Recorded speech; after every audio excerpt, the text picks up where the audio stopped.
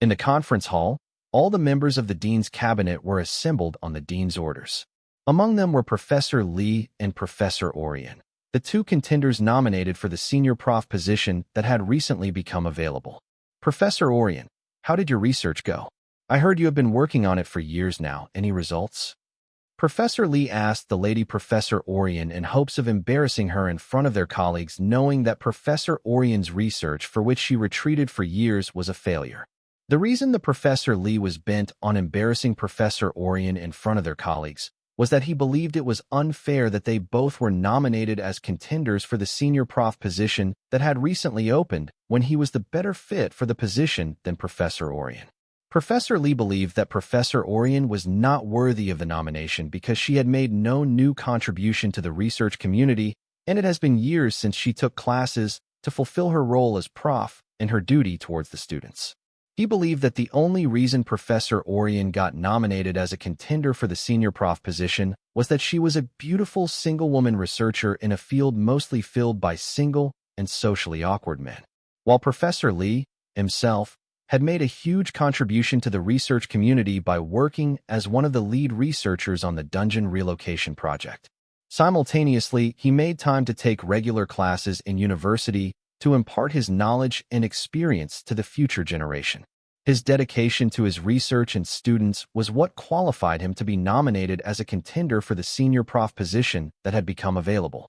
So he was pissed that his opponent was somebody like Professor Orion. Considering that the prof with the most votes will be given the senior prof position, like choosing a winner in a third-rate popularity contest, instead of choosing based on who has more merits and fit for the job, Professor Lee was already losing to Professor Orion. This pissed him off even more. Enough for him to publicly target Professor Orion. Professor Lee, I made little progress in my research. Thanks for asking, Professor Orion gracefully answered, attracting the attention of the nearby male dean's cabinet members. They were all mesmerized by Professor Orion's beauty, making her the envy of the female dean's cabinet members. Professor Orion, I did not know they called a failure as little progress in your dictionary. Professor Lee mocked Professor Orion for lying about making little progress in her research when she had failed to produce the desired results. He targeted Professor Orion despite knowing that he will attract hostility from his male colleagues who are infatuated with Professor Orion. Yes, Professor Lee, in my dictionary failure is little progress as next time I know what not to do. Professor Orion was not bothered by Professor Lee's mockery, rather used it to teach him that failure was just another step towards success as long as you don't give up. This instantly gained her more favor from the male professors who were already infatuated with her beauty. Listening to Professor Orion's comeback, Professor Lee's face became unsightly out of anger. Then he lashed out saying, Professor Orion, I heard you have registered to teach the dungeon exploration class for the upcoming first year. Good to see that you are finally fulfilling your duty toward the students. Professor Lee's statement on Professor Orion neglecting her role as a professor immediately caused the professors infatuated with Professor Orion to look at him with disgust for saying something like that when he knew Professor Orion was busy with her research. Yes, Professor Lee, I have indeed neglected my role as a professor because I was preoccupied with my role as a researcher. Unlike you, I cannot multitask.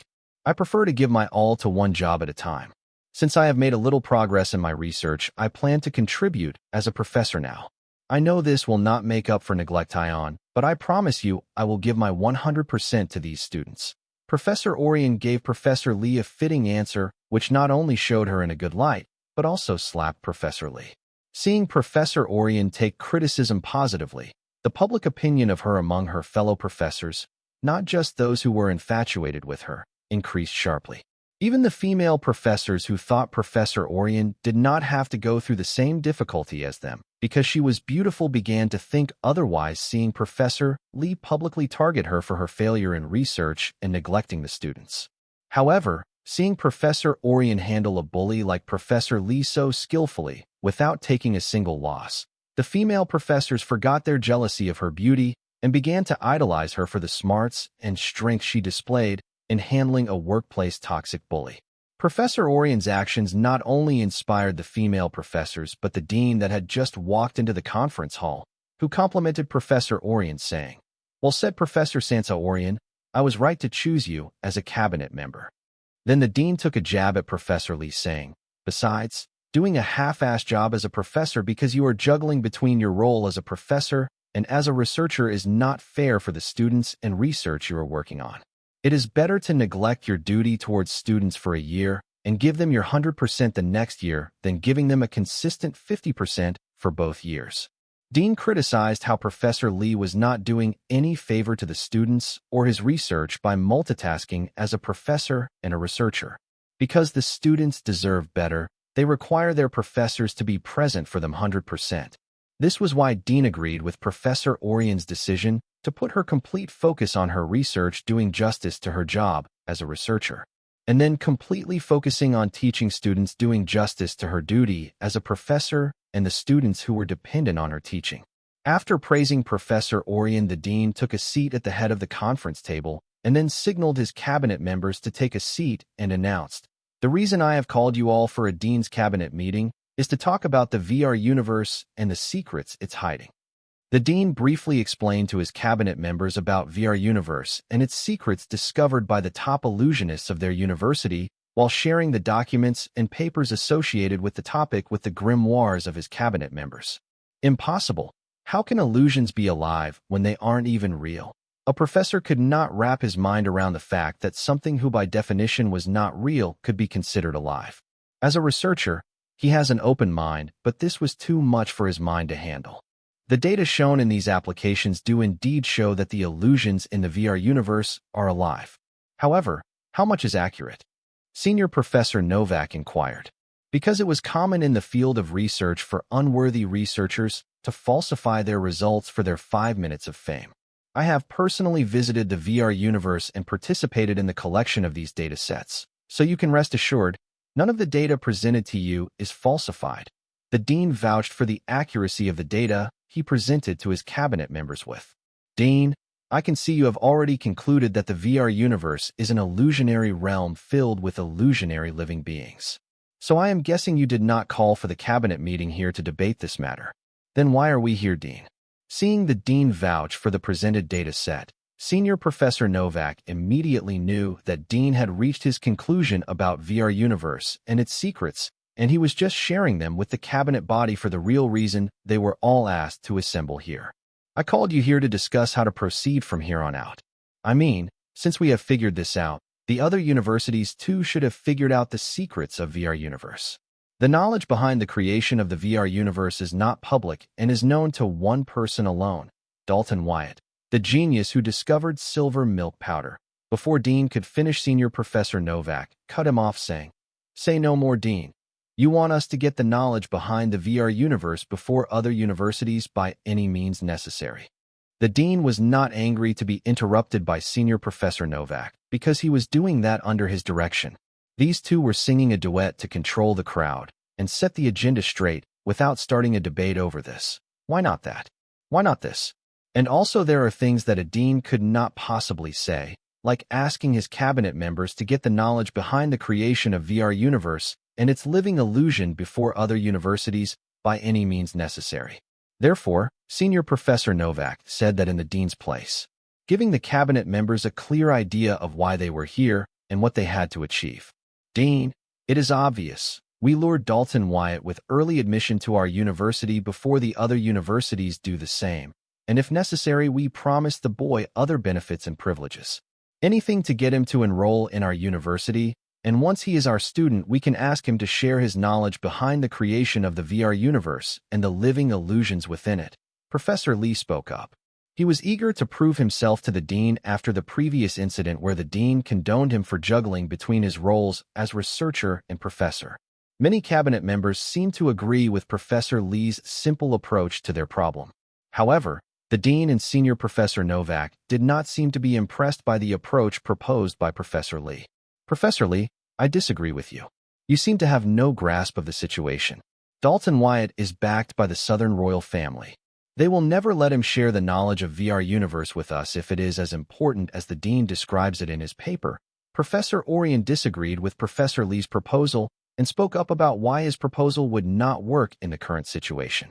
Listening to Professor Orion, The dean and senior Professor Novak nodded as they too had thought of many ways to entice the boy into sharing the knowledge of the VR universe with them, but all of them were flawed by the presence of the Southern royal family.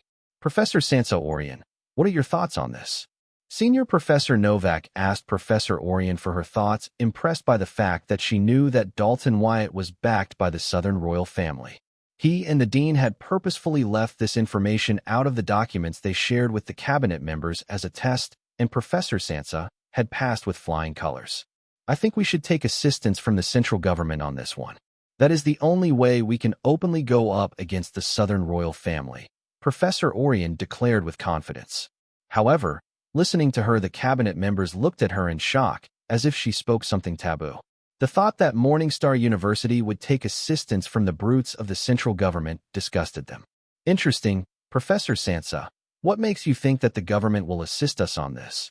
And even if they did, what makes you think that we can trust them?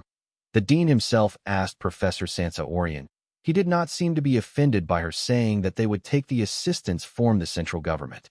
Dean, if the VR universe is everything you claim it to be, then I think the central government would prefer something that powerful to be under their control than a moody genius teenager's control who is supposedly backed by a royal family. So they will dive at the opportunity to assist us. As for whether we can trust them, Dean, let me ask you this. Will the other universities hesitate to take assistance from the central government regarding this matter because of their trust issues? Dean, you said anything it takes, and I am telling you this is what it takes. The real question here is, are we prepared to do what it takes? Sansa's words reverberated across the conference hall. Instead of answering the dean's question of whether they could trust the central government, Sansa gave him a choice. The choices were simple. Would he risk the other universities gaining the knowledge behind the VR universe before them, or would he risk trusting the central government to gain the knowledge behind the VR universe before other universities? Choices spoken by Sansa even shut up the critics that were disgusted with her for suggesting that they would take assistance from the central government by helping them realize the reality. Even if they were to stick to their pride and not take assistance from the central government, it was not a guarantee that the other 9 universities would do the same. Their fear of falling behind the other 9 universities started to trump their trust issues with the central government, causing every dean's cabinet member who was opposed to seeking assistance from the central government to reconsider it. The dean, too, was in deep contemplation after listening to Sansa's words, though he and the other senior professors brainstormed various ways to get their hands on the knowledge behind the VR universe and living illusions in it before the other 9 universities. They knew one of the options to achieve their goal the fastest way was to ask for assistance from the central government. However, they were all on the fence about it because they did not know if they could trust the central government to keep the other end of the bargain. But now, thanks to Sansa, they saw something they did not consider, causing the dean to look at Sansa in a new light, but he was not a gambler to take risks and play with odds, so despite Sansa's answer being enough to impress him, it was not enough to convince him. Professor Orion, you make some valid points. However, we all know how the central government operates. If we were to take assistance from the central government, but they do not keep their end of the bargain, then we will not have acted as their pawns for free, but also lost all hope of ever getting the knowledge. If the VR universe is every bit as powerful as the dean says it to be, then I am confident that the central government will not want to share the knowledge behind the VR universe with anyone, especially with us, the top 10 universities. I believe the other 9 universities also realize this and would not choose to gain assistance from the central government. So, I say, let us not let our fears cloud our judgment and do something we might end up regretting. Professor Lee did not buy into Professor Orion's crap, since he was focused on doing the opposite of everything she did. So it was easier for him to fall for Sansa's fear tactics to cloud his judgment. After listening to Professor Lee's argument, the cabinet members also felt that the other 9 universities were smarter than to take assistance from the central government, causing their nerves to relax a bit. Even the dean could not help but glance at Professor Lee. Though impressed by Professor Lee's argument, Dean did not agree with it because he knew the other 9 universities may be smart to not know that the central government wasn't a trustworthy partner, but he knew better than to overlook the ambition and greed of the other 9 universities. Just like him, they too would do anything to stay ahead of each other. Professor Sansa Orion, if we were to take the assistance of the central government on this matter, How do we know that we can trust them and they will hold their end of the bargain? The dean ignored Professor Lee and asked Professor Orion, showing everyone that he was leaning toward Professor Orion's plan. We don't. Sansa said that they could never know if they could trust the central government to keep their end of the bargain, surprising the dean and his cabinet. Then Sansa continued to say, we don't know if we can ever trust the central government. However, we can make sure that they hold up their end of the bargain. Professor Sansa Orion, it seems you have a clear picture of how to proceed with this matter. Dean said, seeing how confidently Sansa said that they make sure that the central government held up their end of the bargain. Dean, give me a team of our finest demigods and I promise you, I will get you the knowledge behind the VR universe and its living illusions, Sansa declared in awe-springing manner, to which the dean nodded and said, excellent. You have my permission to oversee this matter. The university will give you everything you need so failure will not be tolerated. Date, April 12, 2321. Time, 21:39. Location, Southern Region, Southern Capital, Prestige 4 Seasons, Penthouse Suite. Professor Sansa, I have received a reply from the boy. Professor Hadley hurriedly reported to Professor Sansa. Reply to him with the venue and the time of the university interview. Sansa replied nonchalantly, looking over the skyline of the southern capital. The last time she was here, it was with her husband whom she missed dearly. Professor Sansa, what about the date of the interview? Professor Hadley asked. Sansa turned to glance at Professor Hadley to see if he was for real and said, April 13th, I don't want to push this any longer. Date, April 13th, 2321. Time, 9:45.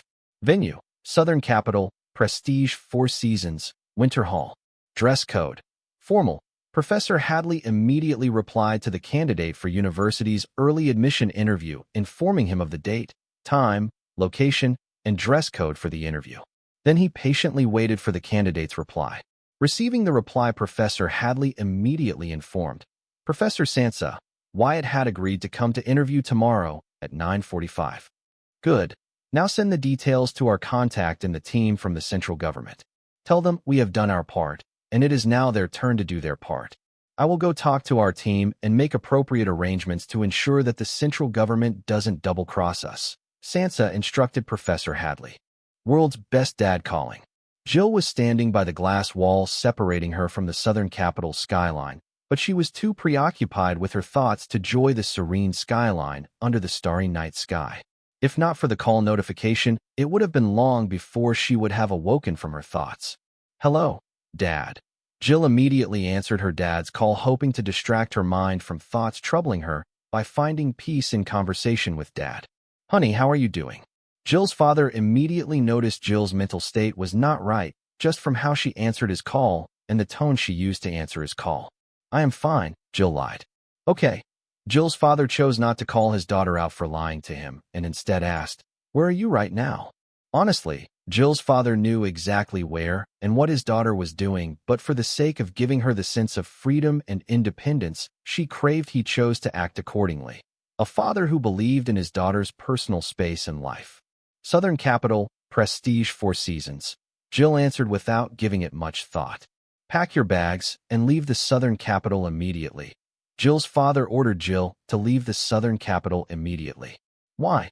Jill asked her father, sensing that he did not call her just to have a casual father and daughter talk. Jill, don't ask questions. Just leave the Southern Capital and go somewhere else. Better yet, just leave the Southern region and return home. It's been a while since you visited me. Jill's father knew better than to say Jill to not ask questions, but like all fathers, he did it anyway, going against his better judgment. Jill's father never hid things from his daughter, but because of her recent sexual awakening, his daughter had taken a fancy to a boy. And like all fathers, he did some personal investigation and found things he did not like. Forgetting the fact that the boy belonged to the royal faction, the boy had other girls in his life while he shamelessly made demands of her.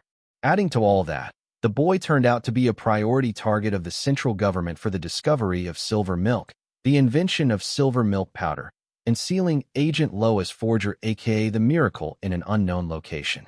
The cherry on top was that the only reason the boy was able to seal Agent Lois was because of the demonic card Jill gave him, and Jill had that demonic card because he had given it to her for her protection. The reason Jill gave the boy the demonic card was that he asked her to leave the vicinity of Sky Blossom City, since they will be targeting the city for the boy and the only known source of silver milk. Besides all that, the central government could not prosecute the boy for using a demonic card because the card belonged to him. Yes, the irony was not lost on Jill's father. To avoid such a debacle again, Jill's father decided to keep the work separate from his daughter, but that was proving to be hard since she was going out of her way to involve herself in his work for the boy, time and again. Even with the VR cocoon and VR slime cards, he did not want to use his daughter as the mediator between them and the boy, but she jumped to the gun saying it was good money. Nonetheless, he knew she was finding a reason to get in touch with the boy. But I still have to get the VR slime cards from Wyatt, Jill argued. Forget about those VR slime cards. Return home right away. Jill's father tried his best to get Jill out of the southern capital without revealing information, but he only came off as a strict and unreasonable parent, and he wasn't liking it one bit. Dad, tell me what is going on. What has gotten you so riled up so much? Like her father who knew her best, Jill knew her father best. Hearing him be demanding and unreasonable, she realized he was hiding something from her. Being caught by his daughter, Jill's father was without words. However, he immediately said, "The central government has heard a chatter that a bunch of demon worshipper remnants is planning to target the new dual gate dungeon found near the southern capital tomorrow morning. So it is not safe for you to stay there. Leave the city immediately." Jill's father did not lie to his daughter, but didn't tell the full truth either. "I see," Jill said, understanding that the central government planned to destroy the new dual gate dungeon found next to southern capital under the disguise of a demon worshipper terrorist attack. Knowing the way the central government operated, Jill was not surprised by this. What surprised her was why was her dad hesitating to tell her this. He has spoken to her about more confidential and secret stuff, yet he was reluctant to share something like this. This puzzles Jill.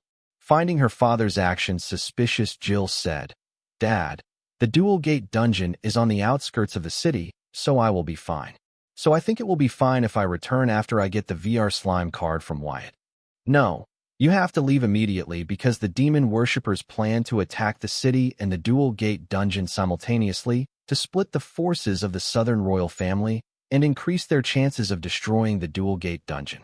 The city will not be a safe place to be, so hurry and leave the city tonight," Jill's father hurriedly explained to his daughter. Jill knew her dad well enough to deduce from his half-truth that the central government wasn't just planning to destroy the dungeon, but also harm the creator of cards with the soul energy digestion effect.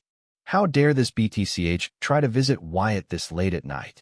And was fuming after listening to the reports of royal guards about Jill Norley coming to visit Wyatt at almost midnight. So she headed to the palace grounds entrance to give Jill her peace of mind. "Let me in.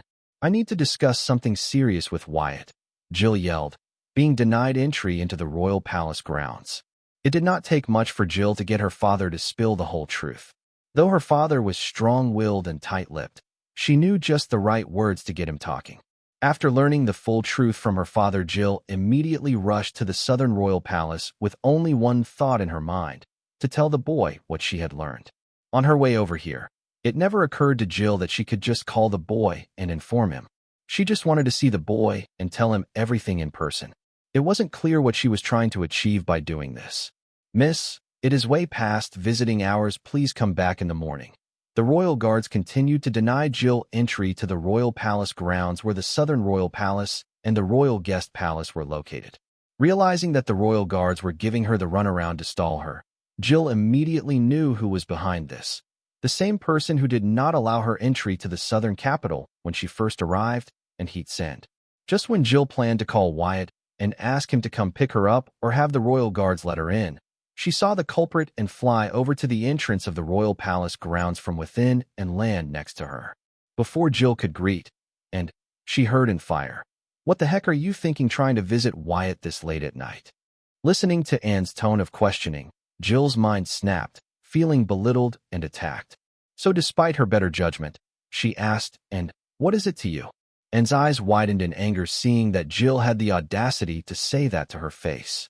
Enraged, and ordered, "Guards, arrest her for trespassing and lock her up in the heathen stone prison." The expressions of the royal guards became complicated, being suddenly ordered by and to arrest Jill under false charges and to throw her in the heathen stone prison. The senior-most royal guard present immediately blurted, "Princess, calm down. Requesting to visit the royal guests at night doesn't count as trespassing," and stared daggers at the senior royal guard, and the latter kept his head down, knowing that it was in his interest to take a step back and let the princess vent. Seeing and be so unreasonable that she ordered the guards to arrest her under false charges, Jill was stumped. She did not know how she had wronged and to hold such a grudge against her. Then Jill calmed down, realizing that if not for the Southern Royal Guard being moral and ethical, she would have been dragged to the heathen stone prison under its false accusation. Therefore, Jill did not continue to provoke, and instead, "Wyatt's life is in danger. I am here to help. Wyatt's life has been in danger even before I met him, and we're fully capable of protecting him. So you do not need to bother yourself with this. Please leave. You are not welcome here," and did not bother to hide her hostility toward Jill by choosing her words. "Oh, so you guys know that the recruiters from Morningstar University are here in the Southern capital, and tomorrow they are going to interview Wyatt for his early enrollment to Morningstar University?" Jill questioned and was without words listening to the information reported by Jill. The Southern royal family was aware that a group of renowned professors and researchers from Morningstar University had entered the Southern capital. But they had little idea as to why these renowned professors and researchers were visiting the Southern capital. They believed it had to do something with the Dual Gate dungeon or the VR universe. However, they had no idea that they were recruiters from Morningstar University, let alone that these people had already talked to Wyatt, informing him of the interview regarding his early admission to their university. "How do you know that?" and asked Jill, even though she was skeptical about what Jill said, since it involved the boy and did not want to take any risk. "I know more than that. If you care about Wyatt, then let me talk to him," Jill bargained with him. "Fine, but you will have to tell me everything you know about the recruiters from Morningstar University and their interview with Wyatt," and had no choice but to compromise since she needed the information Jill had. "No problem. I plan to tell everything about the interview to Wyatt anyway." Jill was just happy that and finally listened to reason. However, Jill was quite disappointed with the Southern royal family's security and surveillance measures, especially since they had no idea that the visitors from Morningstar University were here to recruit Wyatt, and that they had managed to contact Wyatt and get him to agree to attend their interview for his early admission to their university. The Southern royal family was not to be blamed here, as they did not spare any efforts to closely surveil the boy's every action to keep him out of harm's way, but the boy proved to be too much for them. Yes, a boy who had recently advanced to the Card Master realm proved to be too much for the entire Southern royal family. Because ever since he had arrived at the royal palace, most of his time here, he had hidden in a space item card, escaping the eyes and ears the royal family had planted around him. "What funny business are you up to, bringing me to an empty bedroom?" Jill asked, and, believing that and might be planning to confine her in an empty room since the royal guards refused to arrest her under false charges. Jill had read a similar plot in some romantic novel, where the disgruntled stalker of the male lead locks the female lead in an abandoned room. For obvious reasons, Jill was reminded of that plot in her current circumstance. Jill did not know that the empty bedroom and had led her to was currently being occupied by the boy, as the last time she visited the guest palace the boy had received her in the guest palace hall. Hence the misunderstanding. "Wyatt, I know you can hear me. Come out. I need to talk to you," and ignored Jill and shouted in hopes that the boy could hear her from his mobile space card lab. Jill looked at, and as if looking at a nutcase, and chose to keep her thoughts to herself while patiently waiting. "Call Wyatt." Getting no response but looks from Jill, and summoned her grimoire to call the boy. However, before her call could connect, the boy suddenly appeared in the room. "What are you two doing here late at night? What do you want?" Transferring out of the seed world, I was surprised to see Jill and in the same room together after the last time when Jill's physique went haywire due to strong pheromones nullifying its own. "Wyatt, you broke through to the Card Master realm. Congrats." And congratulated the boy for breaking through to a higher realm, having felt the change in his soul energy level. As for Jill, her face was flushed and she stared at the boy like a pig in heat. Jill was barely able to utter the following words. "Wyatt, it seems your physique has grown stronger, huh?" Feeling her condition worsen, Jill summoned her grimoire and chanted, "A astral coffin in." Summoning a huge wooden coffin in the middle of the room, Jill reluctantly locked herself in it. Soon to the boy and Anne's surprise, an astral projection of Jill phased out of the wooden coffin. What the? And almost cussed in surprise seeing Jill's odd actions. Sorry, my body is unwell, so I can only use this means to communicate. Jill's astral protection used telepathy to convey her thoughts to and the boy simultaneously. What are you saying? You were fine a few minutes ago, and looked at Jill skeptically. Interesting, you separated your spiritual body from your physical body to suppress the side effects. Smart. After the baptism, my physiques and traits have grown stronger, and I gained new ones too. So I wasn't surprised that Jill's physique had such a strong reaction to my body. I was able to think of this method thanks to your VR slime card. When I entered the VR universe with my spiritual body, I noticed the difference and thought of using this method to suppress the side effects, Jill explained. She and the boy choose their words carefully to avoid revealing information about her physique. Seeing the boy and Jill sharing some kind of secret and talking about it, and felt left out as she had no idea what they were talking about. This caused Anne's jealousy to flare up once again, but to not let the boy witness her ugly side, and suppressed her envy and rage, and then put on a forced smile on her face, as if she was not bothered in any way. I see. Then I have just the right card for you. It will be a step up from using this astral coffin card. I will create it for you when I have some free time on my hands, I said, thinking of a better card that Jill could use to separate her spiritual body from her physical body in public. Really? Thank you, Wyatt. Jill was overwhelmed with happiness hearing the boy's words and thought, he does care about me. No need to thank me. The card will not be for free. It is going to cost you a fortune. I reminded Jill that I don't do things for free. The boy's words left Jill without words, and then she grudgingly added, fine. It better be a damn good card. Don't worry, the card will not only meet all your requirements, but also go beyond that. Tell you what, if you bring me more clients for bulk purchase of VR slime cards, I will create the card I speak of for you as an incentive, I suggested to Anne. This worked better for me. Ever since I have tasted earning devil-grade ingredients, I no longer plan to go back to earning soul jades. Aren't you generous? Jill sneered as she added, first you need to be alive and a free man for that. What do you mean? I asked Jill, frowning my brows. Did you or did you not accept to attend the early admission interview of the Morningstar University tomorrow at 9:45 at Prestige Four Seasons Exler Hall? Jill asked the boy, appearing to be mysterious. Oh, I see you heard about it, huh? I said nonchalantly, and then asked, I did. So what about it?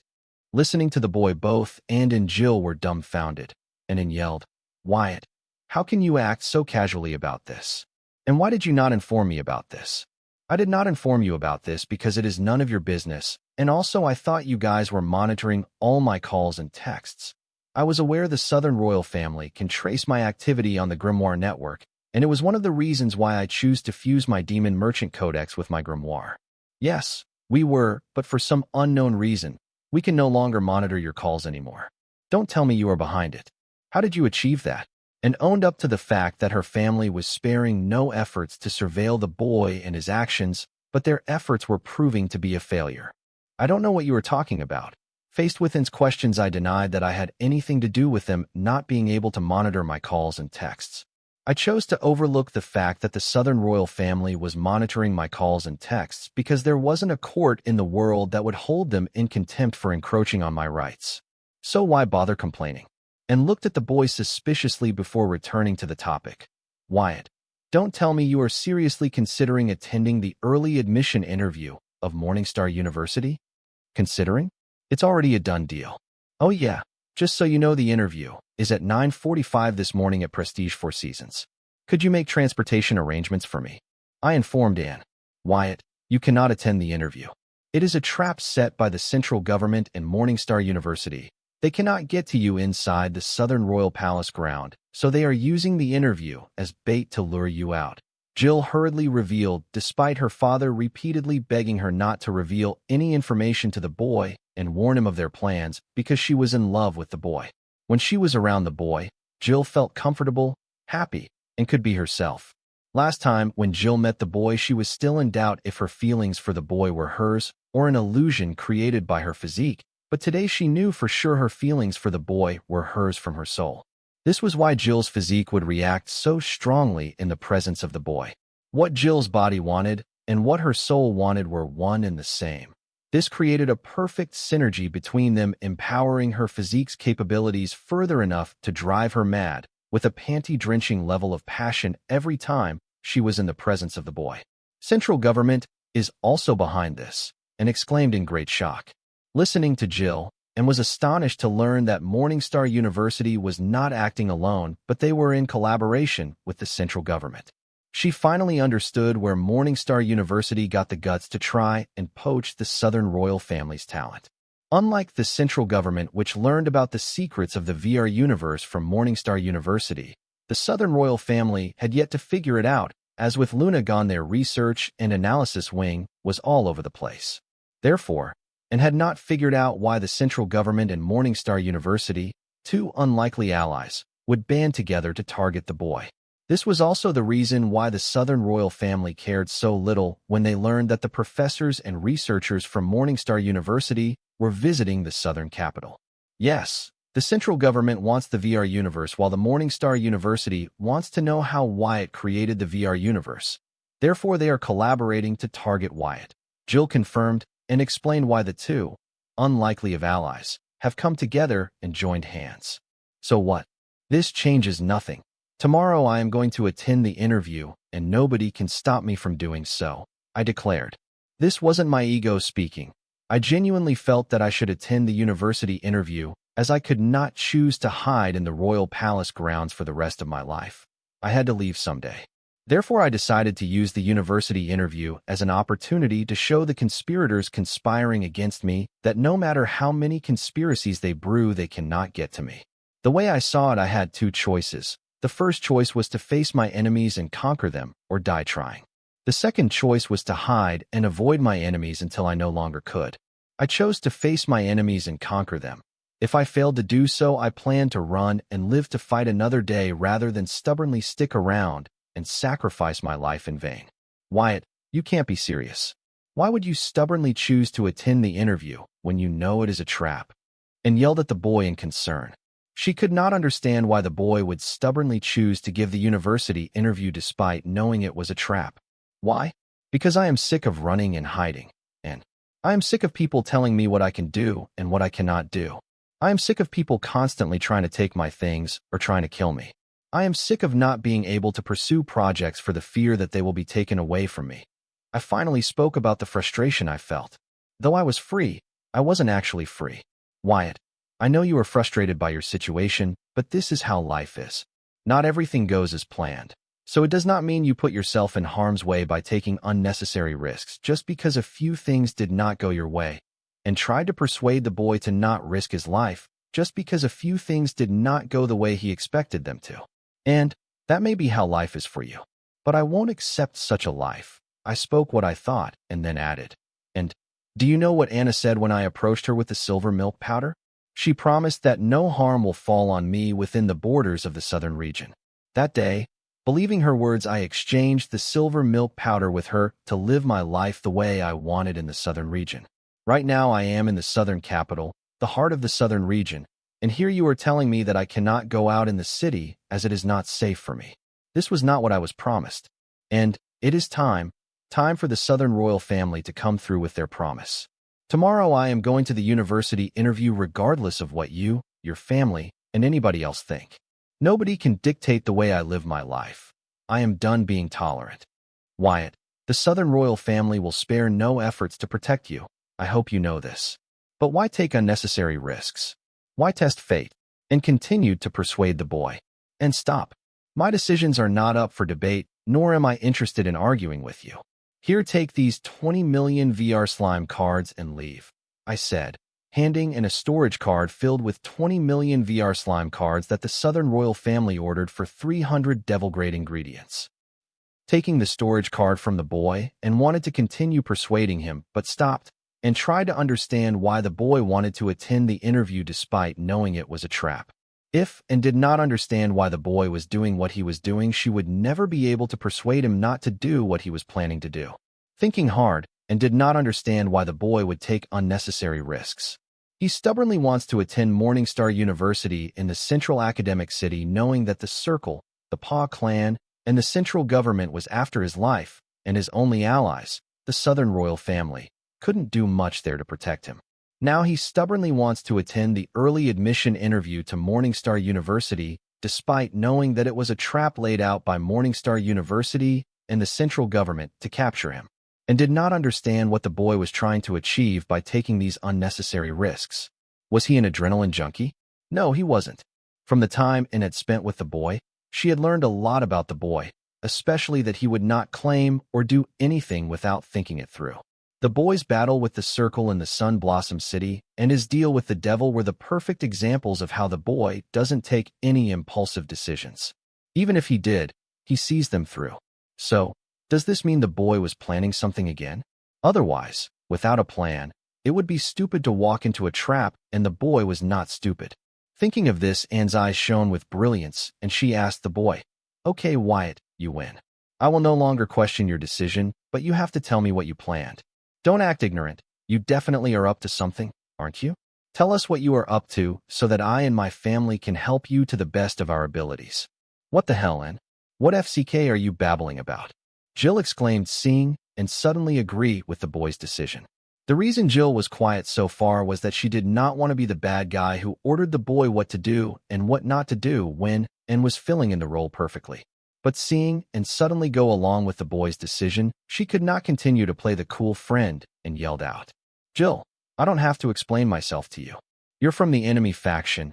It's best if you leave while I discuss strategies with Wyatt." Now that Anne got the information from Jill, she had no more use for her, so she planned to send her packing. "What strategies? Have you two gone mad? The central government alone has deployed 2 demigod-level teams to capture Wyatt. Who knows how many teams Morningstar University has developed for this mission? Let me tell you, in the face of absolute strength, no strategies will work. So, whatever wild idea you have in your mind, please kill them right away." Jill said what needed to be said to drag the boy back to reality.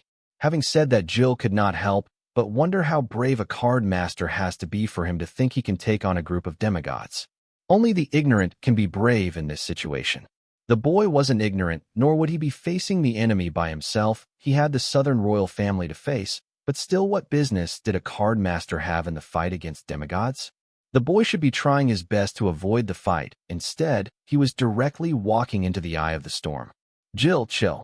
This is the Southern capital. No matter how many demigods come, if they create trouble, they can forget about leaving the city.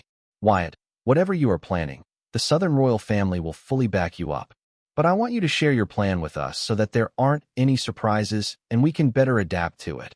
After realizing the boy was up to something, and stopped trying to persuade the boy, because she knew if the boy sets his mind to something, he will not listen to anyone. Therefore, it was better for her and her family to become a part of his plan so that they can pull out in case things get out of hand. And the demigod teams I speak of are no ordinary demigods. They are the best of the best, trained and groomed for these kinds of missions. They have taken part in far more difficult missions and have successfully completed them. These guys will not rest until their mission is complete. Jill warned, and to not underestimate the demigods sent by the central government just because the Southern royal family has the home field advantage and were more in numbers. However, Jill's warnings fell on deaf ears as both Anne and the boy ignored her. "And I don't know what you're talking about. All I want to do is attend the early admission interview held by Morningstar University. But I will be depending on you to make arrangements for my transportation and security." And was right. "I did have a plan, but I was not going to share it with the Southern royal family, as they will never agree to crazy stuff I have planned to achieve my real agenda. Wyatt, stop trying to be mysterious and just tell me what you have planned so that we can make proper arrangements." And had already compromised to follow the boy's arrangements, but the boy would not budge about letting her in on his plan. "And, listen, in the morning I will be counting on you and your family for my security. Leave the rest to me." I stressed my words. "But," and wanted to argue but was interrupted by the boy. "And your family is in charge of my security and, if possible, capturing the culprits. That is all you guys have to focus on. Leave the rest to me. Trust me, I can take care of myself." And swallowed the words she was about to say and reluctantly nodded her head, agreeing with the boy. "Good. If that is all, now go and make the necessary preparations for the morning," I said, preparing to head back into the seed world. "Wyatt, wait. and called out, to which I responded with my brows frowned. What now? My mother has promised the royal families of other regions and the noble families of the central region that she will help them purchase and acquire VR slime cards within a month, to lobby them to vote against the central government's proposal to make the VR slime cards fall under public domain for the greater good of humanity. Before you ask, yes, they have agreed to your condition to not resell the VR slime cards they purchase, and reported to the boy, and then added. And also she had the central government increase your privilege rank. You will be notified about it by concerned authorities soon. Thank your mother for me. I appreciated that, N's mother stepped up and helped me maintain the VR slime cards' current status quo. Don't mention it.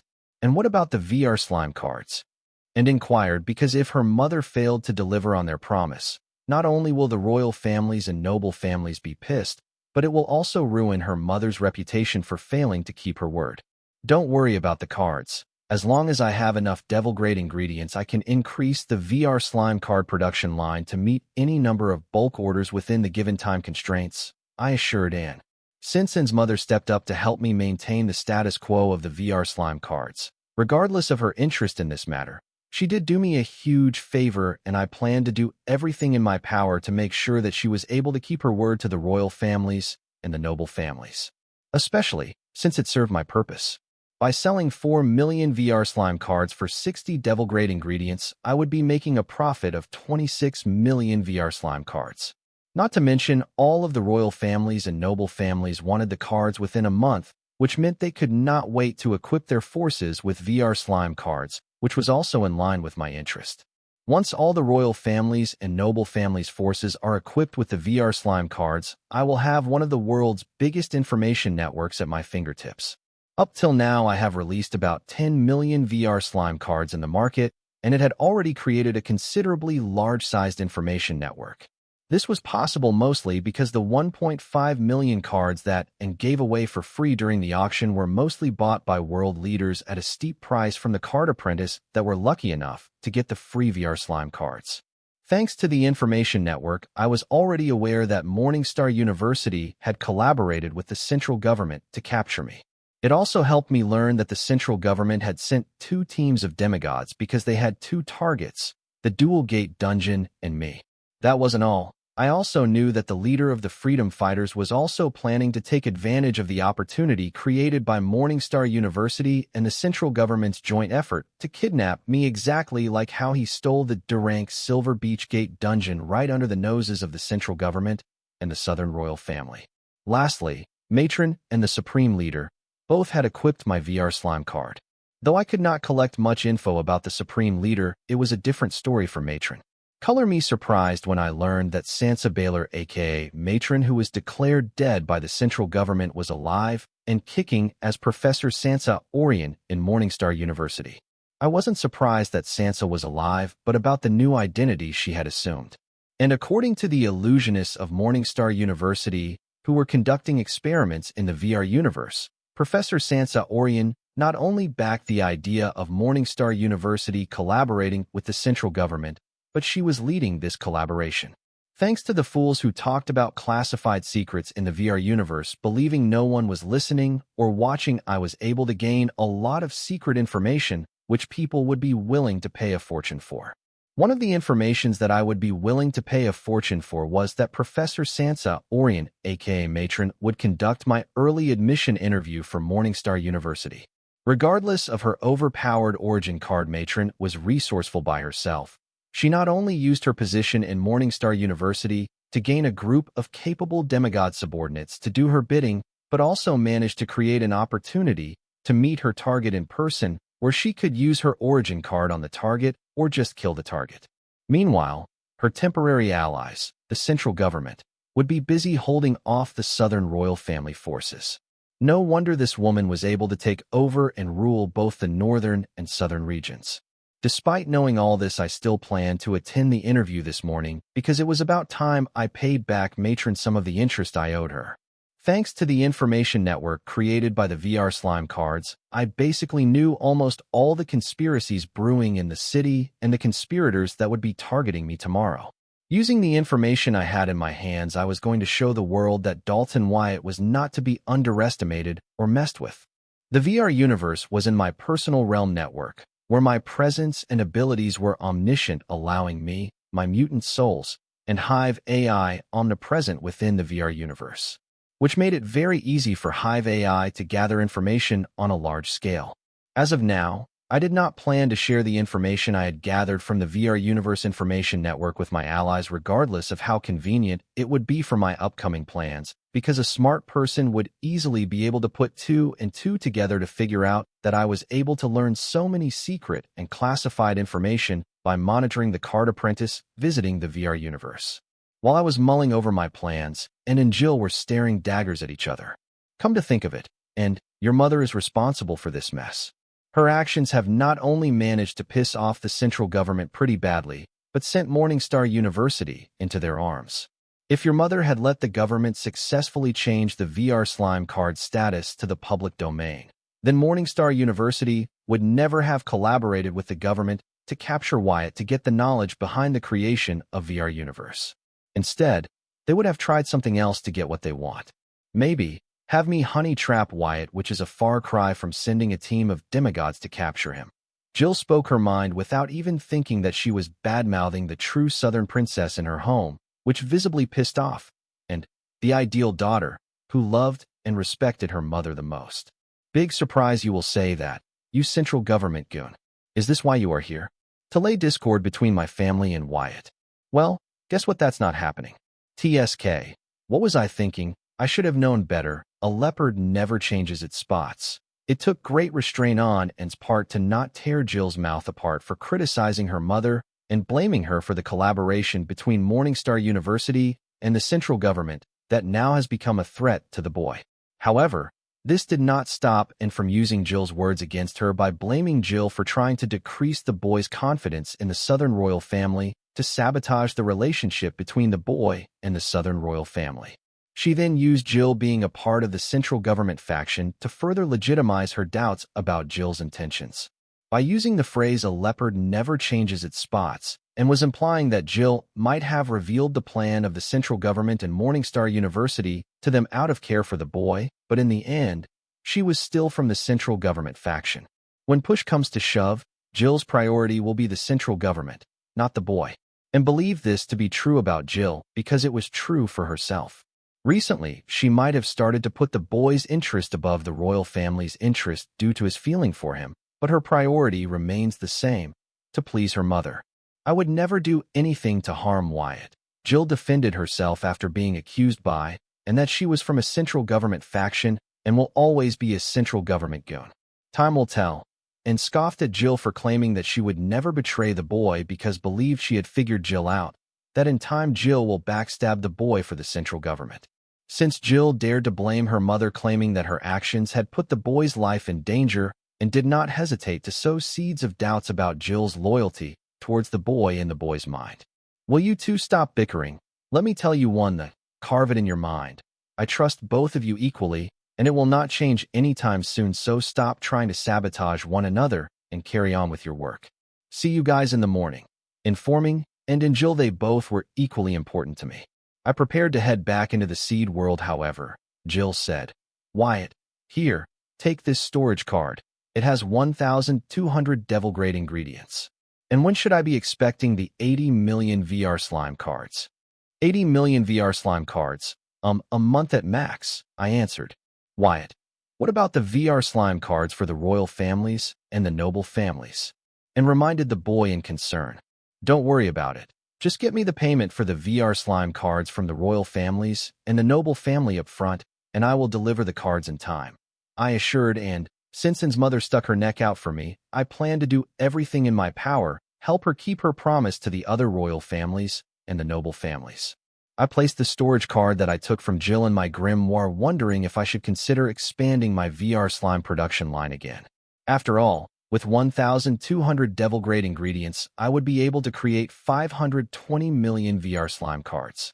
My current VR slime card production line was fully capable of producing these many cards, but given the time constraint and considering the future orders from other royal and noble families, it would be best if I increased the number of VR slime card creation arrays. Or I can try something new. I can employ the help of the Devil Merchant Code to help set up demigod-grade card creation array formations for the VR slime cards. I know employing Devil Merchant Code will be steep, but in the long run, I think that the demigod-grade card creation arrays created by the Devil Merchant Code will pay for themselves. Though Devil Merchant Code was expensive, it does a quality job. With this, I decided to employ the Devil Merchant Code to set up a few demigod realm card creation arrays for the VR slime cards, and excitedly headed into the seed world to get to work. After the boy vanished into his space card lab, and Jill were left alone in the room. Without the boy acting as a buffer, and Jill had nothing to discuss, and the atmosphere in the room quickly turned awkward.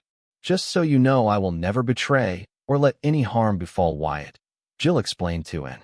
Listening to the boy say that they, Jill and Anne, were equally trusted by him, Jill felt it would be best if she tried to get along with the boy's other confidants, especially with Anne and Anna, because the boy was more dependent on the Southern royal family, and it would factor into her getting closer to the boy. This was why Jill felt the need to make it clear too, and that she would never betray or let any harm befall the boy.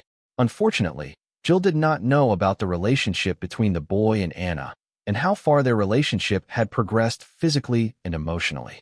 Had she known, maybe she would have rethought her approach. At the risk of repeating myself, time will tell, and repeated herself, not bothering to consider where Jill was coming from or if she was being genuine, and strongly felt that all of Jill's actions so far may stem from concern for the boy, but the real question was, when it matters, will she prioritize the boy over the central government? Recently, this question has been bothering Anne a lot. As an ideal daughter, and could never see herself betraying her mother and family, but since the boy entered her, and was contemplating if she could prioritize him over her mother. For Anne, the answer was obvious, a big old no, as she could never put somebody else's interest before her mother's interest. However, now she wanted to make the boy her priority, yet her condition did not allow her to do so. This pained her, realizing that she was never actually free. And these feelings of pain Anna projected onto Jill, who supposedly claimed to be in a similar dilemma as her. However, Jill was easily able to turn her back on the central government and run to embrace the boy. This was one of the reasons why Anne was pissed at Jill. You know what? Believe what you want to. I have nothing to prove to you. I went against my father's will to warn Wyatt about the trap laid by the collaboration of Morningstar University and the central government. I do not regret what I did, and if I had the opportunity to do it again, I will do it without even a second of hesitation, Jill said before jumping onto the only bed in the room. Seeing Jill jump on the boy's bed late at night, and frowned. Even though the boy wasn't using the bed at present, still the bed was allotted for the boy's use, and seeing Jill get comfortable on it irked Anne. So she asked Jill with a stern expression and smoke coming out of her ears, "What are you doing?" "I plan to spend my night here, as it will be a pain in the ass to go to my hotel room and return tomorrow morning," Jill explained to, and as she smelled the sheets on the bed. The sheets were fresh, meaning they had been recently changed, which was why they did not have the boy's scent. "Why will you be returning to the palace grounds tomorrow morning? Your work here is done. Go home," and asked Jill in surprise. "As the faculty of Morningstar University, I plan to attend the boy's early admission interview for my university with him. I guess my recommendation will give him an easier time getting selected," Jill explained to, and how she plans to tag along with the boy to his early admission interview for Morningstar University. "No, you can't do that," and immediately rejected Jill's idea to follow the boy to the interview venue. "Why not? I can do anything I want. If I want to accompany the boy to his interview, then I will. Who are you to say no to me and stop me from doing as I please?" Jill made it clear that Anne's opinion did not matter to her on this. "Me and my family are in charge of the boy's security, so I do get to decide who tags along with the boy and who doesn't. And considering your ties with both Morningstar University and the central government, I have enough reasons to stop you from doing so. Now get off the bed and head back to your hotel room," and briefly explained that the boy had made her and her family in charge of his security while he attends the early admission interview for the Morningstar University. So, she had every right to decide who got to accompany the boy on his commute to the interview. "Whatever. We may be within the premises of the Southern Palace grounds, but this bed and room are designated to Wyatt. Unless he asks me to leave, I will not get off this bed." Jill was surprised by Anne's counter. However, that was not enough to scare her off. "Why you? Fine, do as you please, for now. and stamped her feet on the floor in frustration and sat on the couch. There were many ways for and to throw Jill out of the southern capital, let alone the royal palace grounds, and did not resort to any of those actions because she still clearly remembers that the boy claimed that he trusted them equally, showing how much importance he attached to Jill, and was also aware that though the boy was in his space card lab, he could still monitor what was happening outside, so she did not want to cause a commotion and end up revealing her ugly side to him. This was why and decided to tolerate Jill, even though she wanted to be the one to occupy the boy's bed. Entering the seed world, I immediately accessed the Demon Merchant Codex to check how much it will cost me to employ the Devil Merchant Code to help me set up a demigod-grade array formation. Dear Demon Merchant, an offering of 5 devil-grade ingredients is required to set up the demigod-grade VR slime card creation array formation. Would you like to proceed with the offering? Yes/no. Note: the offering has been selected based on the Demon Merchant's previous offerings. The Demon Merchant can change the offering to something of equal value. Learning that it would take 5 devil-grade ingredients as an offering to get the Devil Merchant Code to set up 1 demigod-grade card creation array formation, my first reaction was that the offering demanded by the Devil Merchant Code was a lot less than I thought it would be. I do not think that any demigod realm array master would sell their services for such a cheap rate. Yes, 5 devil-grade ingredients to set up a demigod-grade card creation array formation was indeed very cheap, especially considering that the quality of the work done by the Devil Merchant Code would be the best. Considering my requirement and the cost of setting up the array, I decided to offer 100 devil-grade ingredients as an offering to the Devil Merchant Code to have it set up 20 demigod-grade card creation array formations for my VR slime card production line. However, there was something I wanted to check on the Interrealm network before I placed my order with the Devil Merchant Code. Entering the Interrealm network, I searched for each ingredient required for the creation of an F-rank VR slime card, and then checked out their prices. There was a reason I was doing this, and as I suspected, the prices of the ingredients required for the creation of the VR slime cards had almost doubled. I bought nearly 190 million sets of ingredients required for the creation of the VR slime card within the span of 3 days. Interrealm networks consist of myriad markets of myriad realms, so buying this amount of the same set of ingredients shouldn't have affected the market in any way. Yet it did. There could be many reasons for this, but I believe it was mainly because of the following 2 reasons. First, this was Devil Merchant Code. Here, demon/devil merchants do not come here to buy or sell a ton of F-rank ingredients. So there weren't many F-rank ingredients used in the creation of the VR slime card in the Interrealm network to begin with.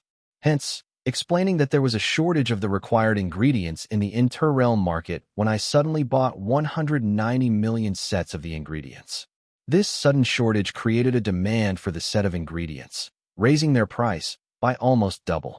Secondly, the Devil Merchant Code was filled with many cunning demon/devil merchants who most likely might have figured out that someone was buying a particular set of ingredients on a large scale in the Interrealm network, and they were manipulating the Devil Merchant Code's market to make a quick buck. If, of the 2 reasons, the latter were to be true, I could report this matter to Devil Merchant Code and seek justice, but I did not have any definite proof to do so. Not that I need proof to report malpractice in the Interrealm network to the Devil Merchant Code, but if I were to do so, and it was proven there was no malpractice going on in the Interrealm market, then I will be punished for making a false complaint and wasting the time of the Devil Merchant Code and everyone involved. I could make a decent offering to Devil Merchant Code to get a lighter punishment or escape any accountability for that matter if I were to be willing to make a very generous offering. Not choosing to go down that path, I decided to think of a better solution for my current problems. Normally, with 60 devil-grade ingredients, I would have been able to make 30 million VR slime cards, but the prices of the ingredients increased by almost twice as much as their original cost. So now, with 60 devil-grade ingredients, I can only create 15 million VR slime cards. This meant that my profits had halved. But the scary part about this wasn't the decrease in my profit, but that if I continued to create the VR slime cards using the same ingredients, then the cost of the ingredients would only increase further. Meaning the ingredients used to create the VR slime card could see a rise in their prices by about another 2 to 3 times. If now I could only create 15 million VR slime cards using 60 devil grade worth of ingredients, Then once that happens, I may only be able to create 4 million VR slime cards, or even less. Then I would not be making any profit, but a sizable loss every time I take an order. This was the worst thing that could have happened. Now how am I going to help An's mother keep her promise to the other royal families and the noble families of the central capital to help them procure VR slime cards in a month? There was only one valid solution to this problem, and that was for me to create another recipe for the creation of the VR slime cards. I could make use of other F-rank ingredients with similar effects but cheaper price tags as the new ingredients for the new recipe of the VR slime cards. However, this was easier said than done because the current recipe of the VR slime card was already the cheapest it could be for a card with the sole energy digestion effect. Since replacing the ingredients of the card recipe with cheaper alternatives was out of the question, I decided to replace the effects of the ingredients with the help of the microarray formations. My plan was simple. I would use cheaper ingredients as alternatives even though they do not have as good an effect as the original ingredients. Then I planned to make use of the microarray formation in the card creation to make up for the lacking effects. But I have near to no knowledge of microarray formation and their use in card creation, but I knew a place where I could find the knowledge I was looking for, the Infinity Library. Enter Sector DS-0909. I command the Demon Merchant Codex. Dear Demon Merchant, insert your entire spiritual body in the Spirit Transfer Array to travel to the Inter-Realm City. Note: Spirit Transfer Array takes the Demon Merchant's spiritual body that has entered it and transfers them to the Inter-Realm City. Following the instructions, I placed my entire spiritual body into the Spirit Transfer Array, preparing myself. A second later, an invisible force gently carried my spiritual body into Sector DS-0909 of the Inter-Realm City of the Spiritual Plane. Dear Demon Merchant, welcome to Sector DS-0909. Note: behave. Arriving next to the Rainbow Fountain, I was greeted by the sight that I could only see here. Myriads of species living in harmony regardless of their origin, busy with their daily life. Dear Demon Merchant, an anonymous demon merchant is trying to access your information. Note: anonymous demon merchant is using the Inter-Realm Network's privacy feature to keep their identity private. Dear Demon Merchant, an anonymous demon merchant is trying to access your information. Dear Demon Merchant, an anonymous demon merchant is trying to access your information. Dear Demon Merchant, the Inter-Realm Network's privacy feature has successfully kept your identity private 29 times. Note: the privacy feature is not provided with Inter-Realm Network service access time. It was good to see that the Inter-Realm Network's privacy feature was working fine. Without further ado, throwing myself into the non-stop moving crowd, I head straight to the Darius Merchant Mall to enter the Infinity Library. Hello, Demon Merchant Wyatt. Welcome back to the Infinity Library. I am Dre the Pixie, your assigned library guide in case you forgot. Walking into the Infinity Library, I was immediately greeted by Dre the Pixie, my designated library guide. Hello, Dre. I remember you. After all, who can forget someone as cute as you? I greeted back, which caused the Pixie's face to blossom with joy. I could tell that the current smile on her face was genuine compared to the professional one she greeted me with. Seeing the Pixie show joy over such little things, I could not help but feel for her. It seems the world of the Pixie was too simple, or the Infinity Library had exploited them so much that even such small gestures were a benevolence and luxury to them. Thank you, Demon Merchant Wyatt. How can I help you today? Dre thanked me for remembering her, causing me to feel a lot more than before. I need books on basic and intermediary microarray formations. I told Dre what I was looking for, so that she can help me better by getting me all the related books. Basic and intermediate books on microarray formations, correct? Yes. Wyatt, there are about 180,456 books on basic microarray formations and 117,678 books on intermediate microarray formation in your preferred languages. That is a total of 298,134 books matching your request, Dre informed me after going through the Infinity Library Index. Please share the list of titles and the synopsis of the books that were left after removing the other language copies of the same books with my Demon Merchant Codex. I asked Dre to remove the duplicate books with the same title but in different languages of the 16 dark languages I said. as my preferred language. That leaves us with 118,978 books of basic microarray formations and 78,576 books of intermediate microarray formations. A total of 197,554 books meeting your request. I shared a list of their title and synopsis with your Demon Merchant Codex, Dredre replied after a fraction of a second. Okay, then I, along with my Hive AI, went through the list of 197,554 book titles and synopsis to sort out those that weren't relevant to my current need. I could just read all the nearly 200,000 books on basic and intermediate microarray formations, but I only had a certain amount of free reading period, and I saved until the last day of validity. Because one can never know what they want to learn next. And also because the hour of free reading time given by the Infinity Library to its members only gets refreshed once every month. So due to the time difference between Sector DS0909 and Card World, I will have to wait 10 months to get another free hour of reading if I exhaust my current free reading time. Therefore, I had to be clever about how I use my free reading hour. Therefore, I decided to stick only to the books that will make me adept in microarray formations and also be relevant to help me with the creation of the VR slime cards. The number of books soon went down to 5,989 books. Most of these books were mostly the basics of microarray formation. I could not skip them if I wanted a solid foundation in the topic. After creating a list of these 5,989 books, I shared it with Dredre, ordering, "You know the drill, Deborah. Bring me to those books." Soon the space surrounding me warped, and I appeared in front of a familiar area with a simple layout filled with an expensive set of tables and chairs which were surrounded by bookshelves. Pointing at the books, Dredre said, "These are the books you requested. And like the previous time, will you prefer 4 tranquility drinks before you begin reading the books?" "No, this time around give me 12 tranquility drinks. Here 24,000 low-tier soul jades worth of phantom sword mushroom. This should cover the 12 tranquility drinks. The last time I was here, my mutated soul only had 4 consciousnesses, but today my mutated soul has 12 consciousnesses, 1 original and 11 mutants. I think you should take a look at." This was why I was not worried about reading 5,989 in the least possible time frame. 12 of me equipped with Hive AI can easily copy all 5,989 books in under 5 minutes. Here are your 12 tranquility drinks. With the way of Dredre's tiny, cute hand, 12 glasses of tranquility drink appeared on the table beside me. "Thank you, Dredre." My spiritual body split into 12 identical spiritual bodies, and each of us grabbed a glass of tranquility drink and slammed them on the table after emptying them in our stomachs. Then we all rushed toward our designated bookshelves and began to copy the books using the Hive AI.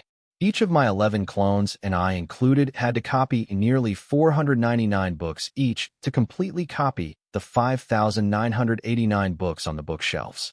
Considering that it took me and my 3 clones about 4 minutes to copy nearly 2,000 books the last time I visited the Infinity Library, I estimated that it would take nearly 4 minutes for me and my 11 clones to copy all of the 5,989 books.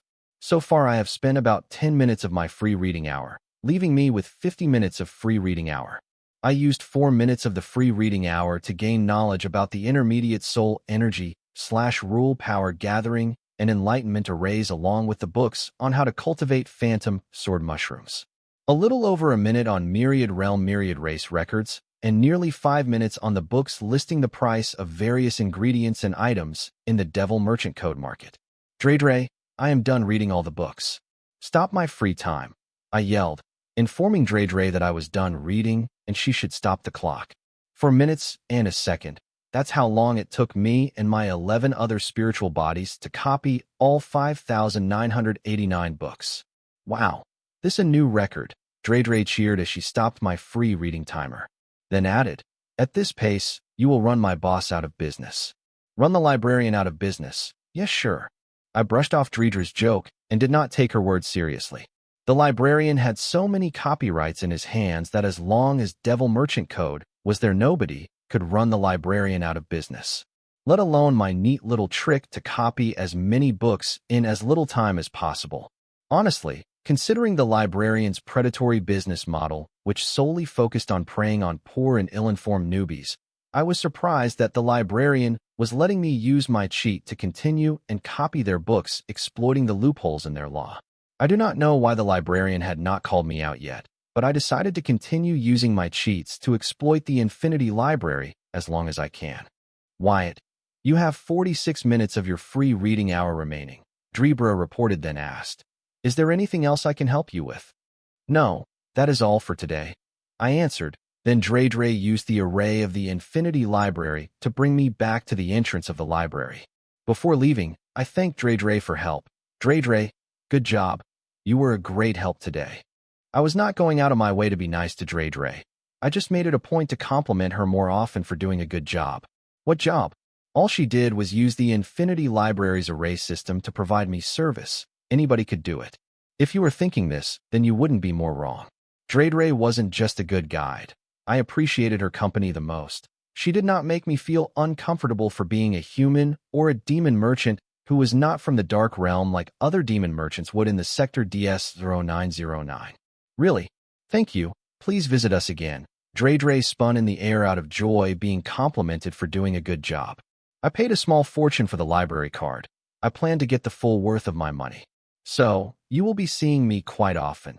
I replied, not feeling even an ounce of guilt over exploiting the Infinity Library's free reading hour with the help of my cheat all because of the predatory business model the Infinity Library followed. It was either me or the library. If I did not cheat, then the Infinity Library would cheat me of my money with its sky-high price for renting the books. Moving on, walking out of the Infinity Library, I headed back to the Seed World. Hive AI. Process all the books on basics and intermediate microarray formation, then transfer the data to me. Soon I arrived at the Seed World, but nearly 3 hours had passed despite only spending less than 20 minutes in the Sector DS-0909 of the Interrealm City because of the time difference between the Dark Realm and the Card World. I think you should take a look at. It did not take long for Hive AI to process the data of the books I copied and share it with me. I, in my 11-slave consciousness, went through the processed data word by word and comprehend them within the next 4 hours. With this, I could call myself adept in the basic and intermediate microarray formation theory part. As for the practical part, with the help of the soul pupils, I believe I could work miracles. With my newly comprehended knowledge, I plan to come up with a few sets of VR slime card recipes so that I can rotate between the card recipes or distribute the ingredient load between these card recipes such that the prices of the ingredients we use for the creation of these VR slime cards does not increase as it did with ingredients used to create the VR slime card using the original card recipe. It did not take long for me to think of 15 alternative ingredients for the VR slime card recipe. Then, with the help of the Hive AI, I simulated these different card recipes by using their new alternative ingredients for the creation of VR slime cards. The resulting VR slime cards in the Hive AI simulation were subpar and below satisfactory. However, I had already expected this, and that was why I decided to learn microarray formations at short notice. I planned to use the microarray formations to make these subpar VR slime cards into better VR slime cards. But out of these 15 alternative VR slime cards that Hive AI emulated, about 5 of them were so bad that they could not be improved even with my current knowledge of microarray formations. So, I was left with 10 subpar VR slime card recipes which could be further improved with the help of the microarray formation. This time, I used Hive AI to stimulate the new VR slime card recipes and modified them using microarray formation. The results were quick, but what was surprising was that the effects of all 10 of the subpar VR slime cards had increased by a huge margin thanks to the microarray formations. It would not be far-fetched to say that the effects of the alternative recipes might be even better than the effects of the original recipes. Taking my time to learn about microarray formations was starting to prove that it was worth it. After finalizing the 10 alternative card recipes for the VR slime cards, I decided to go ahead and employ the Devil Merchant code to help me set up the demigod grade card creation array for the 10 alternative recipes. But now the question was how many demigod grade card creation arrays I set up for each of the alternative recipes. After a long thought, I decided to set up 2 demigod grade card creation arrays for each of the alternative recipes for now. Before tasking the Devil Merchant code to set up 2 demigod grade card creation array formations for each of the alternate VR slime card recipes, I used the Devil Merchant code to help me buy the ingredients of the 10 alternative card recipes using the 1100 Devil Grade ingredients on me. Then I offered 100 Devil Grade ingredients to the Devil Merchant code so that it will help me set up 2 Demigod Grade card creation arrays for each of the 10 alternative recipes, setting up a total of 20 Demigod Grade card creation array formations. Yes, surprisingly, the Devil Merchant code only charged me 5 Devil Grade ingredients to set up a Demigod Grade array formation. The price of the Devil Merchant code to set up a Demigod Grade array formation remained unchanged. It stayed the exact to set up any type of Demigod Grade array formation. Now this was just ridiculously cheap pricing. Card apprentices and array masters would go nuts if they knew that it would only cost 5 Devil Grade ingredients to set up any sort of Demigod Grade array formation. Dear Demon Merchant, in light of your recent offering to the Devil Merchant code, you have been granted to select an exclusive privilege. Exclusive privilege is a way for demon merchants to use the power of the Devil Merchant code to do a certain thing by making an appropriate offering. Would you like to select the exclusive privilege now/later? Note: demon merchants will have to make an offering to use their exclusive privileges. The nature of the exclusive privilege can be anything from using the Devil Merchant code to null any form of soul contract or resurrecting anyone once they are killed or dead.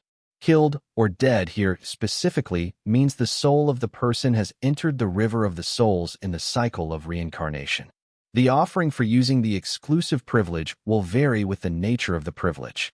For example, the offering required to use an exclusive privilege that allows you to use the Devil Merchant code's power in resurrecting yourself or your loved ones once you, or they are killed or dead, is 100 million Devil Grade ingredients. The offering required to use the Devil Merchant code's power to break a soul contract will cost 1 million plus Devil Grade ingredients based on the strength of the other parties involved in the soul contract and the witness of the soul contract. The limits of the nature of exclusive privilege are the demon merchant's wealth. Warning: every action has a consequence. Similarly, the consequence of the exclusive privilege will be borne by the demon merchants themselves. Hence, the demon merchants are asked to be very cautious about what they select as an exclusive privilege. I was speechless reading the prompt that I received in my Demon Merchant Codex. It appears that by spending 1,200 Devil Grade ingredients on shopping for ingredients on the Interrealm network and setting up Demigod Grade arrays, I have once again attracted the attention of Devil Merchant Code. And like the previous times, the Devil Merchant Code was very generous. I think you should take a look at.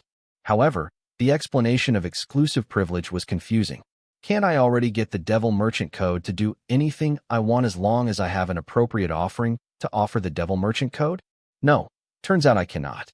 There was something the Devil Merchant code would not do no matter how many offerings you offered, as there were some things that would have repercussions for even the great Devil Merchant code.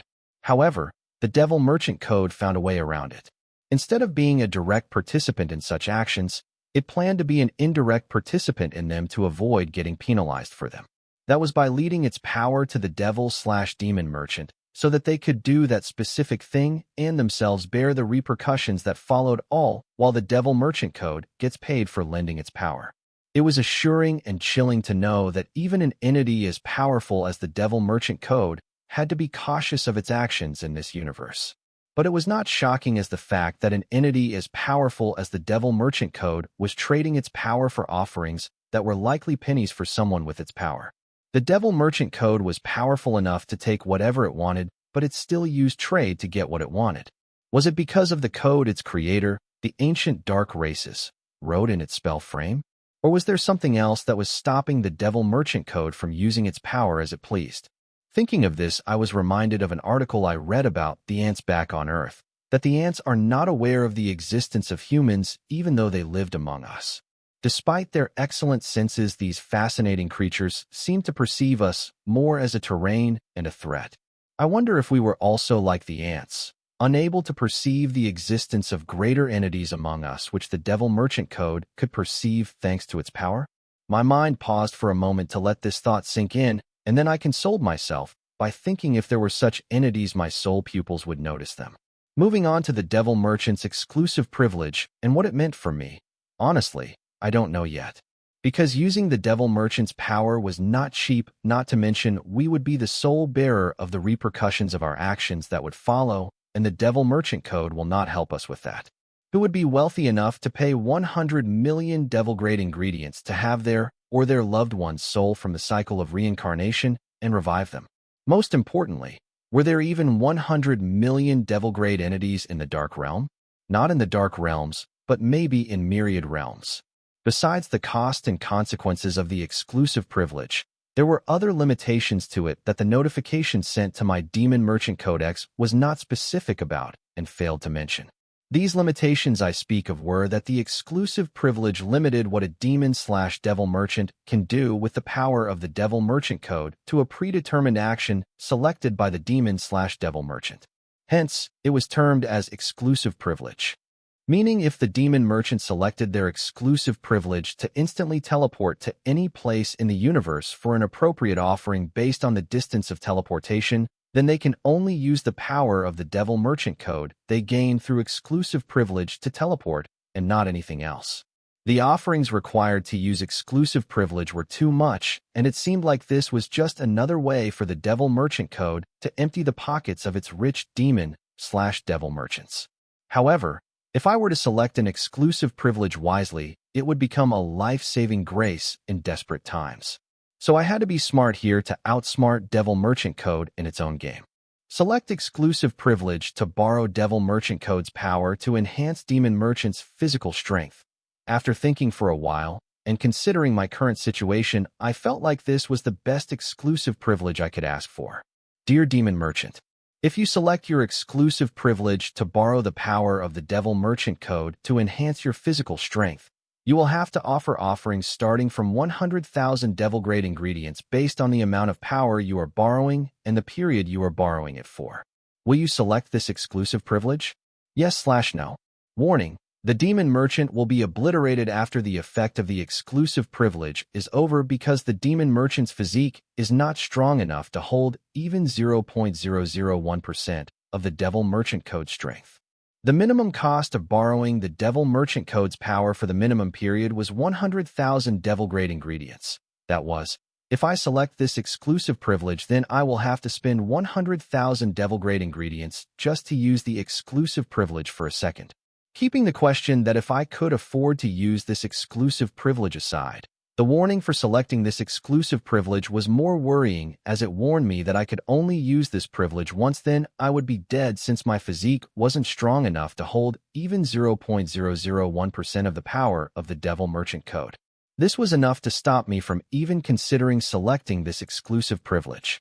However, this made it clear to me that I could not borrow the power of the Devil Merchant to enhance my strength.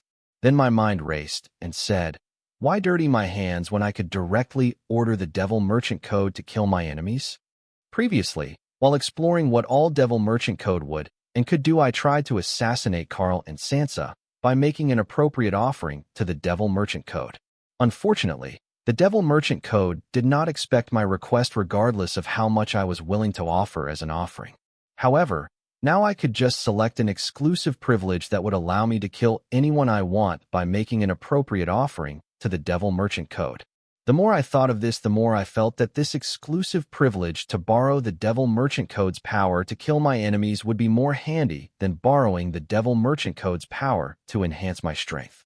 With the assassination-type exclusive privilege, I could kill anyone from the comfort of my room, which was just amazing. Hopefully, the offering to use this exclusive privilege will be reasonable. Even if the offering required to use the assassination-type exclusive privilege was high, the assassination-type exclusive privilege will be more relevant and handy than the strength enhancement-type exclusive privilege. Considering my situation, the assassination-type exclusive privilege would set well with the information network I was creating using the VR slime card. I could use the information from my information network to spot my enemies and then use the exclusive privilege to get them assassinated. With this, I would have no enemies and opponents in myriad realms, especially the card world. Select exclusive privilege to use the power of the Devil Merchant Code to assassinate specified targets. I propose to the Demon Merchant Codex that I think you should take a look at. Dear Demon Merchant, the exclusive privilege you are selecting has a very wide range of variables, making it difficult to calculate the offering, so please clearly specify the parameters of your exclusive privilege. Note: please give the Demon Merchant code more details on the exclusive privilege you are selecting to calculate an appropriate offering. Select exclusive privilege to use Devil Merchant power to assassinate the specified target in the card world, the Dark Realm, and the Realm of the Yellow Plane.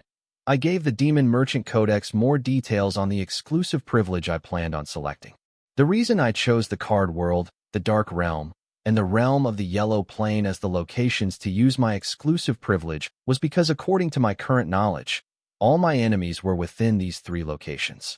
Dear Demon Merchant, if you select your exclusive privilege to borrow the power of the Devil Merchant code to assassinate a specified target in the card world, the Dark Realm, and the Realm of the Yellow Plains, you will have to offer offerings starting from 10,000 devil-grade ingredients based on your distance from the target, the time zone difference, and power difference between you and the target.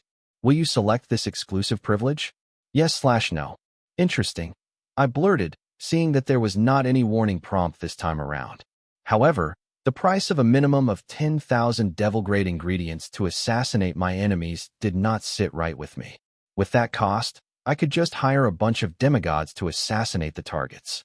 However, the factors like loyalty factor, convenience factor, and the guarantee of getting the job done, etc. were priceless. One could not put a price tag on these factors. Well, the Devil Merchant code did. I guess that's why one pays the Devil Merchant code the big bucks. The assassination type exclusive privilege was exciting and all, but it was very costly. It would take me 10,000 devil-grade ingredients to kill a card master next to me using the exclusive privilege when I could kill the card master with a flick of my finger. Considering the distance between me and my target, the time zone difference, and the power level difference, the price of assassinating a target with my exclusive privilege would only increase. I had no idea how long it would take me to collect 10,000 devil-grade ingredients, let alone more devil-grade ingredients. Financially speaking, selecting this assassination type exclusive privilege right now would be a very bad idea. It would be a different story once the money of VR Universe and silver milk powder starts pouring in. Until then, I better think of something more useful but cheaper. I got it. That's it. Dear Demon Merchant, if you select your exclusive privilege to borrow the power of the Devil Merchant code too, you will require to make an offering of 1,000 plus devil-grade ingredients to use this exclusive privilege. Will you select this exclusive privilege? Yes/no. Coming out of the seed world, I uprooted it from space and returned it to its card. In about 3 hours, I will be leaving for the university interview, so this was me preparing for the worst. This right here was one of the reasons why I built a mobile subspace in the first place. Wyatt, you are up early. Feeling the presence of the boy and awakened from her half-asleep state and greeted the boy, and never left the room as she could not trust Jill alone in his bed. After all, Jill was the one who popped the boy's cherry. I have a big interview in 3 hours. I have to prepare for it, I answered, and as I summoned my grimoire. Good morning, Wyatt. Jill too woke up feeling the presence of the boy and greeted him. She never left the bed because she knew that once she left the boy's bed then and would quickly occupy it. Good morning. Returning Jill's greeting, I took a storage card containing about 180 million VR slime cards and handed them to and saying, after taking the royal family's share, distribute the rest to every high school and university card apprentice in the southern region. There is more where it came from, so do not worry about there being enough cards. Just distribute these, and I will give you more soon. The Southern Royal family had placed an order of 20 million VR slime cards for 300 devil grade ingredients, while on the same day, the Art family paid 60 devil grade and took the 4 million VR slime cards. With the 360 devil grade ingredients, I created 180 million VR slime cards, of which 20 million belonged to the Southern Royal family, and the rest I planned to give away to the high school and university card apprentices. Considering the current tensions, I decided to currently focus on equipping the southern population with VR slime cards first, and then if I am still alive and have my freedom, I can expand the giveaway to their regions. Since the VR slime card was already popular across the world, I no longer need to waste time with it. Currently, my primary focus was increasing the user base of the VR slime card. 180 million VR slime cards, and exclaimed the boy after learning the total number of VR slime's cards, and then asked, Wyatt, How did you create so many cards in such a small period?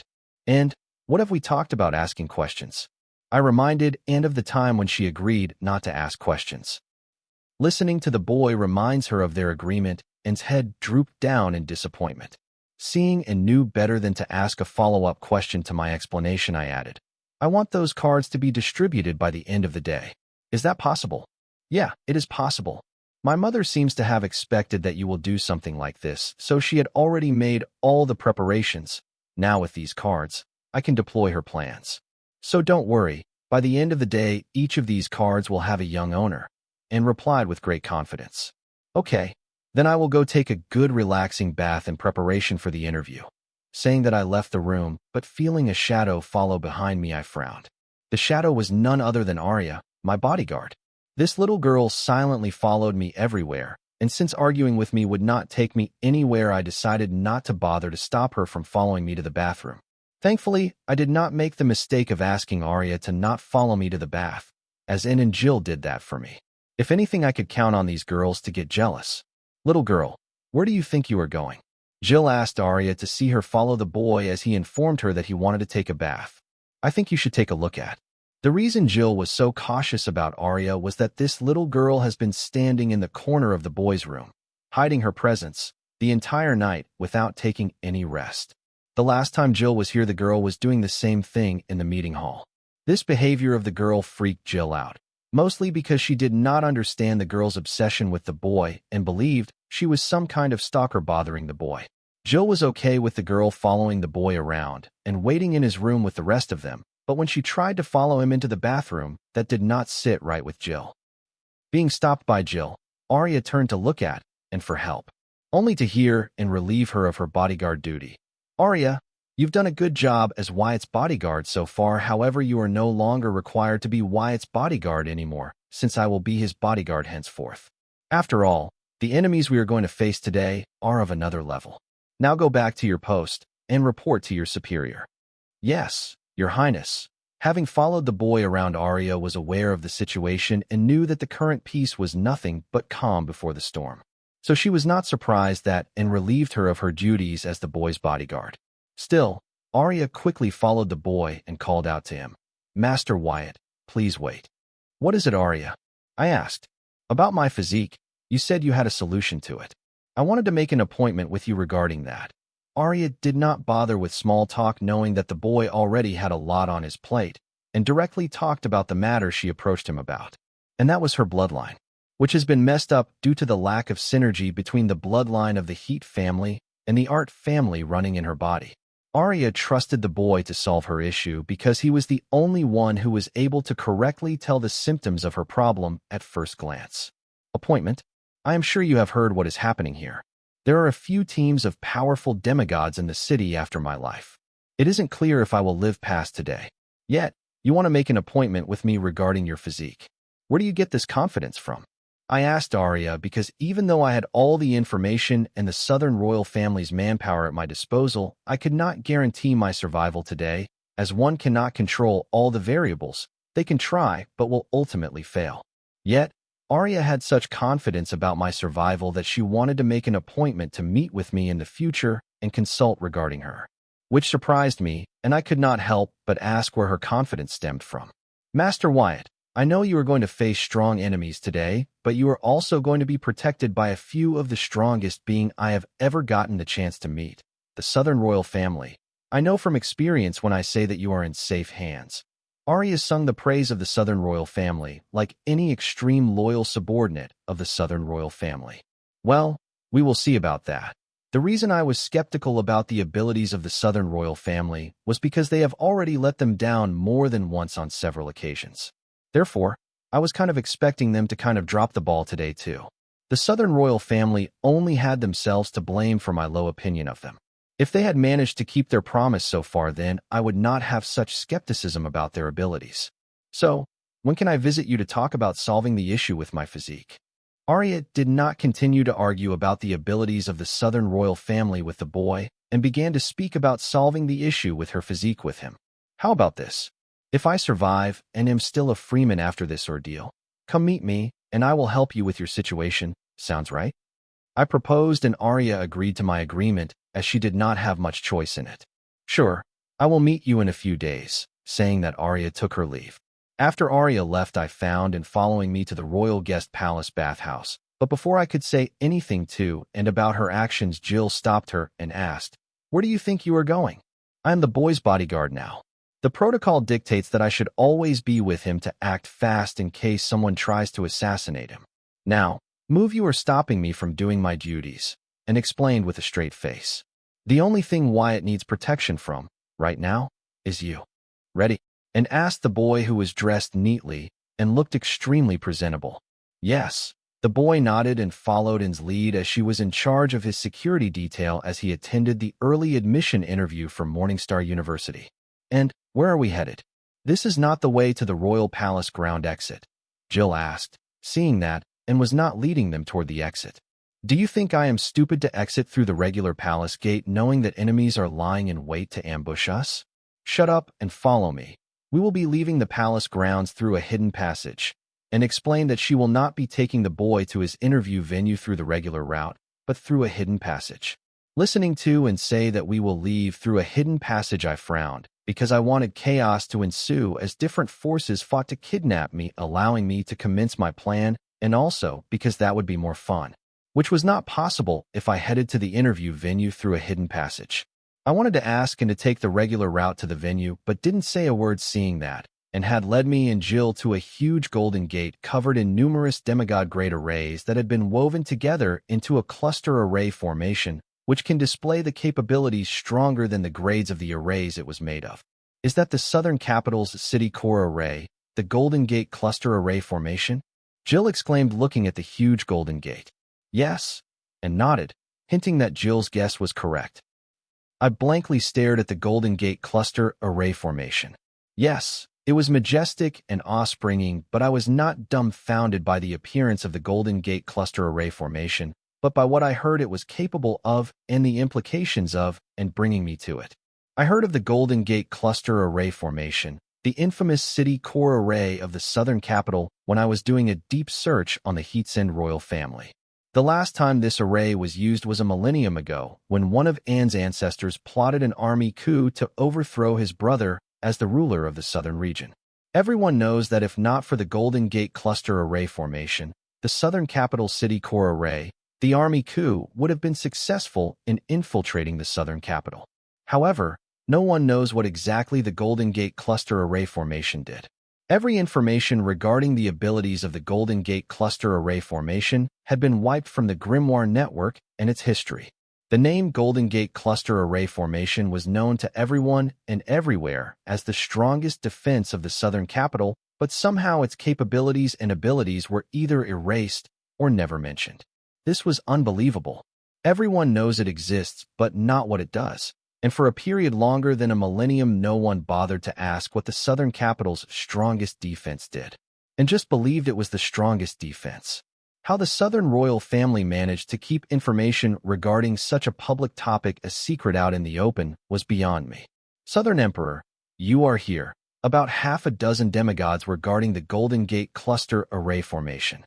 "Southern Emperor, all the preparation has been done. I have powered up the Golden Gate Cluster Array.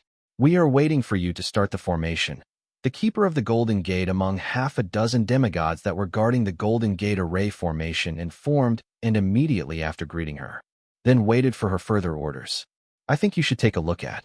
"Good," and nodded, seeing that the Golden Gate Cluster Array was powered up for her to use. Then she asked, "What about other teams? Have they taken their positions? Should I begin the roll call?" "Yes, Southern Emperor. Please do." The demigod answered and politely, and nodded and summoned her grimoire. Then she began the roll call.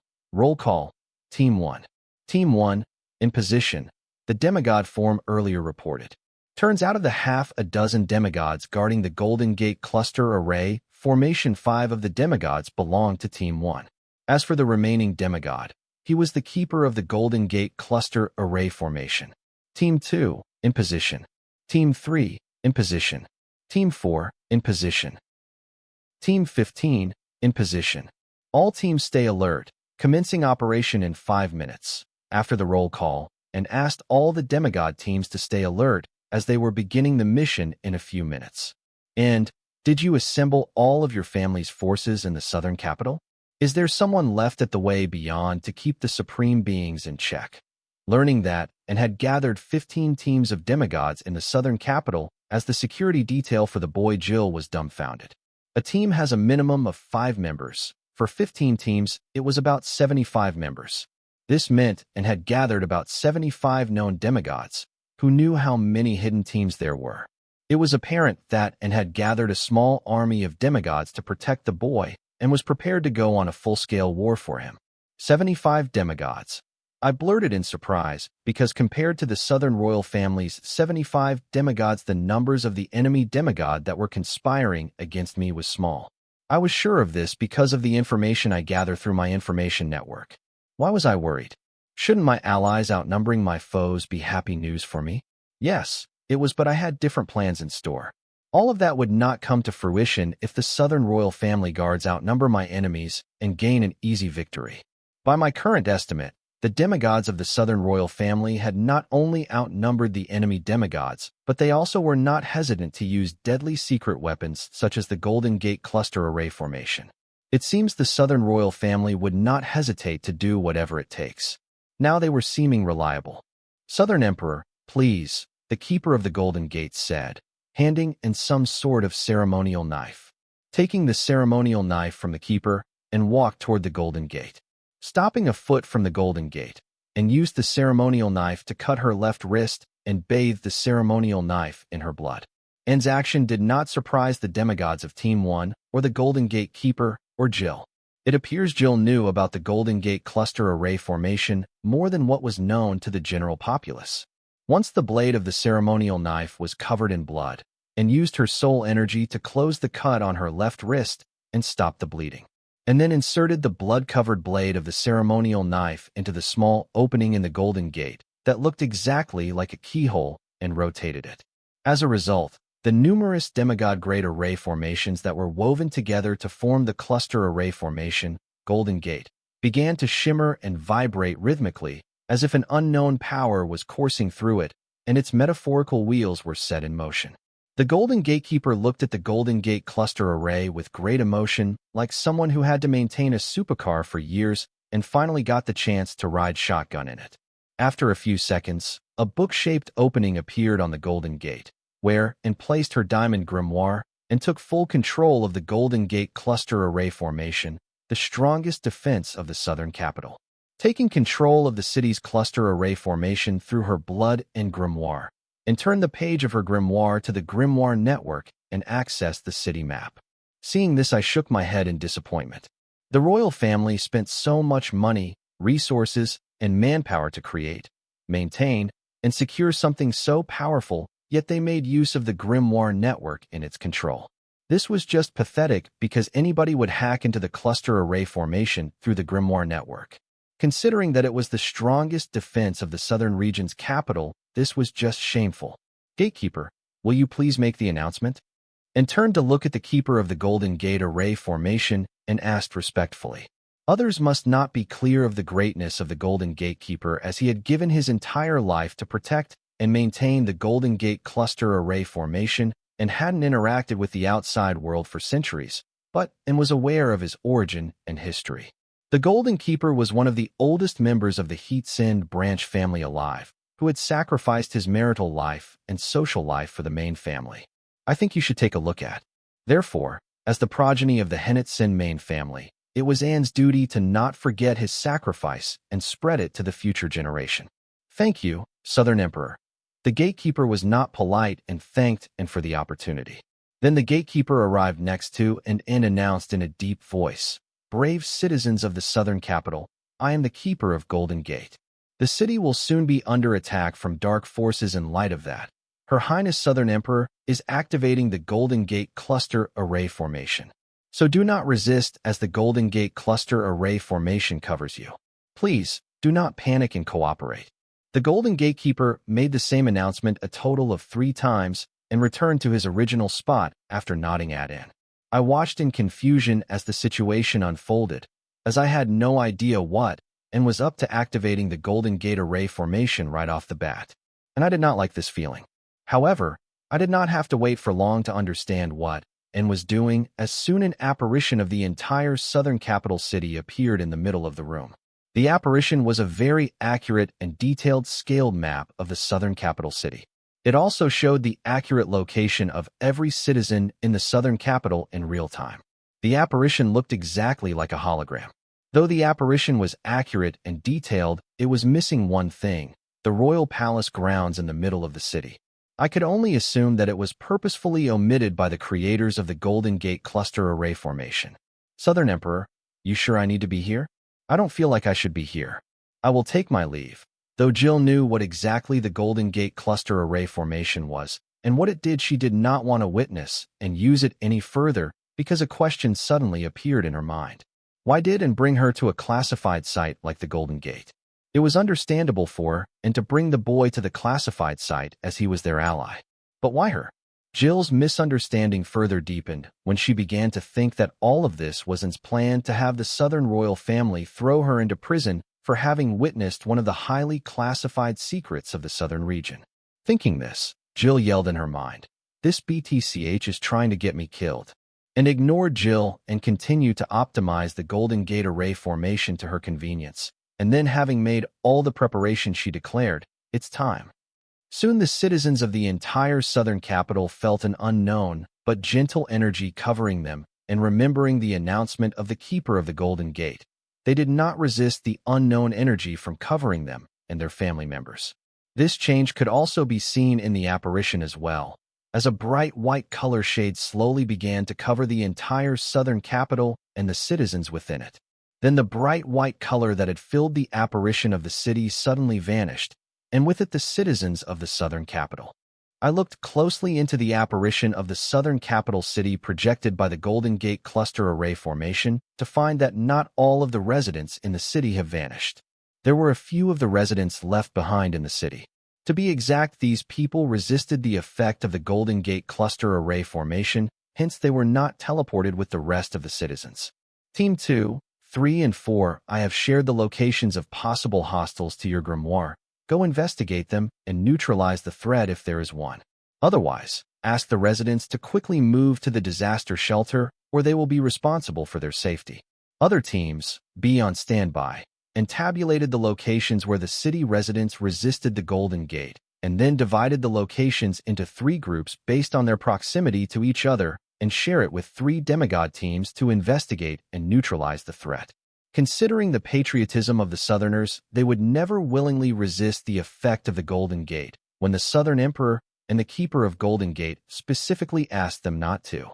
So it was obvious that those who resisted the effect of the Golden Gate were not Southerners, but foreign residents, tourists, merchants, etc., or in the worst-case scenario, spies. I then found the prestige Four Seasons Hotel, and I was not surprised to find that the hotel was filled with occupants.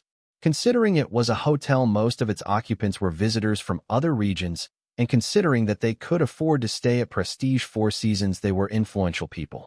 The staff of Morningstar University staying at Prestige Four Seasons was the perfect example of this. This was a problem. How was the Southern royal family going to explain to these people? From the looks of how Ann was handling things, she did not seem to care about offending these people. I guess with the dual gate dungeon connecting the western capital to the southern capital, the southern region could afford to burn a few old bridges to build new ones. Still, the southern royal family did not have to be blatant about this, as not everything was set in stone, considering that the central government has deployed one of their best teams to destroy the dual gate dungeon. According to the information I have, the kidnap attempt on me and the attack on the dual gate dungeon will happen simultaneously to divide the forces of the southern royal family. And where did you teleport the citizens to?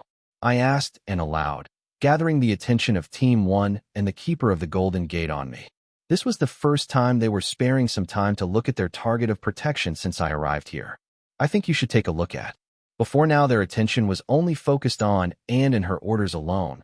They did not bother to look at me until now. Either these guys were too loyal to their leader, or they were pissed at the fact that the southern capital was going to become a battleground because I was being stubborn and attending the interview despite knowing it was a trap. They are teleported to a shelter space under the royal palace grounds where they are all in a state of suspended animation. Once the hostile forces are handled, the citizens will be returned to their original spot. Even though hours would have passed since the incident, they will only feel as if a few seconds passed, and explained under the dumbfounded gazes of Team 1 and the Keeper of the Golden Gate. They were not surprised by the effect of the Golden Gate by the fact that the Southern Emperor patiently explained its effect to the boy, understanding that rumors about the Southern Emperor being close to the boy were true. Similar to Jill, they started to wonder if, and had assembled 15 teams of demigods for the protection of the boy out of her feelings for him, even though it wasn't necessary. They did not mind fighting the enemies of the southern region and royal family, but turning the southern capital into a battleground for an ignorant boy who stubbornly demanded to walk into a trap. Now that did not sit right with them. However, they did not hesitate to follow the orders given to them. The reason the allied demigods thought this way was that they did not have an accurate picture of why so many of them were assembled to protect a boy when they are needed at the way beyond or by the newly discovered Dual Gate dungeon. Unlike the enemy demigods who knew exactly why they were after the boy and the Dual Gate dungeon, the allied demigods had no idea why the boy was so darn important. These doubts about their objectives affected their morale. However, the Southern royal family did not know how to tell these demigods why the boy was so important. The revival of the Silver Milk Powder Project was top secret, and they did not know the secrets of the VR universe known to the top universities and the central government.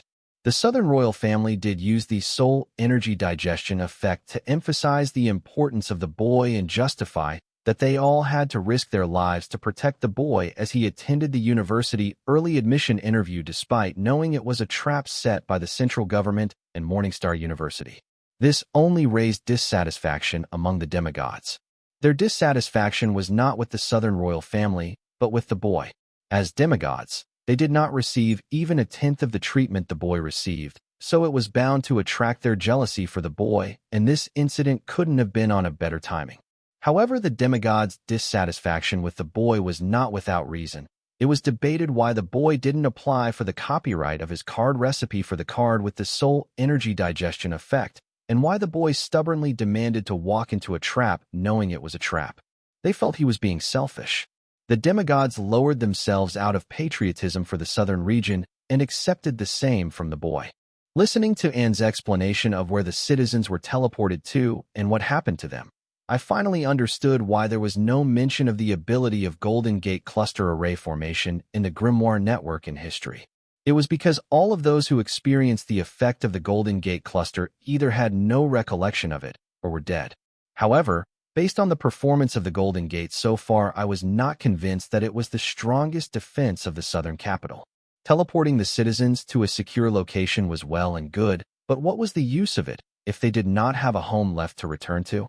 Hopefully, there was more to the Golden Gate cluster array formation, but I did not have time left to witness it, as my interview with the matron was in 5 minutes. And, if you are done with your preparations, let's go. I have an interview to attend to. I reminded, and that there wasn't much time left for my interview, and we should be leaving. Okay. And verbally agreed with the boy, but continued to fiddle with the Golden Gate cluster using her grimoire. And, where's the hidden passage you were talking about? I asked, and wondering where the hidden passage and previously mentioned that we would be taking to the Prestige 4 Seasons was. Listening to my words, Team 1, Keeper of the Golden Gate, and Jill looked at me as if looking at a country bumpkin for asking such a question. However, and quickly explained, the Golden Gate is the secret passage. Watch. Following Anne's words, I watched the apparition of the southern capital in the middle of the room. In it, the buildings and the streets between the Royal Palace grounds and the Prestige 4 Seasons began to move to form a straight path from the Royal Palace grounds to the interview venue. Yes, the building and the streets of the southern capital were moving as if they had a will of their own. They not only moved by themselves, but also rearranged themselves to form a straight path from the Royal Palace grounds to the Prestige 4 Seasons. The most fascinating thing was that such big buildings and asphalt roads were able to move around at an incredible pace without damaging themselves or their surroundings. Seeing this unfold, I understood that the whole southern capital city was a part of the Golden Gate cluster array formation. Otherwise, it would have been impossible for her and to make changes to the city through her grimoire. I think it would be more accurate to say that the city grounds were a part of the Golden Gate cluster array formation than the buildings, and the street built on it. Because most of the buildings and streets of the southern capital were not a millennium old like the Golden Gate cluster array formation, they were all recently built and were 1 or 2 centuries old at best. This was why it was fascinating to see the Golden Gate cluster array move the buildings and streets of the southern capital at a fast pace by moving the ground underneath them while causing no harm to the city's buildings and the streets. A living city. Now that was something I would expect from the strongest defense of the southern capital. However, and was not done yet. I think you should take a look at. Soon I saw the building in the apparition of the southern capital city move again. This time they moved to create numerous large empty clearings within the city. Then soon from underneath the grounds of these numerous clearings a tower of sorts could be seen rising above to the ground surface. A total of 250 clearings were created within the city, and each of them had a rising tower in them that was already 30 meters high but continued to grow in height. 40 meters, 50 meters, 60 meters, 120 meters, and finally the towers stopped rising, and then numerous cannons could be seen protruding out of the towers. These towers weren't just ordinary towers, but turrets designed to attack the enemies invading the city. Seeing and had activated the turrets, Team 1 and the Keeper of the Golden Gate were shocked, because using even one of those turrets was not cheap. However, the Southern Emperor had activated 250 of them. Witnessing the majesty of 250 turrets, each 120 meters in height, as they rose from underneath the city grounds, I was speechless. It took me a while to count how many cannons were mounted on each turret. These cannons were not ordinary. They all seemed to be powered by SSS rank or SS rank monster cores. Each one of them was capable of killing a semi-demigod and harming a demigod. Now, even I was starting to feel that, and was taking it a bit too far. I wonder if she was planning to use the turrets in the city, as the attack from even one of them will wreak havoc in the city. 75 demigods and 250 turrets were enough to wipe out a large-sized army, let alone a few demigod realm spies and assassins from the central government and Morningstar universities. I was shocked that the Southern royal family would go this far to protect me and keep me safe. The shock was not because of the firepower gathered by them, but the wealth that would be spent on using them. The demigods might be willing to work for minimum wage out of patriotism, but the Golden Gate cluster array formation and the turrets were a different matter because they required a lot of soul energy just to activate, and without a proper energy source they were useless and nothing but garbage. I cannot imagine how much this stun alone would cost them. I mean, activating the gate cluster array and turrets just for the show and to deter the enemy would not be cheap by a long shot. Brave citizens of the southern capital, I am the Keeper of the Golden Gate. Please, do not panic and cooperate. The voice of the Keeper of the Golden Gate resounded throughout the southern capital city as he repeatedly announced the activation of the Golden Gate 3 times, while asking the citizens to maintain order and cooperate with the Golden Gate effect since the city will soon be under the attack of dark forces. Professor Orion, the Southern Emperor, is activating the Golden Gate cluster array formation of the southern capital city 15 minutes before our interview with the boy. This could only mean one thing, that they are onto us. I don't know how, but my instincts are telling me that the Southern royal family knows that the interview is only a guise used by us to seduce the boy out of the royal palace grounds. Professor Hadley informed his speculations to Sansa, who was looking towards the royal palace grounds through the penthouse window. So, Sansa asked Professor Hadley nonchalantly, intently staring at the royal palace grounds, unable to decide whether to kill the boy or make use of his genius to build her empire. Sansa could care less what Professor Hadley's instinct told him. In her mind, she had already won. No matter what the Southern royal family or the central government do, today she was taking the boy with her dead or brainwashed. Sansa's hate for Ellen and her bloodline had proven to be her undoing so far, but she doesn't seem to realize that. But for the first time, Sansa had a thought with regard to Ellen's progeny that did not stem from hate, but from acknowledgement. Sansa had acknowledged the boy and believed he might be her key to world domination. Despite understanding this, Sansa's hate for Ellen was making it difficult for her to make the obvious choice and lean toward the choice, which could only be described as self-sabotage. So, receiving such a casual reply from Sansa, Professor Hadley was dumbfounded. Having read the history of the southern region, Professor Hadley understood the seriousness of the southern royal family activating the Golden Gate. He knew that it was considered the best defense of the southern capital, and the classified documents in the Morningstar University had the accurate information of what Golden Gate was capable of. So Professor Hadley knew that once the Golden Gate was fully activated, it would be too late for them to retreat. The southern capital would become their prison, and they would completely be under the mercy of the southern royal family. Professor Orion, we need to leave the city right now. Once the Golden Gate activates completely, we will be trapped in the city. Professor Hadley explained the seriousness of the situation to Sansa. Professor Hadley was a researcher, not a warrior. He operated on data, not bravery. For someone like him, the current situation was where they should be retreating instead of proceeding with the plan. No, proceed with the plan as we decided earlier. This changes nothing. Sansa ordered Professor Hadley to continue with their plan without any deviation, not bothering to give him any further explanation. FCK. Professor Hadley cussed in his mind hearing Sansa ask him to continue with the plan as they previously decided despite a variable like the Golden Gate coming to light. Yes, I will inform our teams and our contact person in the central government's teams. Professor Hadley had no choice but to obediently follow Sansa's orders as she was in charge of this mission. Morningstar University had invested a lot in this mission, so going back empty-handed was not an option. However, Professor Hadley felt that as long as he got to keep his life, it was all good. No, don't, I will inform them. You go and make sure that the Exler Hall is prepared for the interview, Sansa said, having decided what to do with the boy once she captures him.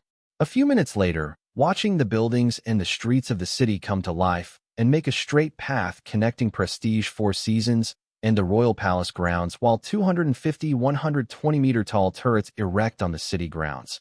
Professor Hadley sighed, as now it was too late for them to retreat. Now, they were at the mercy of the Southern royal family. I think you should take a look at. Professor Hadley had decided to do whatever it takes to survive, even betray Morningstar University and defect to the enemy's side, the Heatsen royal family. As a researcher at one of the top 10 universities, Professor Hadley was aware of his value and knew that the southern region would not only welcome him with open arms to join them, but also give him land in the southern academic city along with sufficient funds to start his university or a research facility. Professor Hadley was so sure that the southern royal family would welcome him to their side after he just betrayed his previous employer because he had a gift prepared for the southern royal family. The gift was none other than the secrets of the VR universe, which was so juicy that it forced Morningstar University and the central government to collaborate. Professor Hadley believed that the southern royal family would be very happy with his gift. Being a researcher, it was not surprising that Professor Hadley prepared contingencies. Sansa watched as the entire southern capital came to life and the 250 turrets rose from the ground. This did not come as a surprise to her. As someone who was planning for world domination, knowing her enemy was the basic step, and something like this was just another regular Friday for her. While Sansa watched the city alter to create an unhindered path between the Prestige Four Seasons and the Royal Palace ground. Besides her, an empty beast was hiding in the empty space and watching the fascinating scene unfold. This empty beast was none other than code-name Flower Thief, a new member of the infamous Paw clan. Date: April 13th, 2321. Time: 9:40. Location: Southern Region, Southern Capital, Outskirts. Captain, things are not looking good. The Southern Emperor didn't just use the Golden Gate to evacuate the citizens, but also erect 250 turrets. And I have sensed about 3 teams of demigods searching the city for spies. At this rate, we can only assume there are more teams of demigods in hiding. It seems that the Heatsen royal family has not only seen through the Morningstar University's trap, but they seem to be aware of our involvement. It seems over plans to ambush them is a no-go. A demigod in Arna's John's team reported. It's okay. It does matter how many demigods and turrets the Southern royal family has at their disposal. The result of today's missions has already been decided. Just make sure we get to the boy before Morningstar University. If they think that the central government would just hand them the knowledge to create another VR universe, then they have another thing coming. Arna said, hearing the report of her demigod subordinate. Her master had informed her of Jill's betrayal already. From her words, it was clear that Arna's was not considering the Southern royal family's demigod teams and its Golden Gate cluster array formation as a threat to their mission. Rather, Arnas seemed to be more concerned about the forces of Morningstar University taking advantage of the situation when they were fighting the forces of the Southern royal family. Arnas's words had made it clear that the central government never once considered upholding their end of the deal with Morningstar University. What's the situation around the Dual Gate Dungeon's end? Arnas asked her demigod subordinate. It's the same, there is no change at that end. Field Marshal Head's End is guarding the gate connecting the Dual Gate Dungeon to the southern region. The Arnas's subordinate answered with a frown. Arnas's team seemed to be more worried about Field Marshal Heat's End than the demigods and 250 turrets in the southern capital. FCK, that woman hasn't moved an inch since I last saw her. Another demigod teammate cussed. This is not good.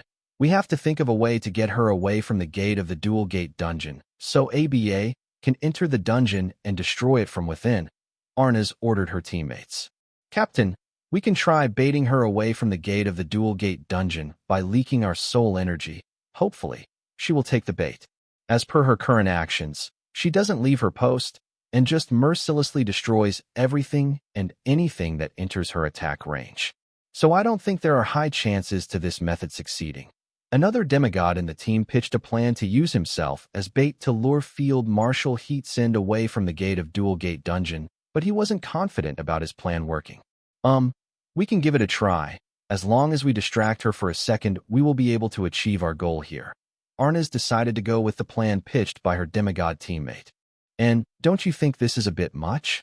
I asked, and looking at 250 domineering 120-meter-high turrets standing tall in the city grounds. You think I am taking your security detail a step too far? As much as I would like to say that you are worth the trouble, this is not enough.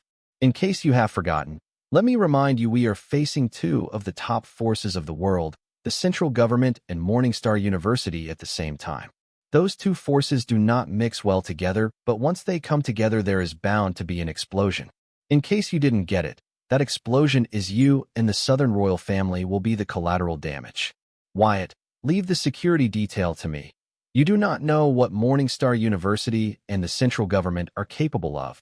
The Southern royal family has gone head-to-head against both Morningstar University and the central government on multiple occasions, and they knew better than to underestimate either of them. Therefore, Anne asked the boy to let her do what she did best. Listening to Anne, the keeper of the Golden Gate, Team 1 and Jill nodded. They no longer thought Anne was going overboard.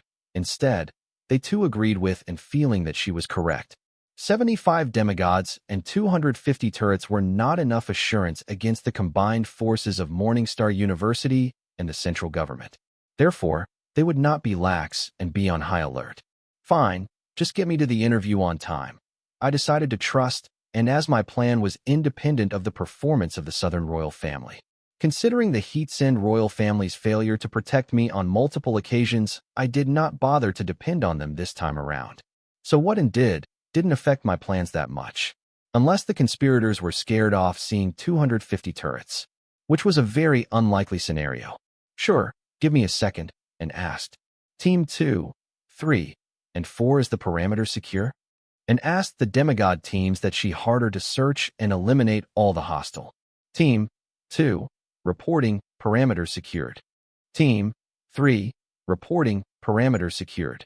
Team 4, reporting, parameter secured. I think you should take a look at. Report back to your designated post, and all teams stay on alert. We are moving out. Saying that, and picked up the grimoire from the Golden Gate, which opened revealing the straight path connecting Royal Palace grounds to the Prestige Four Seasons. Looking at both the golden doors of the Golden Gate open, I saw the space bend to connect the room with the exit of the Royal Palace ground. This prompted me to wonder why the Golden Gate did not directly fold the space between the Royal Palace grounds exit and the Prestige Four Seasons entrance to connect them both. Or better yet, why did it not teleport us directly to Prestige Four Seasons? As if she could read my mind and explained, Golden Gate can only fold the space within the Royal Palace rounds. So it can only take us till the exit of the Royal Palace grounds. Then what about teleportation? Can we use the Golden Gate to teleport anywhere in the city or just the Royal Palace grounds? I asked, and curiously believing that since the entire land of the southern capital was a part of the Golden Gate and it could fold space, then it could also teleport a person anywhere in the city. One can teleport anywhere within the palace grounds using the Golden Gate, but not in the southern capital. This is not because Golden Gate is not capable of folding space or teleporting anyone anywhere within the southern capital. It is capable of doing both, but there's a strong protection array formation placed on the royal palace grounds, which as a side effect limits the space capabilities of the Golden Gate, and explained that Golden Gate was capable of teleporting or folding space within the area of the southern capital. However, because of another array formation covering the royal palace ground, the space capabilities of Golden Gate, which was placed within the royal palace grounds, is being limited. For the southern royal family to make use of an array formation to protect the royal palace grounds despite it limiting the space capability of the Golden Gate could only mean that the array in question must be very capable for the Heatsind royal family to make such a compromise. Maybe it was this array formation that made the southern royal family confident that as long as I was within the palace grounds nobody could harm me. I guess the royal family could only feel safe in their home knowing that such a strong array was protecting them and their family. Okay, let's go. I did not bother to ask about the array formation protecting the royal palace grounds, not because I wasn't curious about it, but mostly because I had little time at hand. Deciding to leave the question about the array formation covering the royal palace ground for another day, I and Jill followed and into the Golden Gate's folded space to exit out of the royal palace grounds. Team 1 followed closely with me by standing in a formation around me. With me in the middle, 5 of them could react to attacks from any direction. This type of security detail was not new to me. I have experienced this back on Earth. Except for the fact that my bodyguards on Earth were not demigods, but mere mortals. And summoned a chariot. Getting on it, I saw the demigod stand in formation around the chariot and fly along with it, as we traveled the straight path connecting the royal palace ground with the Prestige Four Seasons. The whole city was enveloped in graveyard-like silence. The silence had a very eerie feeling to it. It took me a while to put my finger on it, but I finally realized what was so creepy about this silence. There wasn't a single bird flying or insect creeping around in the city. I guess, and had them forcefully evacuated or killed. Looks like you don't know your daughter as much as you thought. She ran straight to her lover boy to tell him about our plans despite you repeatedly asking her not to. At least I hope this puts an end to your "I trust my daughter" crap. My friend, at our age, by now you should have known better.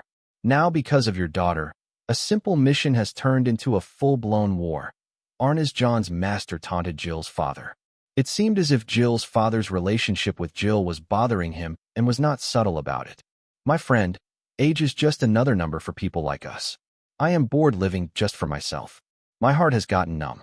I want to dedicate this particular stage of my life to try and live for someone else other than myself. Hopefully, it will reduce the numbness in my heart, Jill's father expressed to Arnes John's master with an expressionless face. It wasn't clear if he was telling the truth or lying. If he was lying, was it because he did consider Jill as his daughter and lied for her safety as his daughter, or was it because of her carnivorous womb physique and lied for the safety of his test subject? Either way, only he knew what Jill meant to him. Ha ha ha, you and your crazy experiments. Only you can come up with such an experiment. I shouldn't have expected anything less from you. It still astounds me how far you are willing to go for your experiments. Fine, do as you please. As long as it doesn't affect my plans, I will allow it. After all, if not for your crazy ideas and stubborn pursuit of them, we would not be where we are today. Arnes John's master relaxed, and a carefree smile formed on his face, learning that Jill's father's relationship with Jill was just another experiment of his. The reason Arnes John's master took Jill's father's word for it was that he had seen Jill's father in his prime and knew what lengths his friend would go to for his crazy experiments. Now that you know, next time you try to insult or threaten my relationship with my daughter or my daughter herself, I will not hesitate to gut you, fill your stomach and intestines with SS-rank buzzard worms, and stitch you up. Then watch as you beg me to kill you out of sheer agony of having your organs eaten by the buzzard worms and healed by your physique nonstop. Got it? Jill's father's face, which was expressionless a second ago, turned fierce enough to resemble that of a god of war about to smite his enemy. The careless smile on Arnes John's master's face froze, and his brows frowned, unable to understand if his friend's action was a part of his experiment or if his friend had grown a soft spot for his adoptive daughter, Jill. Either way, he did not like it one bit. He has long transcended the concept of pain, but the juices secreted by SS-rank buzzard worm increased the pain of its prey by 1,000 times, sending their prey in shock, which gave them an edge over their prey. Now that we are on the same page, let's talk business. My daughter likes the boy. I want to gift him to her, Jill's father said as if he was out here buying a birthday gift for his daughter. My friend, you know the rules we set ages ago. Once we get the knowledge of creating and operating VR universe, that boy will be disposed of. Arnaz's master was not surprised by Jill's father's straightforwardness, but then he did not agree to his friend's request, instead stated that it was not possible because of the age-old rules they had agreed on. Don't worry, if my daughter marries him, he will become part of my family. If she doesn't, then you are free to dispose of him. This should be within our rules, right? Jill's father proposed. I think you should take a look at. It was not clear if Jill's father was doing this for Jill or Jill's carnivorous womb physique. Either way, for now, he seemed to be advocating on behalf of Jill's interest. That would have been within the norms of the rules if you had a family to begin with. Remember, you said you did not want to build a family because you were too busy with whatever experiment you were conducting at that time. Arnaz's master reminded Jill's father that he did not have a family as he never bothered to build one. Fine, I will start building my family starting now, and the boy will be the first member of my family, Jill's father said, having resolved to give his daughter what she sought no matter the cost. You don't get to decide that. Make an official appeal, and the founding masters will vote on that. We have been tolerant enough about you adopting a daughter, but it will not work if you plan to rope in the boy too. Remember, you were too busy to be part of our childish group. Your words, not mine. I hope whatever experiment you were doing back then was worth it. Arnaz's master mocked Jill's father for not socializing enough, and as a result losing all his privileges. Oh, you guys have been tolerant, huh? Let me see which one of you dares to say that I do not get to decide if I want to start a family. Jill's father's words were nothing less than a threat. You are willing to go that far for that girl. You do know that she betrayed your trust the moment she got to. Has all those years of being cooped up finally caught up to you? Can you not see that you do not know her as well as you thought you did? Arnaz's master asked his friend. He still wasn't sure if his friend was doing this for the girl, or if it was just a part of his experience of his new experiment. If it was the latter, Arnaz's master believed his friend would not hesitate to go against all of them for his crazy experiments. This was why Arnaz's father was having a hard time deciding how to react to his friend's actions. You keep saying I do not know my daughter well enough. Let me let you in on a secret. I knew once I told her about your collaboration with Morningstar University, she would immediately inform the boy about your plans no matter how many times I asked her not to do so. Jill's father revealed that Jill's action was within his calculation, surprising Arnaz's master. If you knew she would tattle about our plans to the boy, then why did you reveal the plans to her? First and foremost, so that she can score points with the boy and get close to him. And the other reason is simple. A rat only comes out of its hole when it feels safe. Now that the Southern family knows about the ambush, they will think they are ahead and be more open to letting the boy attend the university interview. Jill's father knew that if the Southern royal family did not have a sense of control over the situation, they would never let the boy leave the palace grounds. Wait, for that to work, you had to have known that the boy will be willing to attend the university interview despite their malicious intent and the risk of being ambushed, Arnaz's master pointed out. The boy has been bugging Jill to help him get admitted into Morningstar University, totally going against the will of the Southern royal family. I believe he is eyeing the other world-traveling project of Morningstar University since he asked Jill to get him the coordinates of the worlds discovered by Morningstar University. So, considering the boy's nature, I was sure that he would do anything to enter Morningstar University to get what he wants. Jill's father explained how he knew that the boy will attend the university interview despite learning about the ambush from Jill. You are telling me the Morningstar University did not need to act against the boy. If they had been patient, the boy would have joined their university. Those old fools fancy themselves as the smartest in the world, but now they are the dumbest of all.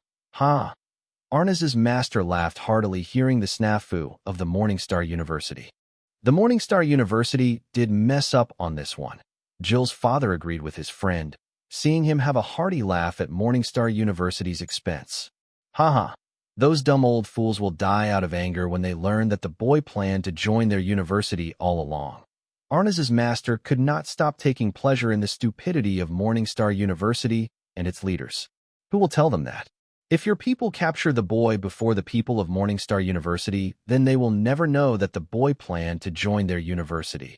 Jill's father explained to his friend that if his men successfully captures the boy, then Morningstar University would never learn that the boy was planning to join their university all along and that they did not need the trouble of collaborating with the central government. I will tell them. The look on their faces will be priceless. I will tell them how they not only pushed away a genius, but they pushed him into our nets. Dumb old fools, ha ha ha. Arnaz's master laughed aloud, imagining the look on the faces of Morningstar University when they learn about the stupidity that they have committed, which not only led them to lose a good fortune, but deliver to the central government. You keep calling them old. Have you forgotten we're all almost of the same age, a century here and there at best? Jill's father reminded his friend that he too was old. Whatever. Arnaz's master wanted to argue, but was interrupted by the text notification of his grimoire. Reading it, he shared its content with his friend. The rat has left its hole, as you said. Our people are ready to attack them when they are halfway through the journey. The reason the central government force did not immediately act once the boy was outside of the royal palace ground was that they wanted the boy to be far away from the palace grounds once they commenced their attack, such that the boy cannot immediately retreat to the royal palace grounds. I have asked my subordinates to stream the whole mission on a secured network. Do you want to watch it with me? Arnaz's master asked his companion. Why go through that trouble? Jill's father looks at his maid in puzzlement, wondering how dumb would one have to be to stream a covert operation even if it was being streamed on a secured network. Don't look at me like that. You and your daughter's meddling has turned a simple kidnapping mission into a full-on invasion. However, thanks to that, my disciple will get to test one of my latest projects. This is my first time using it in the field, hence the live stream. Let me show you what I have been up to when you were busy trying to relieve the numbness in your heart. Prepare to be surprised. Arnaz's master sent an invite to Jill's father's grimoire to connect to the secured network where the live stream of the central government forces invading the southern capital was being hosted. Oh, surprise me. Out of all the founding masters, Jill's father included, Arnaz's master was considered the least creative, not original, and uninspired. These were the words of the academicians of the top 10 universities explaining Arnaz's master's special hate for them. Therefore, Jill's father was not that enthused about Arnaz's master's project, knowing it would not be something that he hasn't thought or heard about. Date: April 13th, 2321. Time: 9:44. Location: Southern Region, Southern Capital. I think you should take a look at. Just as the prestige Four Seasons was within my sights, Anne's grimoire started buzzing with numerous warning notifications. Going through the warning notification, and looked up in the sky while accessing the Golden Gate and ordering the 250 turrets. Aim. Listening to Anne's order, Team 1, Jill, and I immediately looked into the sky and searched for what she was aiming, only to find a humanoid figure clad in black descending on the city array formation dome. Lock target. We then saw the cannons of all 250 turrets move and aim at the humanoid figure which had already descended on the array formation dome, then and decisively ordered, fire. The deafening sound of thousands of cannons going off simultaneously resounded throughout the southern capital. Soon thousands of cannonball-shaped energy bombs beelined toward the humanoid in black in under a second. However, before the energy bombs could even reach the humanoid figure in black, the city array formation covering the southern capital started to vibrate. The vibration of the city array formation became so strong that it shattered like a brittle mirror, and its shattered pieces rained on the city, but before they could reach the city skyline, they crumbled into smaller pieces before dissipating with the wind. Seeing the humanoid figure in black break the city array formation, Team 1, and Jill looked at the raining shattered pieces of city array formation in disbelief. Each of them had thought of various ways the central region would try to attack them and kidnap the boy, but in none of those scenarios did either of them consider that the central government would break the city array formation as the black card they had could protect them from the array formation covering the city and southern region. Date: April 13th, 2321. Time: 9:44. Location: Central Region, Central Capital. Adaptive resonance disruption. Jill's father, who was watching the live feed of the central government forces, to be more accurate, Arnaz's master's forces invading the southern capital, suddenly exclaimed in disbelief. Seeing the dumbfounded look on his mate's face, Arnaz's master's face brightened and beamed with pride. Why you? How did you achieve adaptive resonance disruption on a scale big enough to destroy the city array formation of the southern capital? That too outside of laboratory conditions. How? Jill's father no longer maintained his calm and demanded his friend explain to him how his disciple was able to achieve large-scale adaptive resonance disruption outside of the laboratory conditions. Adaptive resonance disruption was a concept about a card apprentice resonating the vibration of their soul energy with the soul pathways of the array formation to introduce foreign soul energy into the said array's system to disturb the stability and equilibrium of the array formation, which would lead to the collapse of array formation on itself. The concept was simple and proven to be working in laboratory conditions on low-level array formations. However, it has never been possible to use adaptive resonance disruption in the field successfully. Due to the merits of adaptive resonance disruption, many researchers have dedicated centuries of their precious life to figuring out a way to make it possible to use adaptive resonance disruption in the field and on a large scale. However, none of them ever came close to achieving that.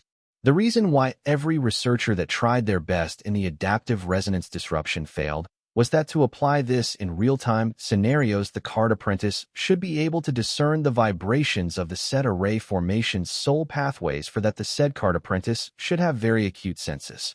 Some tried to use Gorbat's core and ear bones to overcome this problem. Since Gorbat's core and ear bones can be used to create cards that can help card apprentices listen to the vibration of the soul pathways. However, the level of the Gorbat was very low.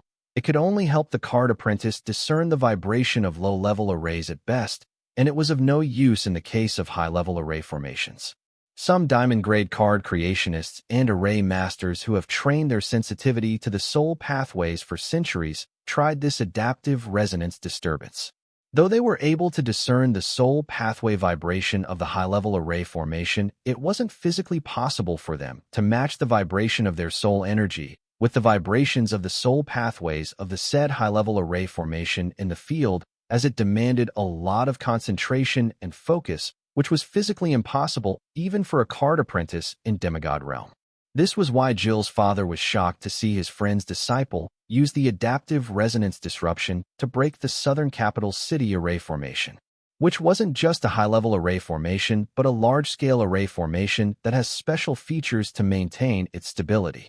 Being able to successfully use adaptive resonance disruption on such a huge array that too in the field was a huge feat. Just as Jill's father imagined, Arnaz's master's project was nothing new but a copied concept. However, when others gave up on this concept believing that it was not possible due to the limitation of the card apprentice physique, his friend achieved the impossible. Jill's father could not figure out how his friend achieved this. I think you should take a look at. How did you achieve this? Jill's father repeatedly asked his friend, but he got no reply. Instead, he saw his friend's face brighten with pride every time he asked him to explain how he achieved large-scale adaptive resonance disruption in the field.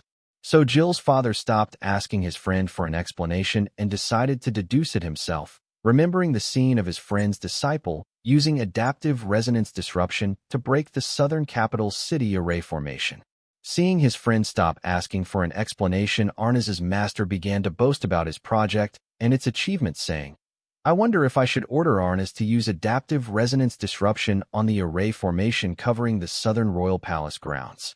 But I don't think adaptive resonance disruption will work on it, since it is literally timeless. Maybe if Arnaz had a time-related card, then it might be possible." Listening to his friend brag, Jill's father's face twitched in irritation. The irritation only grew over time as he was unable to figure out what trick his friend used to allow his disciple to use adaptive resonance disruption to break the city array formation of the southern capital. "Just give up, my dear friend, you will never be able to figure out how I achieved it." Arnaz's master grew smug the longer Jill's father tried to deduce how he was able to successfully use adaptive resonance disruption in the field. "Let me guess. The girl has a special physique or a trait or an origin card that makes her a perfect candidate to master adaptive resonance disruption." Arnaz's master was like an open book to Jill's father. He knew his friend never had any original idea, and his field of expertise was exploring physique and traits of card apprentice. So he immediately guessed how his friend's disciple was able to use adaptive resonance disruption. Nope, you are wrong. Trust me, your answer is far from the truth. The reason Arnas can use adaptive resonance disruption. Arnas's master was about to explain to Jill's father how his disciple was able to use adaptive resonance disruption to break the city array formation of the southern capital, but was interrupted by a heavy murderous aura that descended on the entire secret base. Jill's father shook his head, feeling the thick murderous aura that suddenly enveloped the secret base.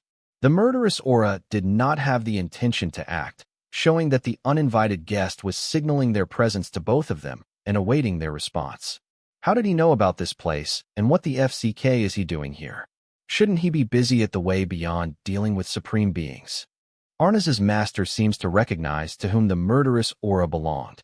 I guess if you touch a man's family, even the world's most patient man will snap. I am surprised he didn't come to find you sooner, Jill's father said, exploring the direction the murderous aura was coming from with his mental strength. Shut up, come with me. I have a plan, just follow my lead. Arnas's master seemed to be cautious about the uninvited guest. Soon both Arnas's master and Jill's father vanished from the room and appears in the sky above the secret base. Arnas appeared on the balcony of the prestige Four Seasons penthouse, and looking at the beautiful solitude of Orion, she asked, "Professor Orion, why did you want to meet me now? When are you going to attack the boy?" Sansa asked Arnas. If Professor Hadley had done his job of communicating with his counterpart in central government forces that were collaborating with them on this mission and inquired them properly about their course of action, Sansa would not have had to go through the trouble of arranging a meeting with her counterpart in the central government forces. You do not need to know that. Your job is to lead the boy out of the royal palace grounds and then leave the rest to us. Arnas did not intend on revealing her plan to her counterpart in Morningstar University's forces sent to collaborate with them on this mission. Because even though they were collaborating, their goals were entirely different. Both of them wanted to get to the boy before the other party. This relationship was more about convenience than mutual benefit. Let me guess, you plan to attack the boy midway on his way over to the interview venue. This way the boy is far from the royal palace grounds, so he will not be able to rush back to safety, and you will get to reach him before us. Tell me if I guessed wrong. Sansa deduced Arnas's plan in a single breath. However, Arnas controlled her reaction not to give Sansa the satisfaction. I will take your silence as a yes. How could you guys be so basic and obvious? Sansa said while rolling her eyes, seeing Arnas continue to act tough, and then added, "What makes you think that Dalton Wyatt will use his original body to attend the interview? After all, Dalton Wyatt is known to use his exceptional clones to fake his death in the face of card emperors and semi-demigods." Listening to Sansa say that the boy could use his near-perfect clones to trick them, Arnas's expression finally changed. However, she corrected her expression immediately and asked, "So, what do you propose?" "Simple. Ambush Dalton Wyatt on his way back to the royal palace grounds after we are done interviewing him. After all, he will have to use his original body to attend his university interview. Before you decline me, I am willing to let your people monitor the interview closely." Sansa's plan was simple. She wanted to handle the boy during the interview, and to do that she had to ensure that boy will be able to attend the interview unhindered. Arnas did not immediately agree to Sansa's proposal. Seeing Arnas take her time to consider her offer, Sansa decided to help Arnas decide by threatening, "Agree to this, or I will cancel Dalton Wyatt's early admission university interview." "Fine, my people will be here by 9. Arnas reluctantly agreed and then prepared to leave, but was stopped by Sansa, who shared a soul contract with her grimoire, saying, "Why don't we sign on it?" Arnas started blankly at Sansa before nodding. After going through the contract, Arnas added, "The contract is too tight. It leaves no room for change. What if there are some unexpected developments? I will have to make changes to the plan based on the situation." Listening to Arnas, Sansa nodded in understanding. "I will add that clause." "Okay." Listening to Sansa, Arnas nodded. The reason Arnas brought this up was that she knew there was a new development that Morningstar University did not know of: Jill's betrayal. With the new clause, Arnas could do as she pleased without bothering about the soul contract. She went through all this trouble just to give Morningstar University a sense of control and certainty so that they will let their guard down toward the central government's forces' action. As for discerning the original body of the boy from his clone, After one of the Supreme Leader's semi-demigod incarnations' interaction with the boy in Sun Blossom City, Arnaz was aware of the boy's near-perfect clones and had her way of discerning the boy's original body from his clone bodies. Soon Sansa shared the updated contract with Arnaz, and after signing the contract, Arnaz left with a copy of the contract. Seeing the retreating figure of Arnaz, Sansa's lips turned upwards in triumph, unaware that she just lost in her own game. Date: April 13, 2321. I think you should take a look at. Time: 9:35. Location: Southern Region, Southern Capital, Prestige, 4 Seasons. No, don't. I will inform them. You go and make sure that the Exler Hall is prepared for the interview. In light of the Southern royal family activating the Golden Gate, Sansa decided to immediately contact her counterpart in the central government forces and inform her that this development changes nothing and they should proceed with the plan they have decided on. Professor Sansa, what is it? Arnaz asked Sansa coldly. It seems the royal family is onto us. I hope you will proceed as we planned. Sansa asked in worry that Arnaz would not agree and chose a different course of action. As her assurance the soul contract was no longer valid because of the clause she added to the contract herself. Obviously, since the Southern royal family is onto us, it wouldn't surprise me that they will have the boy use his clones to trick us. So, I can only wait until after the interview. Arnaz assured Sansa that she will be following their previously agreed-upon plan to ambush the boy on his way back to the royal palace grounds after the interview. Good to know that we are on the same page. Saying that, Sansa hung up the call as the worry in her eyes was replaced with disdain for the stupidity of her counterpart in central government's forces for playing right into her scheme. Date: April 13, 2321. Time: 9:44. Location: Southern Region, Southern Capital, Prestige, 4 Seasons. They destroyed the city array formation. Hadley blurted in disbelief, looking at the array formation covering the southern capital city being destroyed by a single person. Professor Harley, could you yell the obvious somewhere else? Sansa said in annoyance before yelling in frustration. I just F-King called that BTCH and informed her to proceed with our plan and not to act until after we interview the boy.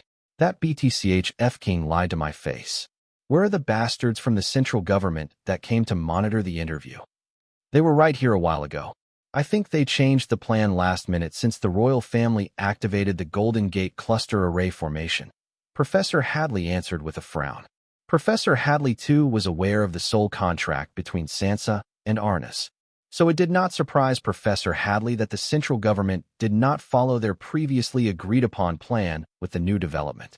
What surprised Professor Hadley was Professor Orion's reaction to central government forces going off the script. The cussing and yelling were not like the Professor Orion he knew. Well, considering that her career depended on this mission, Professor Hadley could understand where she was coming from.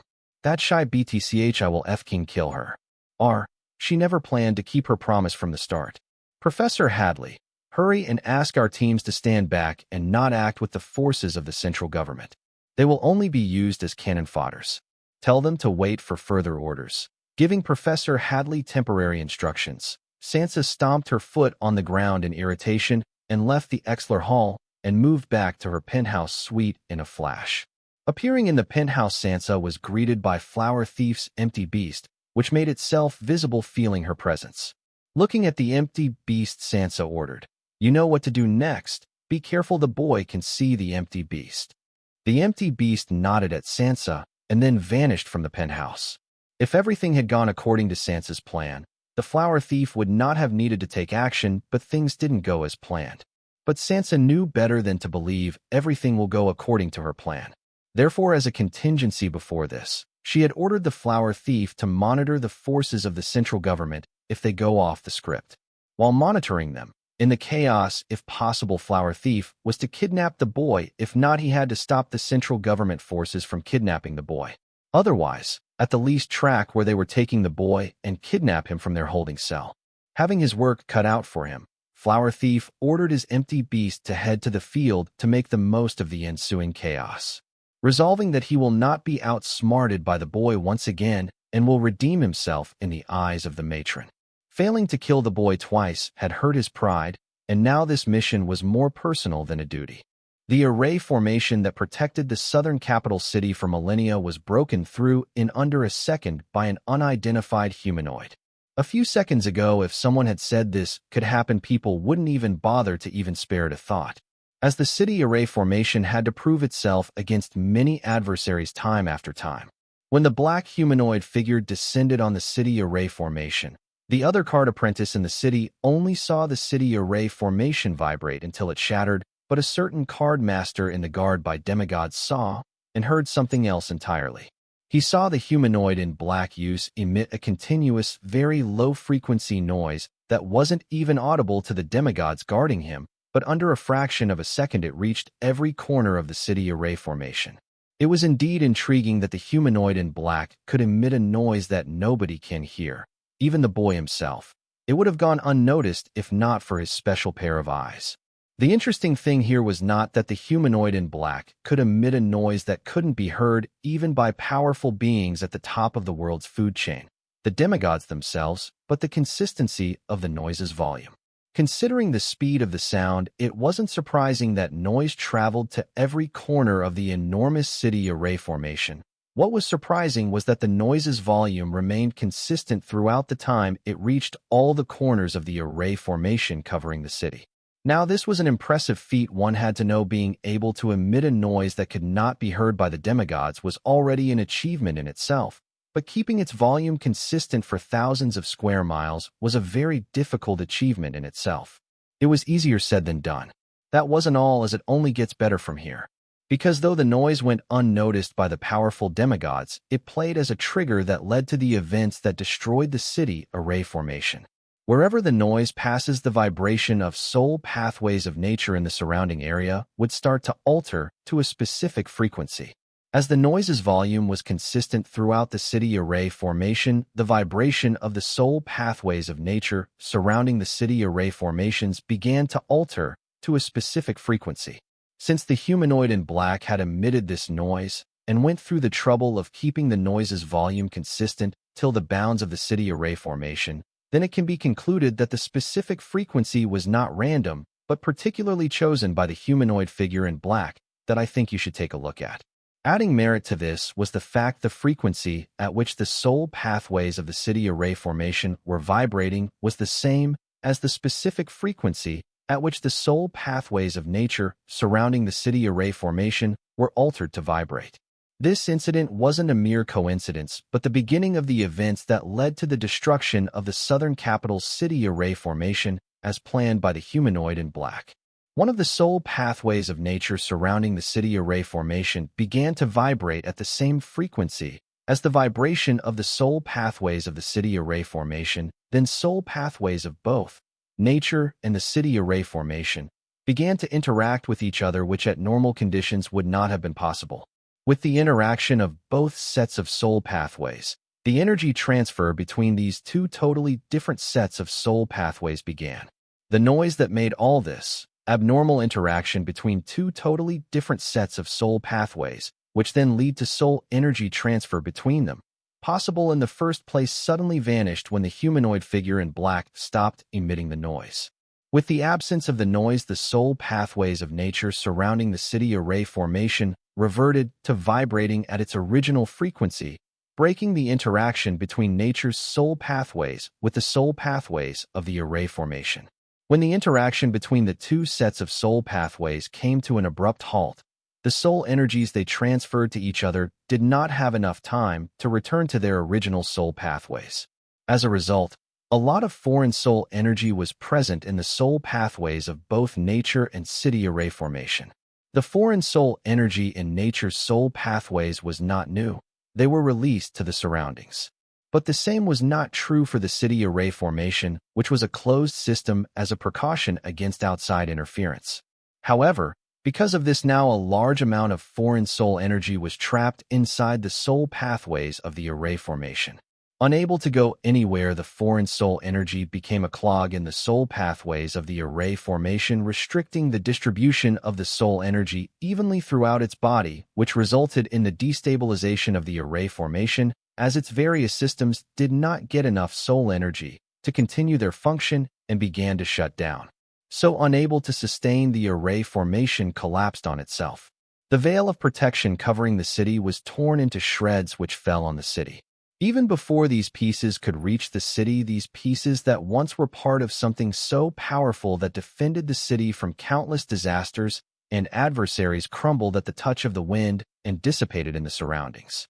Though the process of the destruction of the city array formation had several steps to it, with the noise emitted by the humanoid in black acting as the trigger and control, the entire process transpired in under a second. Having destroyed the city array formation, the humanoid figure continued to hover at the same height despite thousands of cannonball-shaped energy projectiles nearing her. It seems the humanoid figure in black planned to face them all head-on. Facing the incoming thousands of soul energy projectiles, the humanoid figure did not take a step back. Instead, she took a step forward and dashed toward the thousands of energy projectiles aimed at her. Is she crazy? Jill immediately identified the humanoid figure in black as Arnas. Though they have only met on occasions as an expert card creationist and array master, Jill immediately recognized Arnas's soul energy signature. Jill wasn't the only one to believe Arnas was crazy to rush towards the endless energy projectiles. Others did too. They all knew Arnas was planning to evade the attack. However, the tactic she was using might have worked if the number of projectiles aimed at her were in the tens or even hundreds. However, the projectiles aimed at Arnas were in the thousands. Together, they had formed a net of attacks that Arnas could never evade by dashing into it. Nonetheless, Arnas proved them all wrong, as her nimble figure flashed between the soul energy projectiles, narrowly escaping them and making it past the barrage of projectiles aimed at her by managing to evade every one of them by hair's breadth with insane precision and displaying incredible agility. FCK, cussed the leader of Team 1 aloud, witnessing the humanoid in the black pull off what he believed to be impossible for her, mostly because it was impossible even for someone as skilled as him. Seeing this, both Team 1 and realized that the mission of safeguarding the boy was going to be more challenging than they had thought. After all, just one enemy unit was able to destroy their city array formation while dodging the attacks of thousands of cannons of the 250-120-meter high turrets. If the enemy forces had a few more units as capable as this one, then the situation would be more dangerous than they had estimated. Dodging the attacks of the turrets, the humanoid figure hovered in the air, its gaze locked with Anne's, who did not order the turrets to continue firing, knowing that it would only be a waste of resources seeing the capabilities displayed by the enemy. Southern Emperor, what do we do next? The leader of Team 1 asked, and feeling that there were only 3 possible courses of action for them. Should they continue to proceed toward the interview venue, or should they retreat to Royal Palace grounds? Or do they engage the enemy? The leader of Team 1 personally preferred to face the enemy unit alone, but being duty-bound, he believed it would be best if they ditched the chariot, and Team 1 carried the 3 passengers back to the palace grounds at an incredible speed. All teams, are there any suspicious activities by the perimeter? And immediately contacted other teams, feeling that the enemy in black was waiting for something. Team 2, reporting. Perimeter clear, no hostile detected. Team 3, reporting. Perimeter clear, no hostile detected. Team 4, reporting. Perimeter clear, no hostile detected. That I think you should take a look at. Team 15, reporting. Perimeter clear, no hostile detected. This can't be right. And mumbled as it seemed far-fetched for the enemy forces to send just one person to complete their mission, no matter how capable they were. Therefore, Anne immediately used her grimoire to order the 250 turrets to secure the city perimeter instead of aiming at the single hostile in black. All turrets secure city perimeter. The cannons of all the turrets moved to monitor the borders of the city on land and air. Soon after, Anne contacted the teams and ordered, Team 2, engage the hostile. Sigh. Team 1 leader sighed, listening to and assigned Team 2 the task of engaging the hostile. Getting over it, he asked, and Southern Emperor, retreat to Royal Palace grounds? And did not immediately answer. The leader of Team 1 instead turned to look at the boy for his decision. This action and caused the members of Team 1 to frown their brows. When all eyes were focused on the boy, he was lost in his thoughts. This caused the dissatisfaction of Team 1 to grow further into impatience, but before their leader could complain, they all saw the boy's body suddenly start to vibrate uncontrollably. Then they witnessed something incredible. While everyone witnessed the humanoid in black dodge every last one of the thousands of energy projectiles aimed at her with insane precision, displaying extreme evasion skills, the boy saw something entirely different. When faced with incoming thousands of soul energy projectiles, the boy saw the humanoid in black suddenly emit a noise, though it was not audible to others. Just like the noise she previously emitted, it had a different frequency to it. The thing about this noise was that it was fast and continuous, giving the impression that it was filling the area like water filling the glass. The range of this noise was very long. It went past soul energy projectiles aimed at the humanoid. The sound waves of the noise that contacted the energy projectiles reflected to the humanoid figure, and the rest made it past the projectiles, allowing the humanoid to track the movement of all thousands of soul energy projectiles aimed at it at once in real time. The humanoid was using the noise it was emitting as a sonar to map the trajectory and progress of all thousands of the soul energy projectiles. Using this data, the humanoid used its incredible physical and evasion capabilities to dodge all thousands of the soul energy pathways and make it past them without a single scratch. Though the humanoid made use of a trick similar to sonar to help it dodge the barrage of attacks aimed at it, this in no way undermined the feat the humanoid had managed to pull off, because the calculation it would take to do something this, while physically following the calculations with insane precision, showed that the humanoid was every bit skilled as the audience thought, and even more. Watching the humanoid in action with his special eyes, the boy had a sudden epiphany. And Jill and Team 1 watched the boy's body vibrate uncontrollably before it blended with the surrounding nature for a fraction of a second and returned to vibrating uncontrollably. The boy's body continued to fluctuate between becoming one with nature and vibrating for a few seconds. And the rest watched the boy in amazement, because they knew that the boy was trying to become physically one with the world, a feat that even the demigods wished to achieve. Some even believed that the secret to transcendence was in a one with the world state, both physically and spiritually. However, history doesn't have records of many card apprentices achieving the one with the world state, both physically and spiritually. Nonetheless, those who were able to achieve this incredible achievement have been a huge influence on history, and their footprints can be seen in many defining movements of this world's history. At present, the only person known to have achieved the one with the world state both physically and spiritually was Louis Forger, aka the Miracle, thanks to her physique, the right eye of the world, who despite being a semi-demigod could contend toe-to-toe with demigods. And the only boost she seemed to have demonstrated of being one with the world state physically was being able to tap into the world's reserve of soul energy and gain boundless energy along with fast recovery. Because of this, even Team 1, which was dissatisfied with the boy and was losing their patience, decided to be patient, seeing the boy had obtained a once-in-a-lifetime opportunity and was on the verge of a breakthrough. How? Team 1's leader looked at the boy in confusion and wondered what could have triggered the epiphany the boy had gained. They were in the middle of an intense situation with demigod realm beings drawing their swords.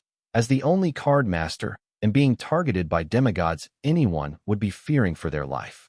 However, forget about being scared for his life. The boy had somehow managed to gain a once-in-a-lifetime opportunity, an epiphany about achieving the one with the world state physically.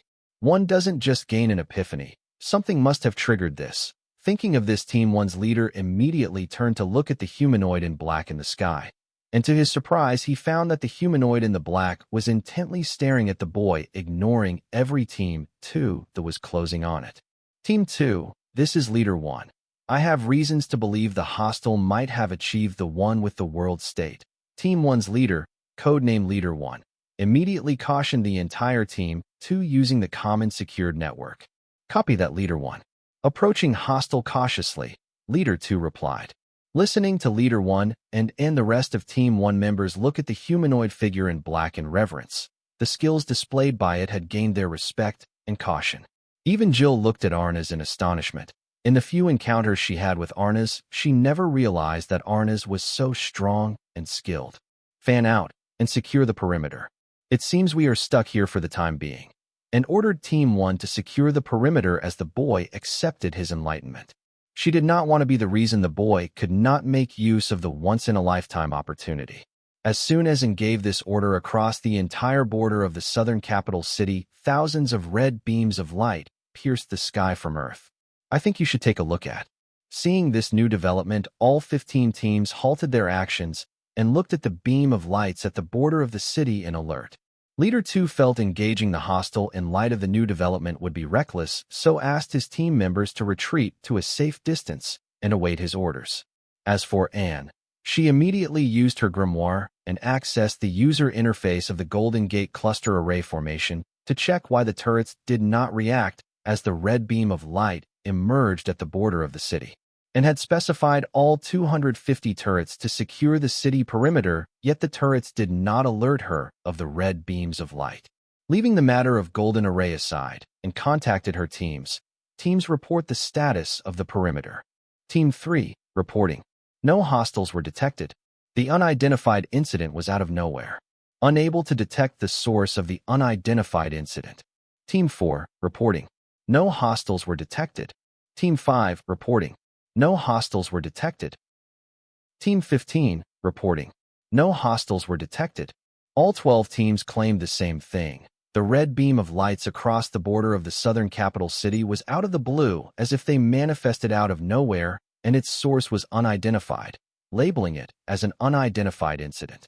Without enough information, and did not know what to say, but to look at the humanoid in black who was surrounded by Team 2, however, it completely ignored them and kept staring at the boy. FCK, no wonder they destroyed the city array first. Jill cussed seeing the beam of light, and wanted to ask Jill the details she knew about the red beams of light that had suddenly appeared at the border of the city, but stopped seeing the red beams of light increase their width. The unidentified red beams of light spanning across the city borders were thousands in number, enough to surround the southern capital within them, but not enough to completely close the borders of the city. Now that was about to change as the thousands of red beams of light were expanding their width. Soon they would all come into contact with each other if they continued to expand at the current rate. Then the entire southern capital city's border will be enclosed by a red curtain of light. And if the expansion of the red curtain of light doesn't halt in its path and continues further, then the entire city will be covered by the unidentified red light. And the rest stared at the red beams of light expand just then and received a text from her information network that a similar red beam of lights have surrounded the gate of the dual gate dungeon, and they too were expanding just like the red beams of light that had appeared on the border of the southern capital. Jill, you knew that the central government was planning to attack the dual gate dungeon and southern capital at the same time, and asked Jill with a fierce gaze. I don't know what you are talking about. The central government would never do such things. Jill denied knowing anything, and even went as far as to defend the central government, as she did not know that her father and the central government were aware of her betrayal. She didn't even know that the central government knew that her father told her about the attack, and immediately arranged a temporary space isolation array formation around Jill and herself, but not the entire chariot, because she did not want the temporary array formation with the boy's epiphany. Jill, now no one can listen in on our conversation. Tell me the truth. You knew the central government was going to simultaneously attack both the city and the dual gate dungeon, and repeated her question to Jill. And if this is your attempt to burden me with guilt, then you are barking at the wrong tree. I am here only for Wyatt. I could care less about the southern capital or the dual gate dungeon unless the central government asks for my help. Jill made her priorities clear to Anne. First the boy, then the central government, and that she did not plan to leave one for another.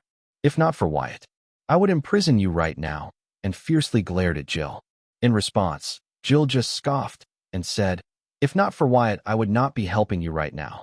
Just ask what you want to ask. Stop with these silly mind games. We do not have time for them.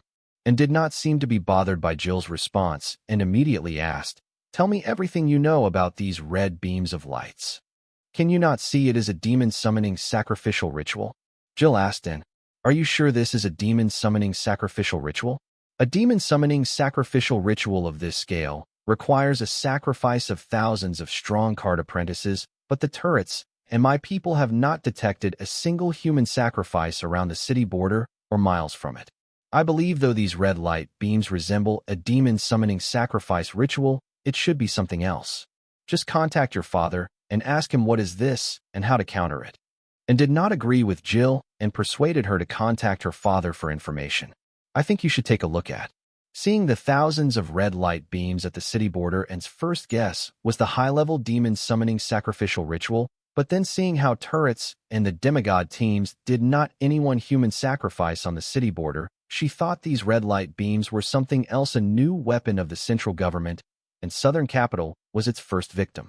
This was why Anne tried to guilt Jill so that Jill could collect information on the new weapon of the central government and share its weakness with them. And these thousands of red beams of light are indeed demons summoning sacrifice rituals.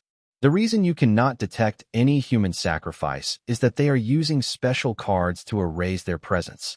Jill reminded, and not to forget that the central government has a special card that can erase the presence of users.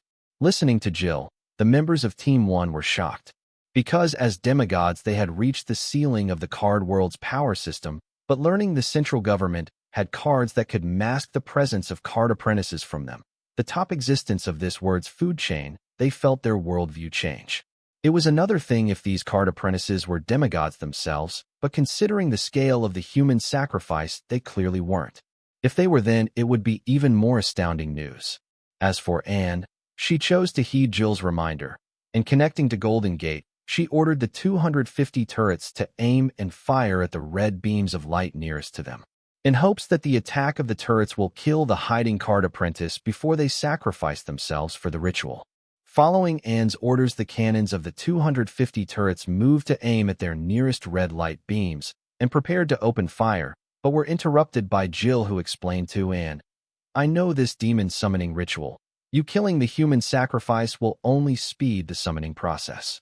There is nothing you can do against the ritual. I guess all the human sacrifices are cursed. Even if you somehow render them unconscious, they will be detonated by the orchestrator of this madness."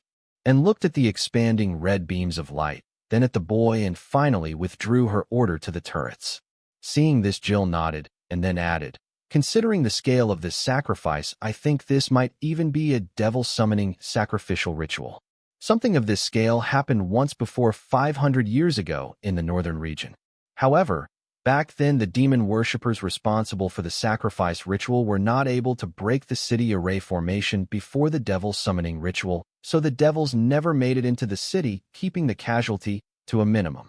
But the fight continued for weeks. Fearing that the devils and their demon army might break the city array formation or attack the nearby cities, the northerners had no choice but to ask for reinforcements from the other four regions. Fortunately, you evacuated the citizens using the Golden Gate before this ordeal, thanks to my information. However, I believe even at the risk of affecting Wyatt's epiphany, we should rush back to the royal palace grounds for his safety. Guys, don't bully Ada. She is Master's new pet project," the female members of Arnaz's team said sarcastically in an effort to taunt Ada. "Yeah, I am the new favorite of the Master. You guys got a problem with it?" Ada Davis stared down at her new teammates. Ada was setting a tone as the new guy on the team. Though she was just a card lord and the weakest member of the team, she would not let her teammates push her around. She will fight back even if it costs her life, and as the new favorite pet of the Master, she knew her teammates would not dare to go that far. Yeah, big deal. We all were once Master's pet projects. Little girl, as your senior, let me give you a piece of advice. There's always a new pet project. So it's best if you learn to respect the team's hierarchy." Another teammate scoffed, as all the team members of Arnaz's team were one of many experiments of their Master. The only difference between them and others was that they were all considered successful and flawless experiments, the proudest collection of their Master. Ada glared at her new teammates, knowing that if she let them get their way today, they will never respect her. Being at the bottom of the team was not a problem, but not having the respect of the teammates was. Seeing the little card lord stare at them despite repeatedly warning her, one of the teammates lost patience and wanted to teach the weakest newbie in their team's history a lesson, but as he was about to act, he sensed the presence of Arnaz, their team leader, postponing his plan to teach the newbie a lesson. "Looks like you guys are getting along well," Arnaz said as she walked into the room. Feeling the tension in the room, Arnaz glimpsed over her team and Ada before saying, "Don't underestimate the newbie, because her realm is low. She is the new replacement for Agent Yuri. If not for her low realm, it would not be wrong to call her the upgrade of Agent Yuri." Everyone on the team could not help but take a second look at Ada, listening to Arnaz's words. The terror agent Yuri was known to everyone who knew his existence. His physique, false relic, and unique self-sacrificial type style of fighting scared anyone from going up against even one of his bodies. Really?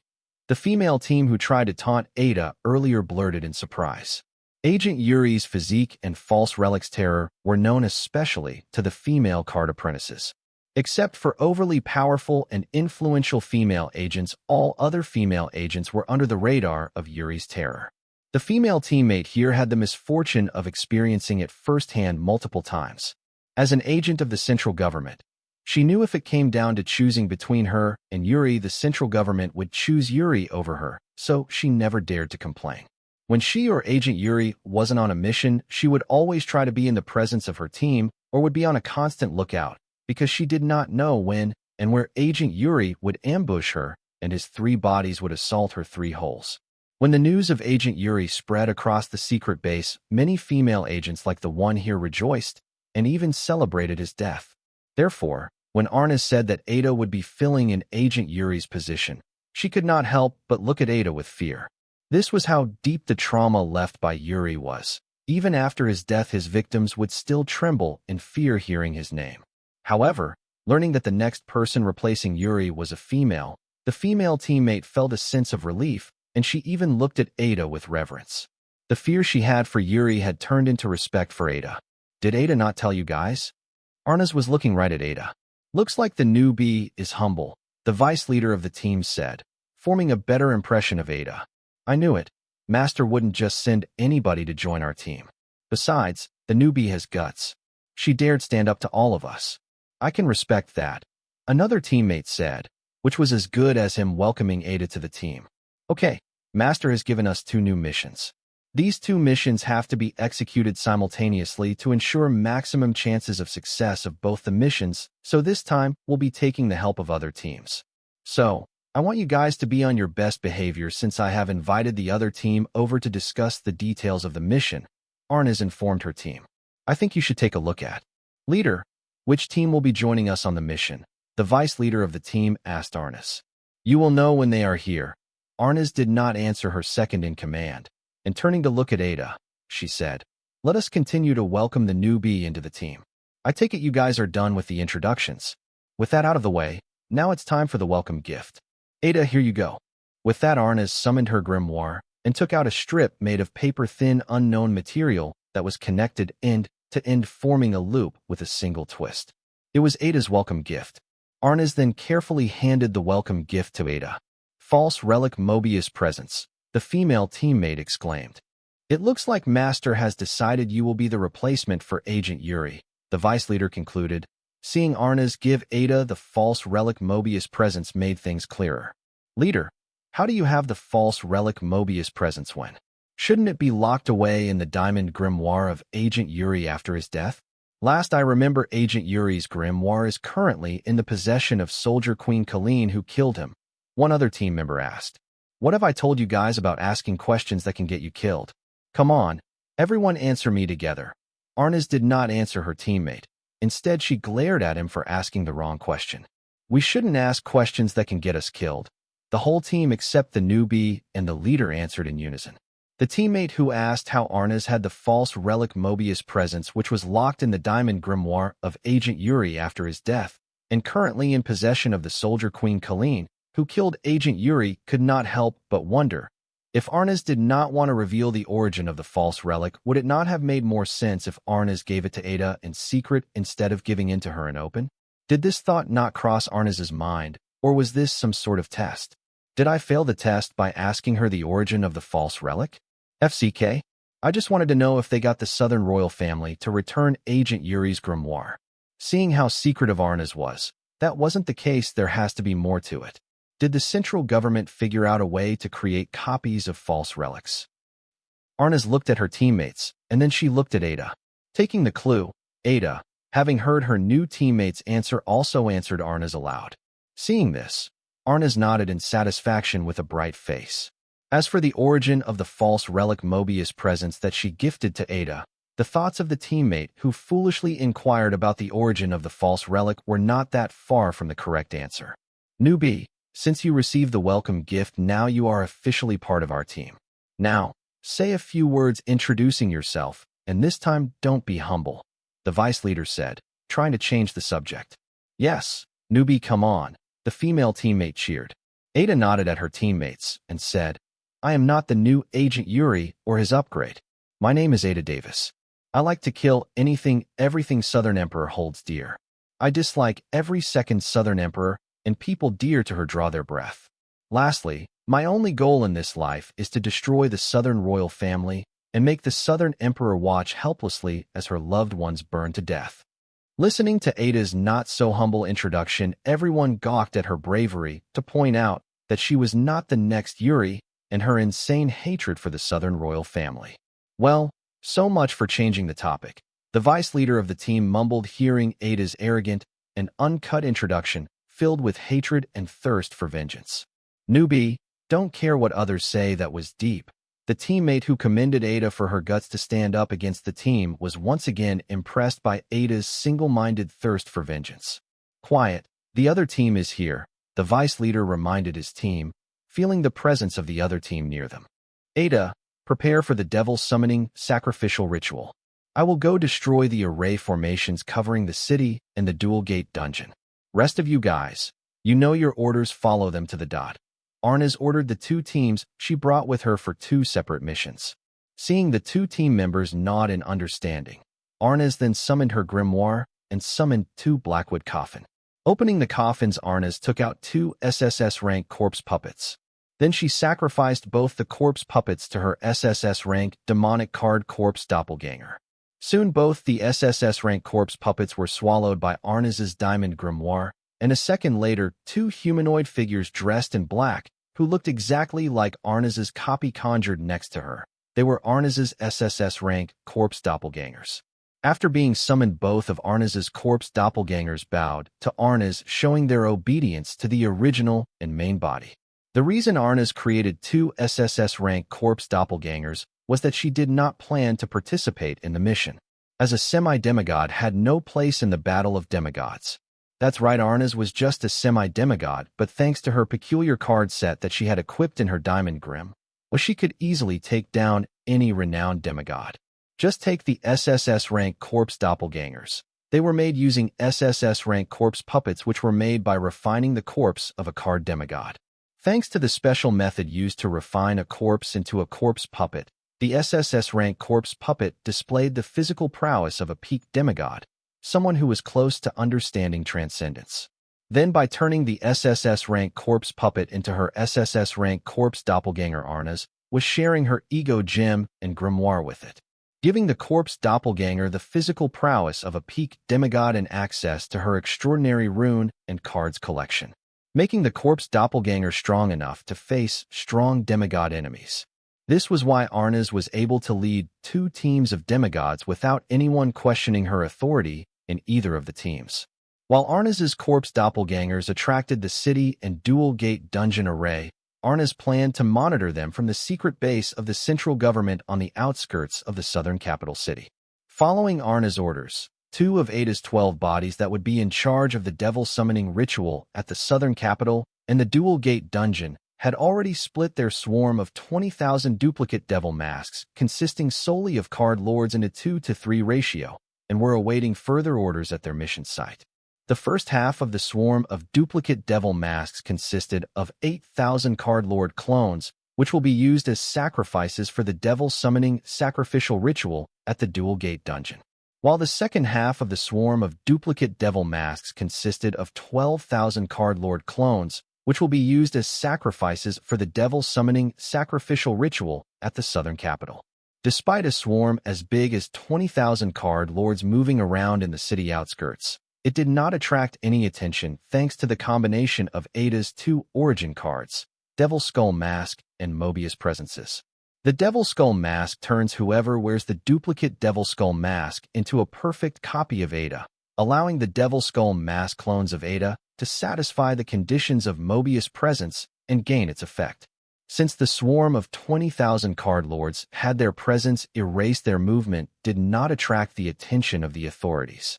Making use of this, the two halves of the swarms had surrounded their respective targets, the southern capital and the dual gate dungeon. While 2 of Ada's bodies oversee the devil summoning sacrifice ritual, the other 9 of her bodies will try to enter the ranked dual gate dungeon with the help of her team. There was a difference between Ada's unlimited immortal physique and her devil skull mask swarm when both of them created perfect clone bodies of her.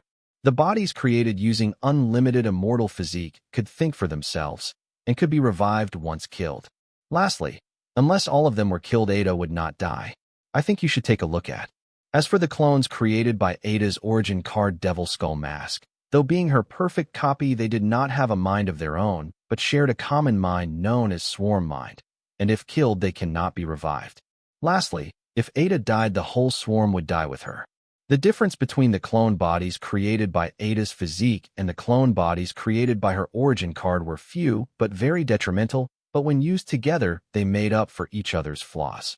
The 12 bodies of Ada were all wearing Devil Skull masks, meaning the duplicate Devil Skull mask swarm of Ada had 12 minds controlling them, vastly growing the size and strength of the swarm compared to the previous time when Ada attacked Sky Blossom City and the temporary base of the Southern Watch with help of demon worshippers. As for her original body, it would be in the central government's secret base next to the southern capital along with the Arnaz's original.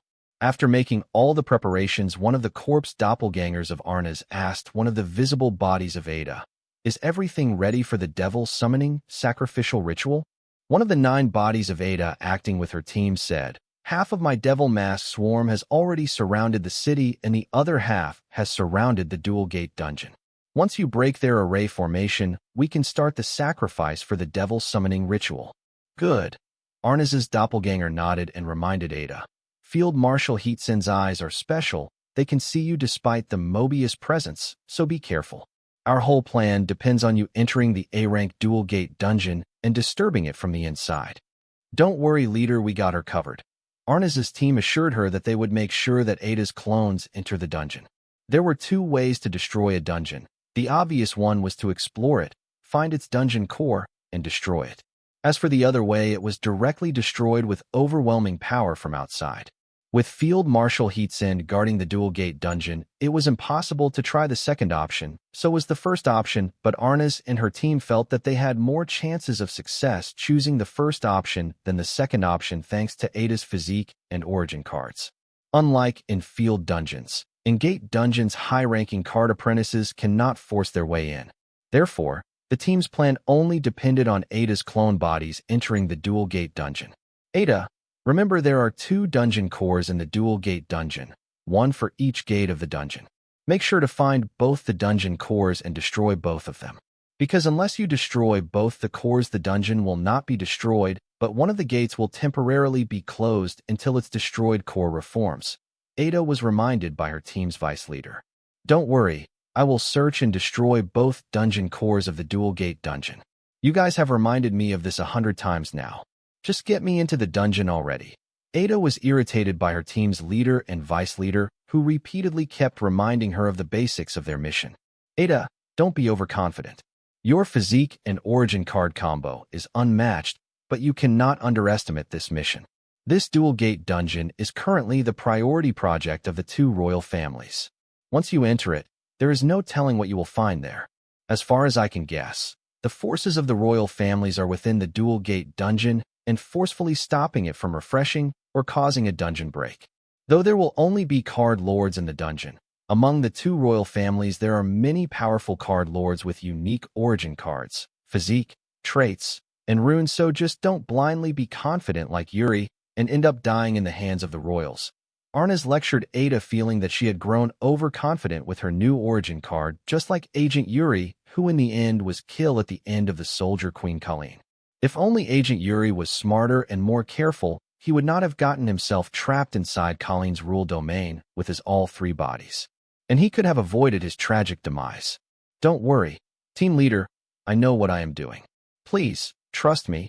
This was Ada's first mission with the team, so it was not a surprise that the team was having doubts about her. "Yes, She had capable powers, but without a good head using these powers of hers, she would never be able to show their true potential. Being assured by Ada repeatedly, Arnis finally stopped worrying about Ada screwing up her part of the mission, and then her two corpse doppelgangers moved out to do their part of the mission. Field Marshal Heatsend peacefully stood in front of the A-rank dual gate dungeon. She had created a sensory field surrounding the dungeon gate by concentrating and focusing all of her heightened senses to monitor her vicinity.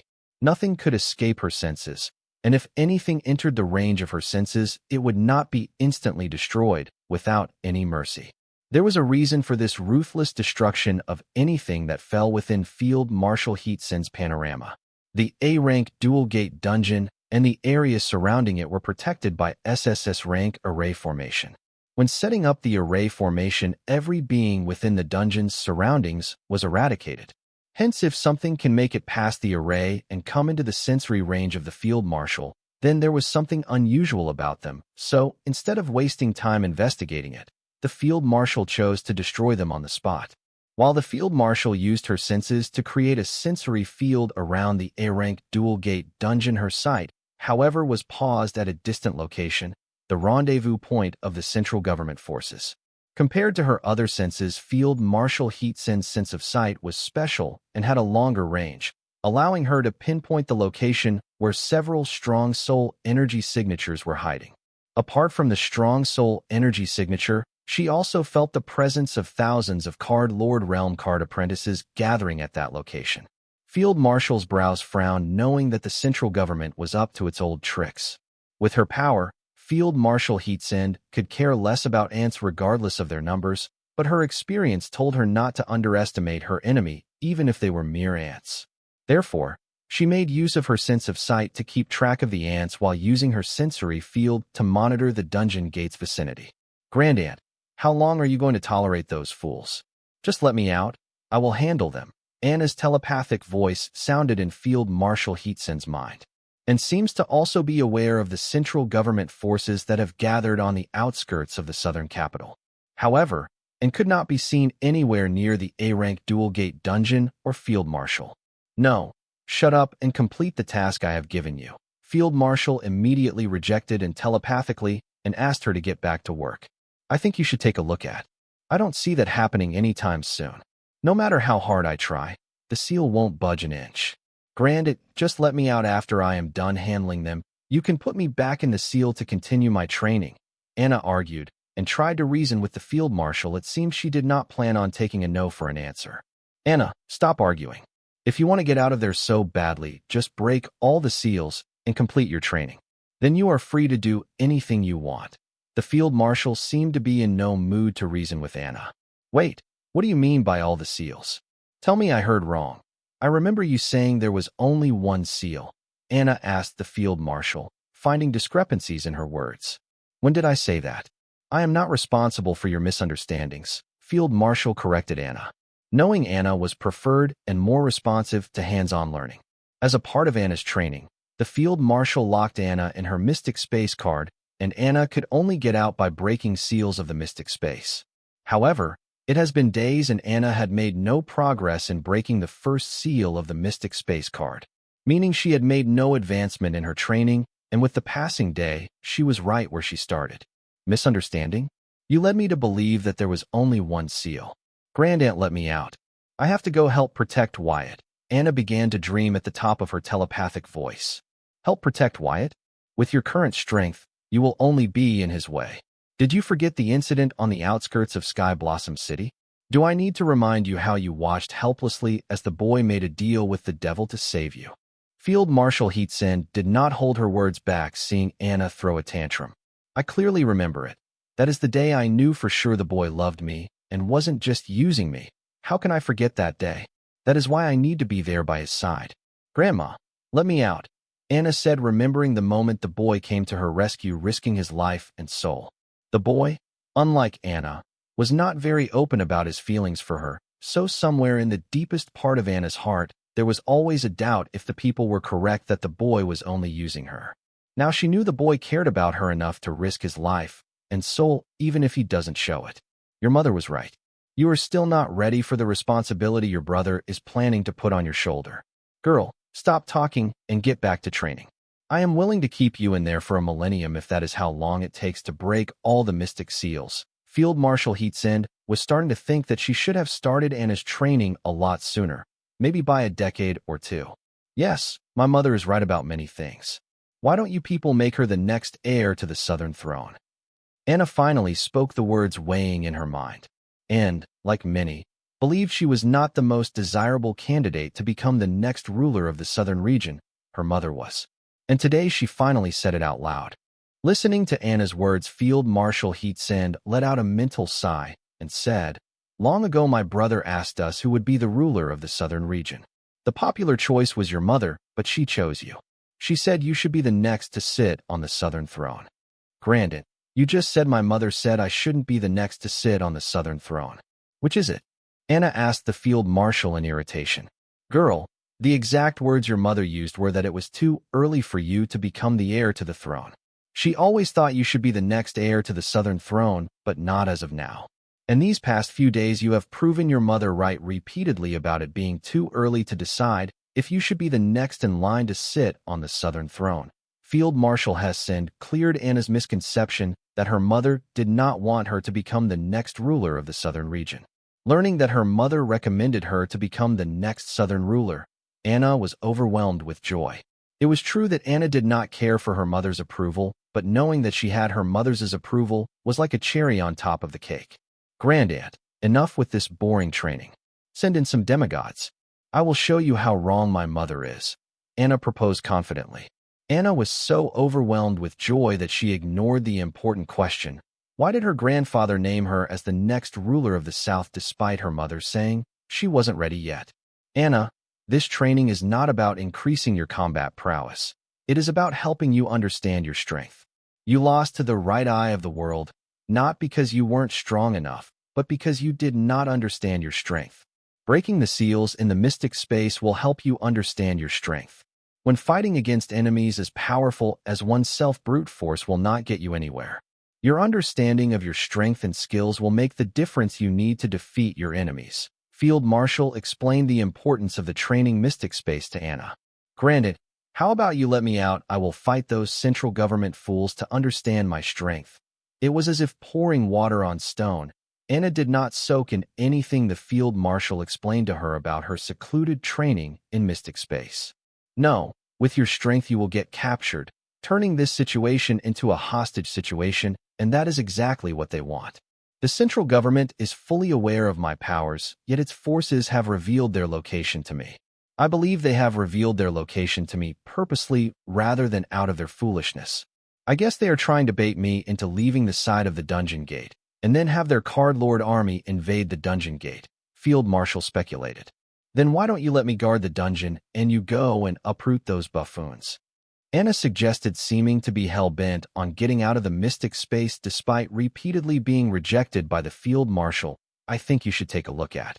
It is not time yet. Once your mother achieves her task, it wouldn't be too late for me to get rid of them. To the Field Marshal, her orders were clear to guard the gate of the dungeon. Therefore, no matter what Anna said or the central government forces did, she did not plan to leave the side of the dungeon gate. Damn it, Grandaunt. Let me out of her, Anna cussed, seeing nothing she said would change Field Marshal's mind about letting her out of the mystic space. Just as Anna said these words, she felt an invisible force pressing her against the ground, and this force was so strong that Anna could not even put up a struggle against it. The press on Anna was so strong that she felt her rib cage crack and was about to pierce her lungs. Anna held her breath, knowing if she expanded her lungs they would be pierced by her ribs that were almost pressing and scratching against the outside walls of her lungs. Understanding her mistake, Anna immediately said the 3 magic words in the politest way possible, "I am sorry." As soon as the 3 magic words were spoken, the invisible force pressing Anna against the ground of the mystic space disappeared partially. Then she heard the Field Marshal say, "Girl, I had enough. I am cutting your connection to the outside world, breaking the first seal before I return, or else you will learn exactly why your mother and uncle unconsciously tremble whenever they see me still today." With her warning, Field Marshal disconnected her mental connection with the mystic space, effectively cutting Anna's connection to the outside world from within the mystic space. The reason the field marshal did not do this sooner was that with her connection with mystic space disconnected, she could not keep track of Anna's progress in her training. But as long as field marshal is mentally connected to the mystic space, Anna, who was inside it, could tap into field marshal's mental connection to see what was happening outside the mystic space through her senses. Thanks to this, through the field marshal's eyes, Anna could see the location revealed by the central government forces. After cutting her connection to the mystic space, Field Marshal saw 8,000 card lords, each wearing the same devil skull mask, and a corpse doppelganger approach the array formation covering the dungeon gate surroundings. Despite the 8,000 card lords being the first to approach the array formation, corpse doppelganger advanced as faster and was able to reach the array formation first. As the corpse doppelganger approached the array formation, Field Marshal shot a beam of soul energy at it. Seeing a humanoid in black approach the array formation covering the dual gate dungeon vicinity, thanks to her excellent sight, Field Marshal immediately noticed the humanoid in the black was not a card apprentice, but a corpse doppelganger. The Field Marshal immediately reacted by firing a concentrated soul energy beam at it at an insane speed in hopes to put a permanent end to the corpse doppelganger's advance. In the face of the incoming soul energy beam aimed at it, the corpse doppelganger continued in its advance without fear or hesitation, and when it was time, it dodged the soul energy beam by a hair's breadth. Seeing the corpse doppelganger evade her attack, the Field Marshal frowned, as her attack might have seemed simple, but it was so fast that even seasoned demigods would have trouble dodging it, let alone a SSS-rank corpse doppelganger. Field Marshal recalled seeing a disturbance in the surrounding of the corpse doppelganger just as it dodged her soul energy beam. With this, Field Marshal concluded that the corpse doppelganger did not dodge her attack purely based on its physical prowess, but had activated an unknown skill that helped it dodge the soul energy beam by a hair's breadth. Just as the corpse doppelganger was about to reach the array formation covering the dual gate dungeon, the soul energy beam, which it had just dodged, suddenly bent itself at a 180-degree angle in the air and continued to follow the corpse doppelganger. As if the corpse doppelganger had eyes at the back of its head, it once again dodged the soup energy beam aimed at its back by a hair's breadth. This time around, when corpse doppelganger evaded her attack, the Field Marshal was prepared. She had her sight focused on the corpse doppelganger, and this time she not only noticed the minute disturbance in the corpse doppelganger's surroundings as it dodged her attack, but also traced back the source of the minute disturbance to the mouth of the corpse doppelganger. Back in the secret base of the central government's force on the outskirts of the southern capital, Arnaz wiped the sweat off her forehead and sighed in relief. Arnaz had not expected the soul energy beam of the Field Marshal to lock on and follow the corpse doppelganger without losing its speed and power in the slightest. Had she not activated her ability to try and destroy the array formation, she would not have noticed the soul energy beam doubling back at the corpse doppelganger. When the corpse doppelganger reached the array formation, Arnaz remotely activated her ability to affect vibrations of nature's soul pathways and destroy the array formation. I think you should take a look at. However, before she could do that, the noise produced by her skill detected the soul energy beam aimed at the back of the corpse doppelganger. In the nick of the moment, Arnaz made a split-second decision to use her skill to dodge the attack and not destroy array formation. Because if the Field Marshal's soul energy beam hits the corpse doppelganger, then it will destroy amidst destroying the array formation. Meaning, had Arnaz chosen to ignore the attack and focus on destroying the array formation, not only would she have lost an SSS-rank corpse puppet used to create the corpse doppelganger, but also not succeed in destroying the array formation covering the dual gate dungeon vicinity. So, Arnaz's decision to dodge Field Marshal's attack was what still kept her in the game. Otherwise, her mission to destroy the dual gate dungeon would have failed without even completing the first step. These kinds of split-second decisions cannot be expected from a corpse doppelganger, even if it was an SSS rank creation. This was why Arnaz chose to stay at the secret base to monitor and control her corpse doppelganger, instead of being in the field along with her team members, even if her actions negatively affected the morale of her team. This could not be helped, because the ability displayed by Arnaz's corpse doppelganger required performing lengthy and hectic calculations within fractions of seconds in real time. To do these calculations, Arnaz needed a quiet area without any disturbance, which one cannot find in the field, so she had no choice but to be in the base even though it was the leader's duty to lead by example. In Southern Capital, the boy mistook Arnaz's corpse doppelganger for a real card apprentice as he had never seen a corpse doppelganger before. Mistaking the corpse doppelganger for the original was not the only mistake the boy made at that time.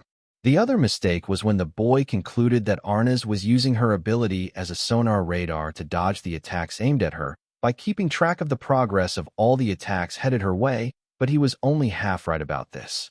Yes, Arnaz was using her ability similar to a sonar, but it was not to keep track of the movement and path of the attacks in real time, but to use the difference in the vibration of the soul energy in the attack and nature surrounding her to propel herself out of the path of the attack. This was why Arnaz's corpse doppelganger was dodging all the attacks aimed at it by hair's breadth at the last possible moment.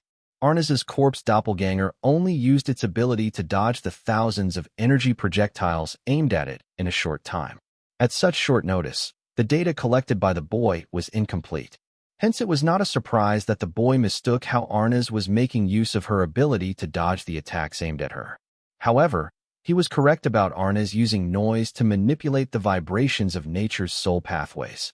This not only allowed her to dodge the incoming attack by making use of force produced by the difference in the magnitude of two vibrational forces, but also allowed her to physically become one with the world by manipulating the vibrations of the soul pathways of her physical body. Adaptive resonance disruption was not possible because the manipulation of soul pathway vibrations was not possible by the card apprentices. Despite lots of practice and experience, even the most talented among the card apprentices could only manipulate the vibrations of soul pathways with low-level soul energy, but not the vibrations of the soul pathways with high-level soul energy. Therefore, it was widely believed that a card apprentice could never display adaptive response disruption. Until Arnaz John. Arnaz's master did not lie when he told Jill's father that Arnaz did not have any special physique, trait, or origin card to help her with the manipulation of the vibrations of the soul pathway, allowing her to display adaptive response disruption in the field on large scale, such as the city array formation of the Southern Capital. So how was Arnaz able to manipulate the vibrations of soul pathways with high-level soul energies? Was it some kind of rule or hybrid rune? It was because she was a very exceptionally genius singer and musician the card world had never seen. Yes, the adaptive response disruption, which many talented card creationists and area masters could not achieve, was achieved by a singer/musician. As a genius singer/musician, Arnaz was gifted with an exceptional set of throat and ears. A throat that can sing any melody and a pair of ears that can discern any sound. When these were used in combination with soul energy enhancement, body strengthening, and body reinforcement cards, an appropriate rule power, and unique runes, Arnaz achieved wonders. Enough to gain the attention of her current master and Carl. Though Carl only saw her as a mere spy, her master saw a lot of potential in her enough to make her his disciple. With the help of her master's guidance, in no time Arnaz was able to use her talent and sound not just to achieve wonders, but miracles. One such miracle was adaptive response disruption. Thanks to various enhancements of soul energy, cards, rule power, and runes to her exceptional throat and ears, Arnaz could now produce and hear sounds that were not humanly possible for card apprentices to produce and hear, even for those in the demigod realm, allowing her to generate noises that allowed her to manipulate the vibrations of the soul pathways and ear vibrations of soul pathways and distinguish between them. This was the reason why Arnaz turned the SSS rank corpse puppet into SSS rank corpse doppelganger. It only allowed the doppelgangers to share her cards, ego gem, and incomplete divinity, but it also reshaped their ears and throat to resemble the ears and throats of Arnaz, allowing them to produce and hear sounds that were not humanly possible for card apprentices, even for those in the demigod realm to produce and hear just like Arnaz. Card name: Blackwood Coffin. Card type: item card. Card rank: SSS rank, legend grade. Card rate: 14 stars. Card durability: 95/100. Card effect: Blackwood Coffin is an item that allows the card apprentice to refine a corpse placed in it into a corpse puppet. Additional effect: Black Steel Physique, Corpse Poison, Corpse Puppet Repair, Corpse Explosion, Pseudo-Spirituality, absolute obedience, spiritual possession that I think you should take a look at. Note: if a live person is placed in the Blackwood coffin, they will undergo the gruesome process of corpse refining and turn into a corpse puppet. Black steel physique. The carbon and iron in the body of the corpse bond along with its residual soul energy under the refining process of the Blackwood coffin, giving the refined corpse puppet a black steel physique. The body of the corpse puppet is as strong and durable as the black steel. The level of the physique is proportional to the realm of the corpse used. Corpse poison. Due to the corpse refining process of the Blackwood coffin, the dead blood of the corpse turns into corpse poison.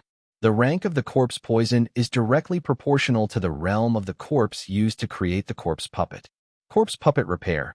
In case the corpse puppet refined by Blackwood coffin is damaged in battle, it can be repaired by placing it in the Blackwood coffin. Note: if limbs are lost, they cannot be restored. However, if the lost limb is placed in the coffin along the coffin, the limb can be reattached to the corpse puppet. Corpse explosion. The Blackwood coffin will not only refine the corpse into a puppet, but also into a walking bomb. The strength of the explosion is proportional to the realm of the corpse used. Pseudo-spirituality. The corpse puppet refined by the Blackwood coffin will retain a quarter of its original spirituality. Absolute obedience. The corpse puppet refined by the Blackwood coffin will obey all orders of the holder of the Blackwood coffin card. Spiritual possession. The card apprentice can lay in the Blackwood coffin to spiritually possess the corpse puppet refined by the Blackwood coffin to control the corpse puppet remotely. Note: this skill only activates when the card apprentice equipped with the particular Blackwood coffin card lays in the coffin. Caution: if it is someone else or a different Blackwood coffin card, they will be refined into a corpse puppet. Card name: Corpse Doppelganger. Card type: Skill card. Card rank: SSS rank, Legend grade. Card rate: 13 stars. Card effect: the Corpse Doppelganger card allows the card apprentice to refine the corpse into their doppelganger. The physical realm of the doppelganger will remain the same as the realm of the corpse, while it will not retain its original soul energy, ego gem, and divinity. However, the corpse doppelganger can share the original soul energy, ego gem, and divinity. Additional: corpse transformation, doppelganger connection. Corpse transformation. The corpse doppelganger card will fully morph the physical appearance of the corpse into the duplicate of the card apprentice. Doppelganger connection. The card apprentice and the doppelganger will share a connection using which the card apprentice can control and order the corpse doppelganger. Having traced the minute disturbance in the surrounding back to the mouth of the corpse doppelganger, Field Marshal guessed that the corpse doppelganger was using a sound-type ability to dodge her attack, and only way for her attack to successfully land on the corpse doppelganger would be to raise her attack speed such that its attack speed was greater than the speed of noise produced by the corpse doppelganger. With that thought, the soul energy beam that the corpse doppelganger had just dodged once again made a 180-degree turn and headed straight to the corpse doppelganger with even greater speed without compromising the strength behind it. Witnessing this, Arnaz, who was controlling the corpse doppelganger, was shocked. Unable to understand how the soul energy beam released by Field Marshal suddenly gained speed without compromising its strength despite having changed directions 2 times now. This did not make sense unless the Field Marshal wasn't just remotely controlling the soul energy beam, but also remotely empowering it and making up for the lost energy and providing extra to increase its speed. Thinking of this, Arnaz finally understood why her master, who was usually aloof, repeatedly asked her to be careful when up against Field Marshal. Only the top beings of the world close to transcendence would be capable of something like remotely empowering deployed energy attacks. Just like the 2 times before, Arnaz used the corpse doppelganger's enhanced ears to discern the vibration frequency of the soul energy beam headed its way, and then ordered the corpse doppelganger to generate a noise through its vocal cord that would change the frequency of the vibration of soul pathways of nature around her enough to provide enough resistance to the force of the soul energy beam to produce a residual force which would help the corpse doppelganger move out of the path of the soul energy beam, hence successfully avoiding it. When the soul energy beam passed through the altered nature around the corpse doppelganger to get to it, the residual force produced by the soul energy beam piercing through the nature while help corpse doppelganger propel away from the attack in the nick of time, like a piece of paper on the road flying into the air when a speeding vehicle passes by it. Arnaz's corpse doppelganger was successfully able to dodge the attack of one of the world top 10 powerful people thrice. It was an achievement in itself, as not many live past the first attack against the field marshal. I think you should take a look at. What Arnaz had pulled off through her corpse doppelganger was not an easy feat, and she deserved to be commended for it, because being able to complete calculations required to measure the vibration of the soul energy beam and then use that value to calculate the magnitude of the noise required to alter the surrounding nature to produce a residual force strong enough to propel oneself out of the path of incoming attack in a fraction of a second was not something that anyone can achieve. Field Marshal Heatsend also looked at the corpse doppelganger with a hint of amazement and acknowledgement for its original control of it. She did not know how the master of the corpse doppelganger was using sound to dodge her attacks, but it has been a while since she has come across a talented corpse puppeteer like her current opponent. However, having learned that corpse doppelganger was using a sound-based trick to dodge her attack, Field Marshal lost interest in it and decided to end it quickly. Therefore, this time it was end of road for the corpse doppelganger, as the soul energy beam instantly followed the corpse doppelganger that just evaded it. As if the soul energy beam has gained a mind of its own, it followed the corpse doppelganger like shadow until it finally landed on its target. Zigzag, zigzag, boom. Arnaz, who was controlling the corpse doppelganger, seeing the sudden change in the soul energy beam, stopped her corpse doppelganger from trying to dodge it, because the new development in the soul energy beam did not give her enough time to go through the length and complex calculations. Knowing the attack would destroy the corpse doppelganger before she could complete the calculation, Arnaz decided to stop dodging the soul energy beam. Concluding this was the end of the like for corpse doppelganger, and knowing that if it was destroyed, her mission to destroy the array covering the dual gate dungeon do not be complete, Arnaz decided to detonate corpse doppelganger using corpse explosion before the soul energy beam destroys it, since the corpse doppelganger was right next to the array formation. Field Marshal Heatsend shook her head, seeing the master of corpse doppelganger chose to denote it right next to the array formation before her attack destroyed it. She had guessed that the perpetrator wanted to destroy the array formation with shock from the suicide blast of the corpse doppelganger. Unfortunately, for them, the array formation covering the dual gate dungeon was shock resistant. Just as the field marshal was about to turn her attention to the 8,000 card lords that wore similar devil skull mask and were surrounding the array formation covering the dual gate dungeon vicinity, she noticed something unbelievable. The array formation had started to vibrate uncontrollably after coming in contact with aftershock from the detonation of the corpse doppelganger. Soon the array formation broke. Its shattered pieces began to rain down and disintegrate into soul energy before mixing into nature. The field marshal stared at this sight in utter disbelief. She was assured by her husband, who set up the array formation, that the array was very durable, shock-resistant, and could take a long time even for veteran demigods to break it, yet the detonation of a single SSS-rank corpse doppelganger managed to destroy the array formation. When it comes to array formation, Field Marshal trusted her husband's capability, and that is why this came as a shock to her. The reason why the detonation of Arnaz's corpse doppelganger was able to destroy the array formation covering the vicinity of the dual gate dungeon was that the corpse explosion was a controlled explosion whose intent was not to cause maximum devastation, but to produce a particular noise as a byproduct of explosion. This noise produced by the explosion would alter the vibration of the soul pathways of nature such that it will be able to temporarily transfer energy from the explosion into the soul pathways of the array formation.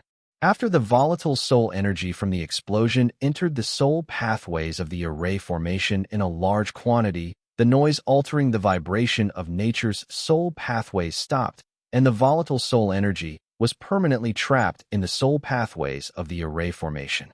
Due to the trapped volatile soul energy trapped in them, the soul pathways of the array began to explode and snap, resulting in the destruction of the array formation. Damn it! Arnaz cussed, losing one of her corpse doppelgangers right at the start of her mission. If not for Field Marshal Heatsend being unfamiliar to her sound-type trick, her doppelganger would never have made it to the array formation covering the dual gate dungeon vicinity and destroy the array formation at cost of her SSS rank corpse puppet. This was the best result she could obtain against someone as powerful as the Field Marshal Heatsend. Arnes thought this to console herself for the loss of one of her SSS rank corpse puppets. With SSS rank Blackwood Coffin, Arnes could create another SSS rank corpse puppet in no time, as long as she had a corpse of a demigod. Yet, Arnes was pissed at losing a corpse puppet because the strength of the corpse puppet depended on the quality of the demigod corpse. A demigod with excellent physical prowess would make an excellent SSS rank corpse puppet compared to the corpse of an average demigod. However, there are not many demigods dominant in physical prowess in this card world unless they have a special physical enhancement bloodline, physique, or trait. And not to mention, with such strong physique, these demigods would definitely be influential and live long. Hunting them down to refine them into a corpse puppet would not be an option. Even if there are, they mostly have a physical enhancement type origin card whose effect wears off after the death of the card apprentice. Such demigod corpses were not ideal to be used as ingredients to refine a corpse puppet. Hence, it was going to be a pain in the ass and take a while for Arnes to find an excellent ingredient for her to refine a new corpse puppet, which meant she lost half of her combat power until that. That was why Arnes was so pissed to lose a corpse puppet. I think you should take a look at. Ada Davis, waiting for Arnes's corpse doppelganger to destroy the area formation covering the dual gate dungeon, intently watched the confrontation between the corpse doppelganger and Field Marshal's attack.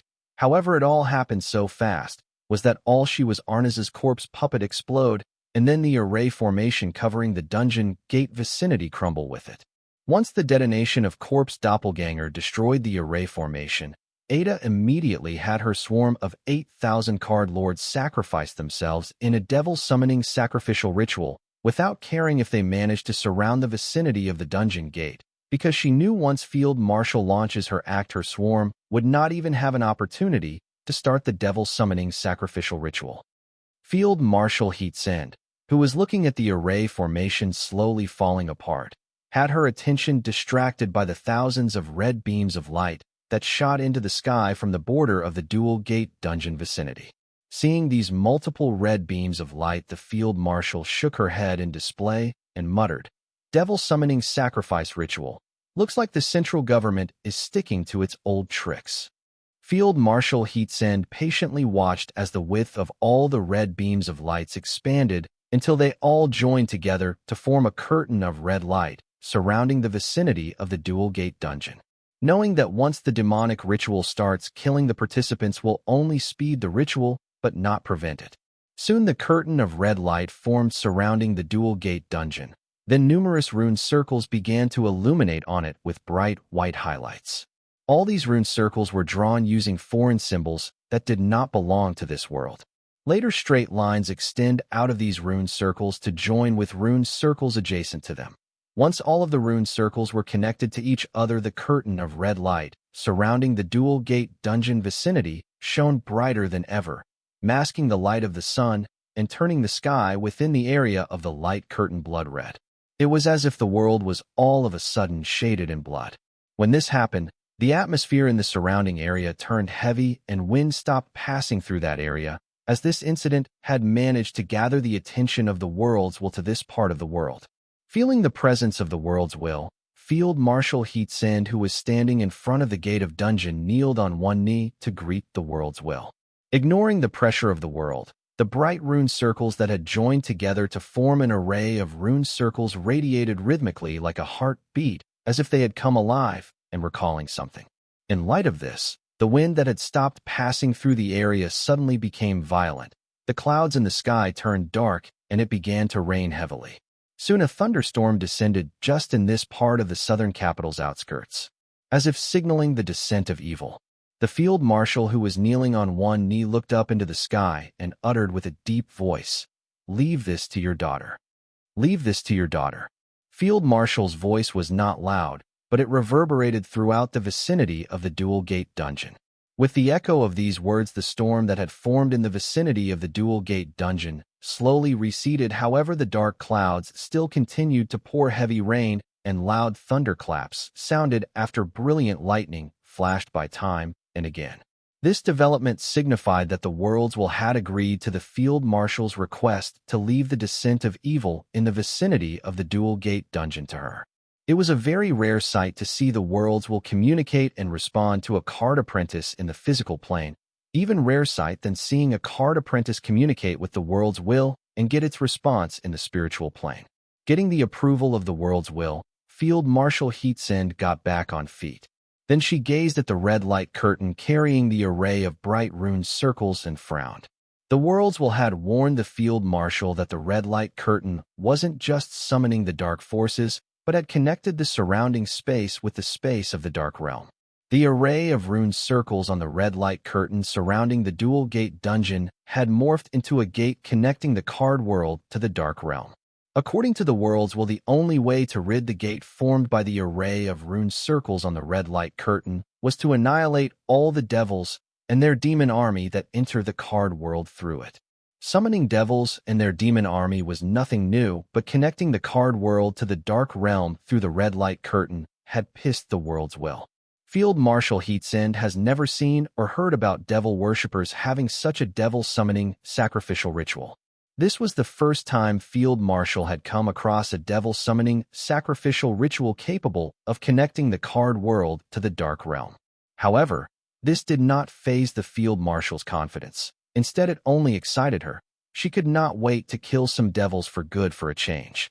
Minutes passed, but no devil or demon came out of the gate created by the array of rune circles on the red light curtain surrounding the vicinity of the Dual Gate dungeon. Field Marshal grew impatient, and then her pupils suddenly illuminated like shimmering stars in the night sky as she stared into the red light curtain. Seeing what's on the other side of the gate connecting the card world to the dark realm, the corners of Field Marshal's mouth arched upside into a smile. Then her intimidating ambience swept into the red light curtain gate as she ordered, "Come out and greet your death.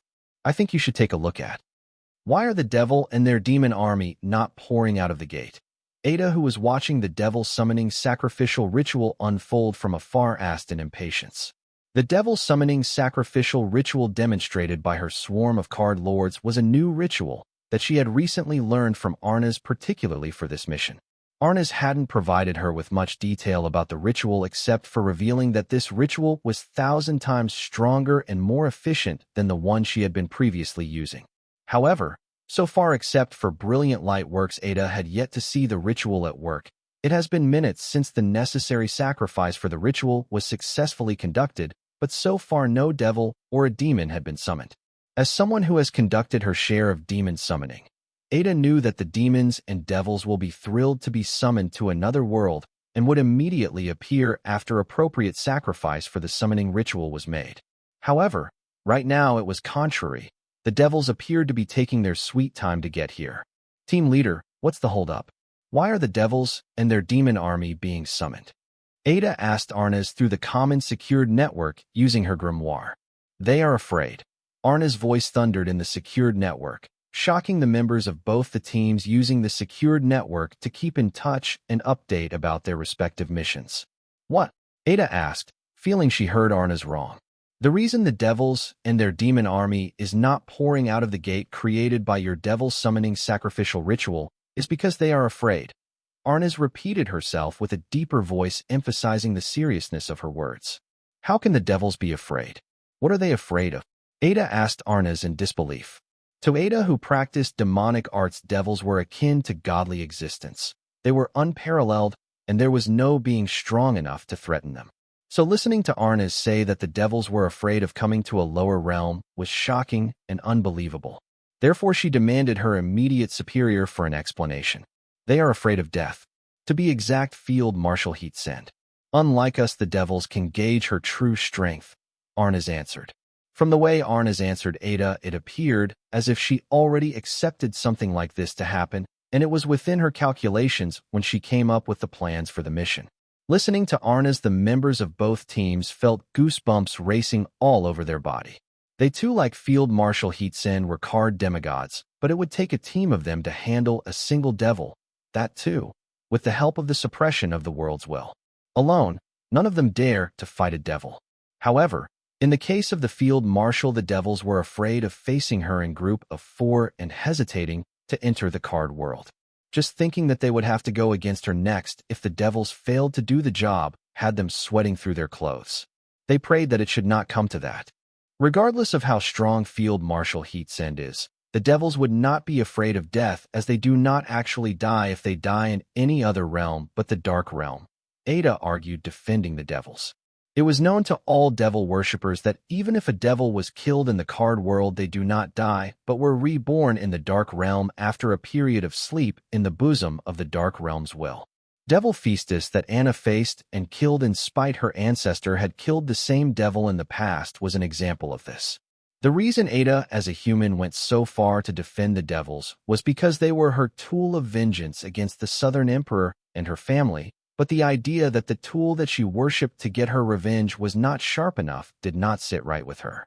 If you had summoned the devils and their demon army using the devil summoning ritual they had spread across the myriad realm, then what you have said would be true. But they are not. They are being invited by a devil summoning ritual modified by our master. You see the red light curtain surrounding the vicinity of the dual gate dungeon. On the inside, it has turned into a gate connecting Card World and Dark Realm. So, if the devils die there, they will die permanently. This is why they are hesitant and afraid of stepping into this world through the gate to face Field Marshal Heatsend in a battle. Don't worry, the devils will still fight Field Marshal Heatsend, since they can only return home by fulfilling the terms and conditions of their summoning. Arnas explained to Ada why the devils were afraid by revealing that the devil summoning ritual conducted by her was not regular ritual deliberately spread the demon race, but a modified one created by their master. I see. Understanding what was really happening, Ada clenched her fist, realizing that this devil summoning ritual was not a trap for the field marshal, but the devils themselves. Thinking of this, Ada gritted her teeth, because after this incident, it would be a miracle if any of the demons or devil from the Dark Realm would be willing to answer her summons. Ada's years of effort as a devil worshipper, climbing the ranks in the cult to hold the thigh of the devils, was now at the brink of being tainted with this one incident. Ada could not help but wonder if Arnas was doing this on purpose. Did her new master not like her closeness to devils? Was he trying to ensure his investment in her by closing all of her other options and chaining her to him by making her solely dependent on him? Ada, stop obsessing over the devils and don't lose sight of our mission. Once the demon army arrives, make use of the chaos to at least get one of your bodies into the dual gate dungeon. Our entire mission depends on this, so no mistakes are allowed. Seeing Ada space out, Arnas warned her to stop worrying about the devils and focus on their mission. I think you should take a look at. The mission of the central government forces was to destroy the dual gate dungeon and kidnap the boy. Nowhere in these missions it was mentioned to destroy the southern capital or kill the southern royal family members. Though the central government was a bully, it knew its limits. This was why the central government forces used the modified devil summoning sacrificial ritual rather than the regular one. This was nowhere near enough to justify their actions, but enough for them to escape the blame later. Come out and greet your death. The field marshal's voice thundered within the red light curtain. She had made use of the soul energy to amplify her voice so that it would reach the devils and demon army standing on the other side of the red light curtain, who were hesitating to take a step into the card world, having gauged that the final boss was standing right outside. Lowly human, don't act cocky. If you really are brave and confident in your strength, then why don't you come over here where there is no worlds while suppressing our power and face us? A feminine voice sounded from other side of the red light curtain. Oh, you guys think you are my match if there is no the worlds while suppressing your strength? As much as I would like to find an answer to that, I am duty-bound to protect this dungeon behind me. So, I am sorry, I will have to reject your invitation. Field Marshal replied as her starry eyes uncovered the number of enemies on the other side of the red light curtain gate. There were a total of 4 devils, and each with an personal demon army of 300 demons of the realm ranging from Demon Lord to Demon Emperor. The Field Marshal did see the 4 devils as a threat, let alone the 1,200 demons following them. Getting no response from the devils, Field Marshal said, "Stop overthinking. The fear will only grow in situations like this one. Close your eyes and dive right in. I will make your journey to the afterlife painless and quicker." With words of the field marshal, The four devils on the other side of the red light curtain gate were too enraged for hesitation or fear and directly stepped right into the card world along with their forces.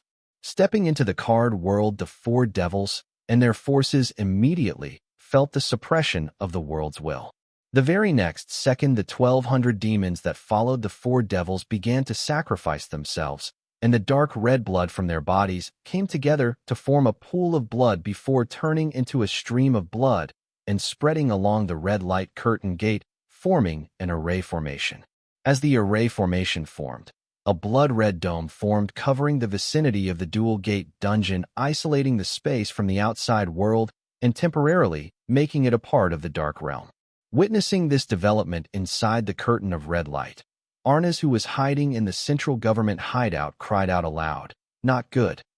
This is not good," Arnes exclaimed, witnessing the four devils sacrifice their demon minions to temporarily turn the vicinity of the dual gate dungeon within the red light curtain into a part of the dark realm. "Ada, tell me you were able to enter the vicinity of the dual gate dungeon." Arnes made use of her grimoire to inquire Ada if she was in the vicinity of the dual gate dungeon. Now that the red light curtain was covered by a blood dome, it was impossible for someone outside the blood dome to get in and someone from inside the blood dome to get outside, as the area within the blood dome had temporarily become part of a different realm. Just a second ago, the devils and Arnes were a few miles apart, but once the blood dome was erected, they appeared to be separated by realms. The current development was too sudden and unexpected. The thought that the devils would sacrifice their demon army without hesitation to temporarily turn the vicinity of the dual gate dungeon within the red light curtain into a part of the dark realm never crossed Arna's mind when she came up with this plan. They had summoned the devils to distract the field marshal so that Ada could use that as an opportunity to get into the dual gate dungeon being guarded by the field marshal. However, the devils had isolated the dual gate dungeon from them by erecting the blood dome, meaning now they could not get to the dual gate dungeon while the field marshal was distracted dealing with devils they had summoned. The implications of this would be very severe on their mission. However, all that could be avoided and the situation would be in their favor if Ada had the foreknowledge to be inside the red light curtain before the devils erected the blood dome. "Yes, one of my bodies was able to get in," Ada responded. When the devils suddenly started to sacrifice their demon army, Ada, who had spent most of her life practicing and perfecting demon art, immediately knew what the demons were trying to do. Realizing her entire mission would be in jeopardy if the blood dome was erected without her in it, Ada rushed into the red light curtain, imprisoning the vicinity of the dual gate dungeon in it by a hair's breadth as the devils completed the sacrifice and used the blood of their minions to erect the formation that turned the tables for them. "Good job, Ada," Arnes sighed in relief, receiving a positive response from Ada. Once the immediate problem was solved, Arnes began to worry about the other problem, Field Marshal Heatsend, who was trapped in the blood dome with four devils whose powers were no longer constrained by the card world's will. "I think you should take a look at. If Field Marshal Heatsend were to die during this covert mission of the central government, then the central government will not be able to face the repercussions that would follow. The Southern royal family would turn mad and seek vengeance, especially the current ruler of the South, as the Field Marshal was his sister. Unfortunately for Field Marshal's escape through the dual gate dungeon, high realm card apprentices could not forcefully enter the low-rank gate dungeon like in the case of the low-rank field dungeon unless they were willing to suppress their realm. When a card apprentice of a higher realm tries to enter a low-rank field dungeon, they risk breaking the dungeon energy shield that was stopping the monsters in the dungeon from rushing out of the dungeon. But by employing a little precision, the card apprentice can create a small hole in the dungeon energy shield and enter the dungeon without risking the dungeon monsters running out of the dungeon. In the case of the gate dungeon, if the higher realm card apprentice tries to break into the low-rank gate dungeon, they risk the collapsing of the dungeon gate and the dungeon with it. The gate of the dungeon has set occupation capacity depending on their rank, so when a high-rank card apprentice forcefully tries to enter it, the gate destabilizes and begins to crumble, leading to a dungeon break immediately followed by the collapse of the gate and the dungeon. But there was a way around this. The high realm card apprentice can enter the low-rank dungeon by suppressing their realm to the rank of the gate dungeon when they enter the low-rank dungeon and while they stay there. Unfortunately for Field Marshal, whose duty was to protect the Dual Gate dungeon, escaping the trap of the four devils through the Dual Gate dungeon was not an option. Sigh. Arna sighed, thinking it would be a miracle if Field Marshal Heatsand was able to come out alive from this. Then she contacted her master and informed him of the situation, so that her master could prepare to face the consequences that would follow with the death of Field Marshal Heatsand. Arnas did not know that she had once again made an error in her calculation, as she was not aware that the life of Field Marshal Heatsand wasn't the only life at stake here, but the life of Anna Heatsand, who was sealed in the Field Marshal's mystic space, was also at stake here. Blood Dome of Darkness. The four devils chanted as the blood of their sacrificed demon minions mixed with the red light curtain gate and temporarily turned the area within it into a part of the dark realm. By doing so, the four devils were able to free themselves from the suppression of the card world's will. And as a bonus, they were able to put the lowly card apprentice who dared to belittle them because of the home field advantage in her place, as now they had the home field advantage, and the lowly card apprentice will face the wrath of their realm's will for invading it. Filthy human, now I dare you to be arrogant. The female devil from earlier dared Field Marshal with a sneer. So, this is the dark realm's will suppression, meh? I don't understand. Why were you guys making such a big deal? Is it because you guys are weak? Field Marshal Heatsand said, stretching her hand and legs, adapting to the suppression of the dark realm's will and understanding her current strength. Listening to the Field Marshal's arrogant words, the four devils were all dumbfounded and did not understand where her confidence stemmed from. Putting on a fake bravado. I guess you will not learn until it's too late. Human, you are one of the strongest humans I have met. I will give you that. Had you begged for your life, I might have considered taking you in as my pet out of consideration for your strength. But now, listening to your arrogant words, I have lost my generosity for you. The female devil from earlier spoke. She had horns similar to an antelope sticking out along with knee-long hair from the head of her voluptuous humanoid body, hooves for feet, and a cow tail dangling from her behind. Despite such beastly features, her grayish-colored humanoid body had a near-perfect hourglass shape enough to seduce a human male. All her private and delicate parts were covered by a one-piece bikini armor, which appeared to contribute more to her charm than her defense. Seeing the vulgar body of the female devil, Field Marshal was barely able to hold back her disgust. So she did not bother to look or listen to her. Instead, scrutinized the blood dome, wondering if it had temporarily made the vicinity of the Dual Gate dungeon a part of the Dark Realm. Will it be possible for other devils from the Dark Realm to enter the vicinity of the Dual Gate dungeon through the blood dome? And also, now that the surrounding area has temporarily become a part of the Dark Realm, the Dual Gate dungeon was no longer connecting the Western capital to the Southern capital, but Western capital to the Dark Realm. Now, Lady Devil Irving, don't be hasty. You might no longer fancy her, but I do.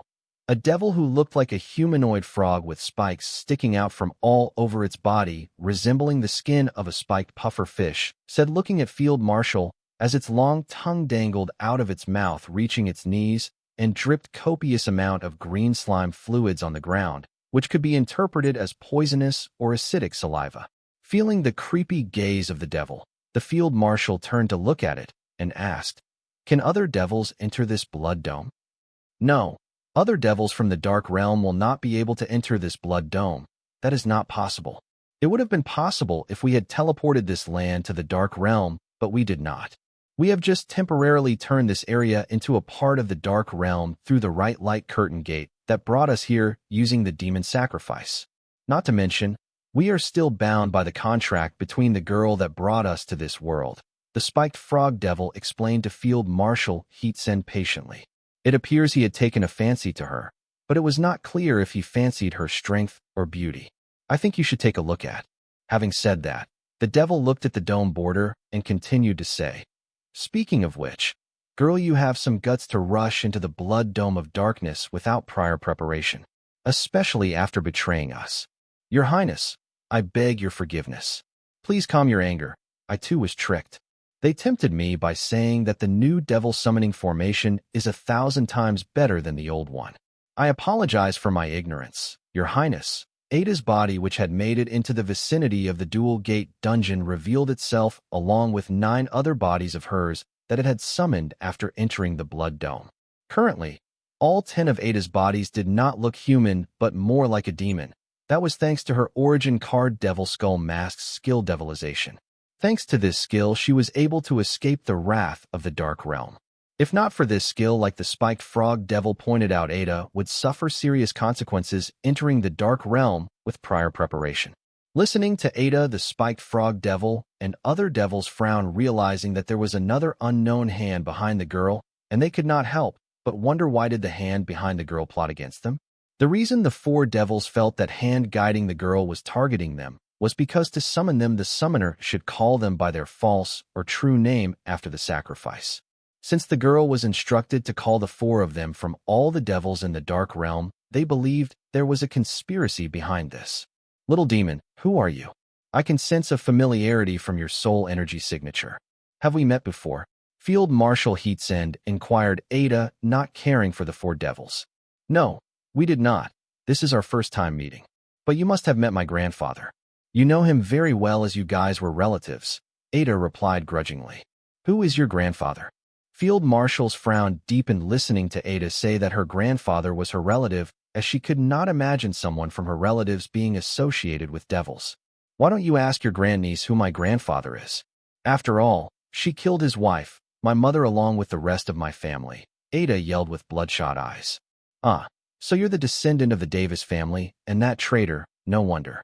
Little demon, since we are connected in some way, let me tell you, the Davis family would have been annihilated even if Anna had spared you a lot. For royal families had become aware of the collaboration of your family with the devil worshippers. If you want to blame anybody, blame your ancestors for betraying humankind and collaborating with devils. Blame the central government who used your family when they needed it and discarded it when it had served its purpose. I don't care who did what. I just know Anna killed my mother and family. I will not rest until I have had my revenge, Ada replied to the field marshal grudgingly, and then confidently added, Don't worry, in a decade or so the revenge will be mine to enjoy. There was a reason why Ada was able to so confidently declare that she will get her revenge in a decade or so, was because of her acquired physique and origin card. She alone was comparable to a powerful army, and once she became a demigod, then there was nothing stopping her from storming the Southern Royal Palace grounds and massacring the Southern Royal family, just like Southern Emperor and Southern Watch did with her family about 17 years ago. Ha ha. Little girl, don't become overconfident and start celebrating your victory just because you have managed to acquire a third-rate mutated physique. The myriad realms have a lot more bizarre things up their sleeves than your little mind can imagine.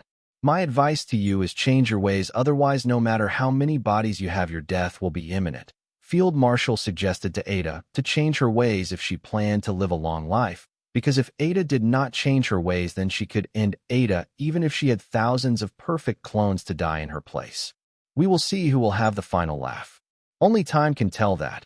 Ada did not heed the field marshal's suggestion and warnings because she did not care for a long life, as the only meaning for her life was vengeance. Seeing her words fall on deaf ears, the field marshal shook her head, understanding nothing she said would get through to Ada. Filthy human, how dare you threaten our slave in front of us? Lady Devil Irving targeted Field Marshal after being unable to understand who was plotting against them in the card world. If they had the girl that summoned them by their side and alive, they could learn of the hand guiding her from behind and ask why it specifically asked her to summon them. As long as the mastermind behind the scene was not connected to the Dark Realm or the other devils, they had nothing to worry about. The 4 devils were confident that as long as they were prepared, there was nobody in the card world that could defeat them. Therefore, Lady Devil Irving and others believed they didn't have to mull over someone conspiring against them now, and they should focus their attention solely on the scary human in front of them. Merely listening to the annoying sound of Lady Devil Irving caused Field Marshal Heatsend irritation. So in annoyance, she said, "You will be the first." First? What? Lady Devil Irving was about to ask the field marshal, but before she could finish her sentence, she was interrupted by a sudden pain in her chest, which vanished in an instant.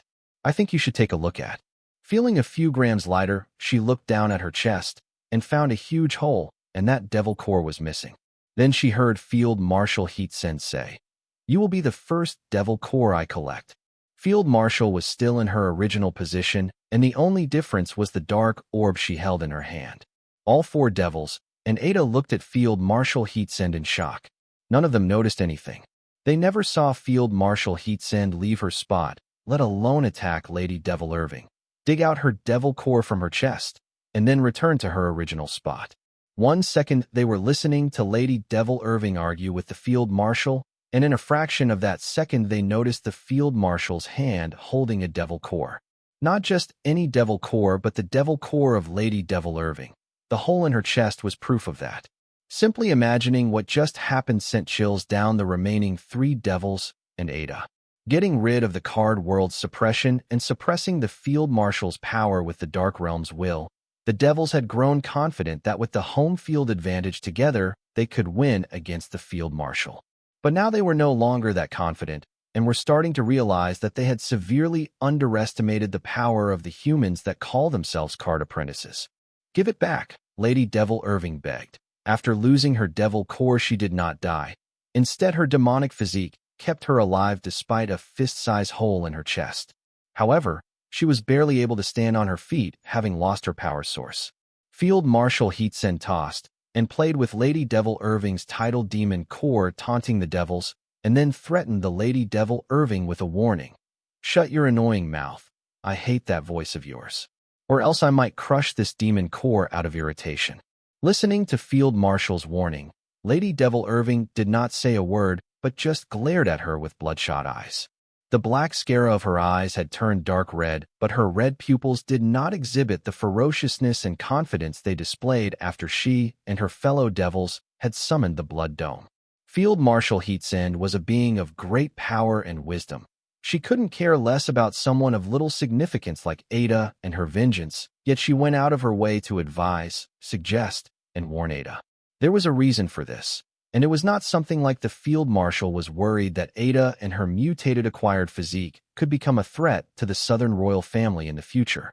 Field Marshal was just using Ada as a tool to buy herself time to pull off a neat trick that would scare the devils straight and make them think twice before they act.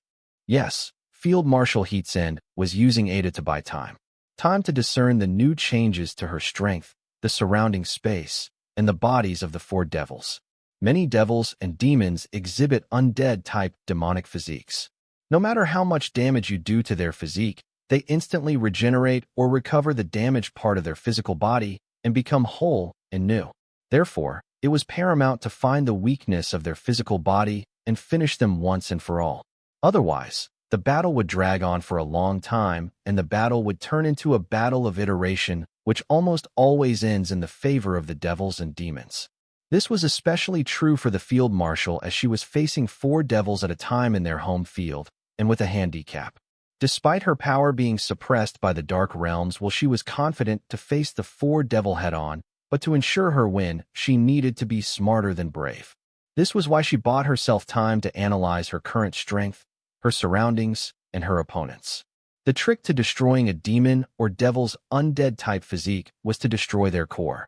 However, the demons and devils were also aware of this and could move around these cores and hide them in their bodies. However, nothing could hide from the Field Marshal's eyes. It took her a while, but she managed to find the core of the Lady Devil Irving. As for the devil cores of other devils, she did not bother to track them, because once she stole the devil core of one of the devils, then the rest would change the location of the devil core in their body. So it was pointless to waste time and effort on finding the tidal demon cores of all 4 devils. Having discovered the location of Lady Devil Irving's devil core, the Field Marshal did not immediately attack, because she felt the strength of the space in the Dark Realm was way stronger than that of the card world. In the card world, just with her physical strength, she could easily tear the space. However, in the Dark Realm, the space was stronger. Just her physical strength wasn't enough for the Field Marshal to make a tear in the surrounding space. She needed to use her unparalleled bloodline to reinforce her physical strength. This was not only because the space of the Dark Realm was much more durable than the space of the Card Realm, but also because the strength of the Field Marshal was being suppressed by the will of the Dark Realm. However, while exploring the strength required by her to make a tear in the surrounding space, Field Marshal learned an interesting thing about her bloodline. I think you should take a look at. When she activated her unparalleled bloodline to reinforce her physical strength, Field Marshal learned that under the suppression of dark realms, the factor by which her unparalleled bloodline reinforced her strength had multiplied. The stronger the suppression, the greater the boost to her unparalleled bloodline. With this discovery, Field Marshal Heatsend was shocked and finally understood why her ancestors were able to venture into the Dark Realm and kill devils despite the risk of facing the wrath of the Dark Realm's will. Field Marshal finally understood why her family bloodline was named Unparalleled. It was because it was truly unparalleled. With the ability to resist the will of a realm, it was indeed unparalleled. Having made this discovery, the Field Marshal did not let her enthusiasm surface on her face, because even if her strength was back to normal, or maybe even stronger, she was still facing 4 devils. Even if each of them was weaker than her, their strength and survival instincts were not to be underestimated. If all 4 of them collaborated to fight her together without the fear of death, then they would definitely be able to take her down regardless of any significant casualties on their side. The Field Marshal kept her patience like a hunter stalking her prey. Using her eyes, she began to explore the surrounding space to find a space node that she could use to directly attack Lady Devil Irving. Discovering the space node connecting the space in her immediate vicinity to the space in Lady Devil Irving's immediate vicinity, Field Marshal gathered her strength and timed her attack. In a fraction of a second, she stealthily made a tear in her surrounding space. Then her right arm moved through the space node that connected the space in her immediate vicinity to the space in Lady Devil Irving's immediate vicinity and made a tear in the space next to Lady Devil Irving's chest. Later, Field Marshal's hand pierced into Lady Devil Irving's chest and dug out her devil core and returned to her side. All this just in a fraction of a second. The Field Marshal's attack was so precise, accurate, and fast without any unnecessary movement that despite making 2 fist-sized incisions in the surrounding space, the 4 devils did not even realize what had actually transpired. They were still wondering how Field Marshal was able to dig out Lady Devil Irving's tidal demon core without any one of them noticing. The unknown only increased their caution toward the Field Marshal. The 3 remaining devils locked their eyes and began to discuss their further course of action against the Field Marshal. As for Lady Devil Irving, as far as they were concerned, she was already dead the moment Field Marshal effortlessly dug out her devil core and confiscated it. They did not even bother entertaining the thought of helping or rescuing Lady Devil Irving. Now that she had lost her strength and was just a husk of her old self, that thought did not even cross their mind. They followed the law of strength which Lady Devil Irving no longer had, so they did not even bat an eye before ditching her. As for Lady Devil Irving, she had resigned her fate to the Field Marshal, who held her devil core. Storing the devil core of Lady Devil Irving, Field Marshal then looked at the other 3 devils. The talkative spiked humanoid frog devil had gone quiet, and the creepy perverted gaze he looked at Field Marshal had now turned into one with fear. His knee-long dangling tongue was no longer covered in slimy saliva that dripped on the ground. Instead, it had dried up and shriveled, and now it nearly reached his chest. Seeing this, Field Marshal's face was filled with disgust, and she immediately decided on him as her next target for elimination. Feeling the gaze of the Field Marshal on him, the spiked humanoid frog devil chill in his spikes. Right then, he knew that he was the next target of the scary human. So the spiked humanoid frog devil locked eyes with the other 2 devils, signaling them to enact their plan faster, because if the scary human kept taking one of them down every turn she got, then the chances of even one of them leaving his place alive would decrease. Hey, little girl, cancel your summon. So we can leave, because facing the human will only lead to our death. A bug-eyed devil with a dung beetle unicorn and exoshell ordered Ada to cancel her summon so that they can escape from the death battle with the Field Marshal. If the 3 devils went all out together, they might be able to kill the human card apprentice. However, the prowess displayed by the card apprentice so far indicated that she would not go down without a fight, and in doing so she would take about half of them down with her. Devils came from the demon species that liked to revere the strong and bully the weak, and they loved their life the most, even more than their wealth. It was true for the devils too. Therefore, they would rather escape than come together to kill the human, since 1 or 2 of them may die in the process. Death in the Dark Realm was not temporary like dying in the other realms. It was real and permanent here. Therefore, the devils did not dare to be reckless and chose to escape rather than face Field Marshal head-on together. Listening to the bug-eyed devil's words, both Ada, who was pinning her hopes on the three devils' victory, and Field Marshal, who was preparing to defend against the attack of their team of three, were shocked and dumbfounded. "Your Highness, what are you saying? That old hag with sagged tits just used a trick and was lucky enough to land a sneak attack.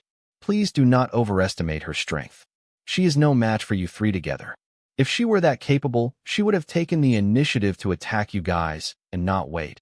Ada tried her best to downplay the strength of the Field Marshal, claiming that she used a trick to land a lucky sneak attack. Being called an old hag with sagged tits by Ada, Field Marshal Heatsend raises her eyebrows, but does not attack Ada for describing her with such derogatory words. Because she has seen right through Ada's plan. "I think you should take a look at." The Field Marshal knew that Ada did not have the guts to call her names to her face, yet Ada did so because she was purposefully provoking her, as she wanted the Field Marshal to attack her. If Field Marshal attacks Ada, then the three devils would have to step in to protect her, which would mean them confronting Field Marshal Heatsend. Why would the three devils that did not bat an eye when their comrade lost her devil core and turned into a waste go out of their way to save Ada, whom they considered nothing more than a mere slave? That was because of the contract between the summoner and the summons. The three devils valved the contrast between them and Ada because she used their true names when summoning them. This was why the devils felt that the hand guiding Ada was conspiring against them. Usually, the devils and demons summoned through sacrificial rituals would not bother about their summoners. However, currently, the circumstances were different. How was it different? It was not because of the modified summoning ritual used by Ada to summon them, but Ada's demand for summoning them. When summoning the four of them, Ada demanded them to kill Field Marshal Heatsend, going against the orders of Arnas, who only asked Ada to use the summoned devils to distract the Field Marshal. However, how could Ada give up on such a chance to hurt Anna? She followed her mind and heart, which craved vengeance, and demanded the devils to kill the Field Marshal in return for inviting them to her world. Usually, the devils and demons would use a trick to satisfy the demand of their summoner and remain in the world of their summoner to wreak havoc on that world. However, the devils summoned by Ada could not complete her demand as they were trying to escape it. The cancellation of the summoning can only happen when all the parties involved in the summoning agree. So as long as Ada agreed to cancel her demand, the devils can return to their respective hells. The reason for this condition to cancel the summoning in the summoning sacrificial ritual was purely made for the demons and devils to take advantage of their summoners.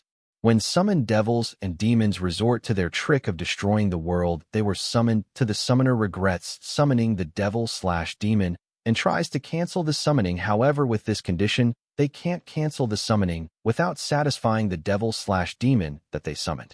Now this condition of canceling the summoning had become the bane for the devils summoned by Ada. And if Ada dies before she cancels the summons, the only way left for them to return would be to complete her demand. This was why Ada was sure that the three devils would not hesitate to fight the Field Marshal to protect her.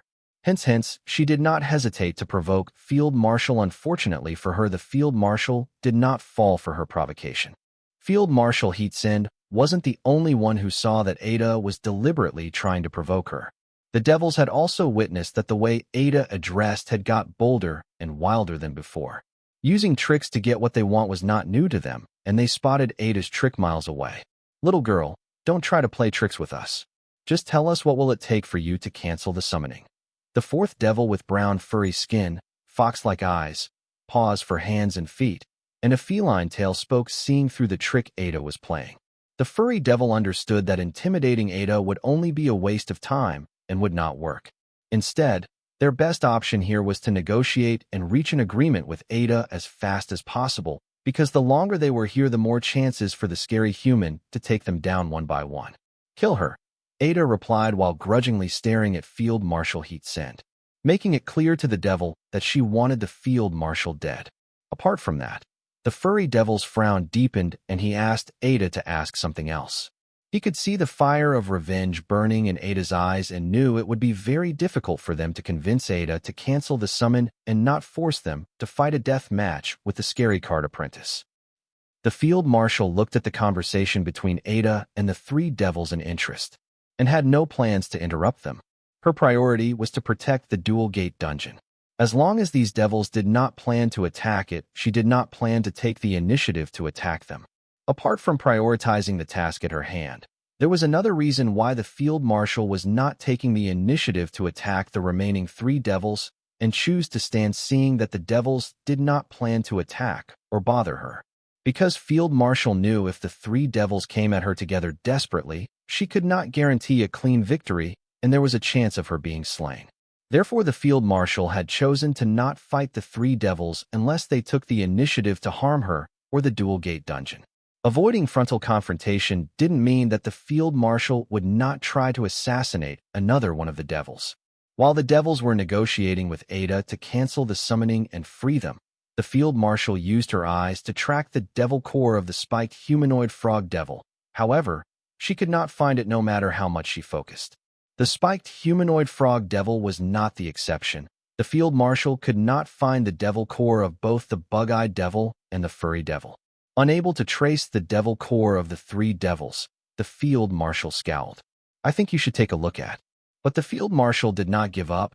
She continued to try and locate their devil core because the devil core could not just have vanished in the air. Without the devil core, the devils would be powerless like Lady Devil Irving. Therefore, the Field Marshal continued to search for the devil cores of the 3 devils in their bodies. And she finally caught a glimpse of the spiked humanoid frog devil's devil core. However, it immediately vanished in its body. That was when the Field Marshal realized the reason she was not able to find the devil cores of the 3 devils was that the devils continuously kept changing the location of the devil core in their bodies every few seconds. Having witnessed the Field Marshal rip the devil core of Lady Devil Irving from her chest, without even leaving behind a trace, the other devils would be stupid not to protect their devil cores in the presence of the Field Marshal. The Field Marshal could track their devil core. This was the one of reasons why the devils were hesitant to fight the Field Marshal. All 3 of the devils were proud of their physical body's durability and recovery ability. In front of someone who could directly target their weakness, their proud physical body was useless. When the advantages they were proud of were being proven useless in front of the enemy, they felt no shame in retreating. "Your Highness, if you cannot kill her, then destroy the dungeon gate behind her.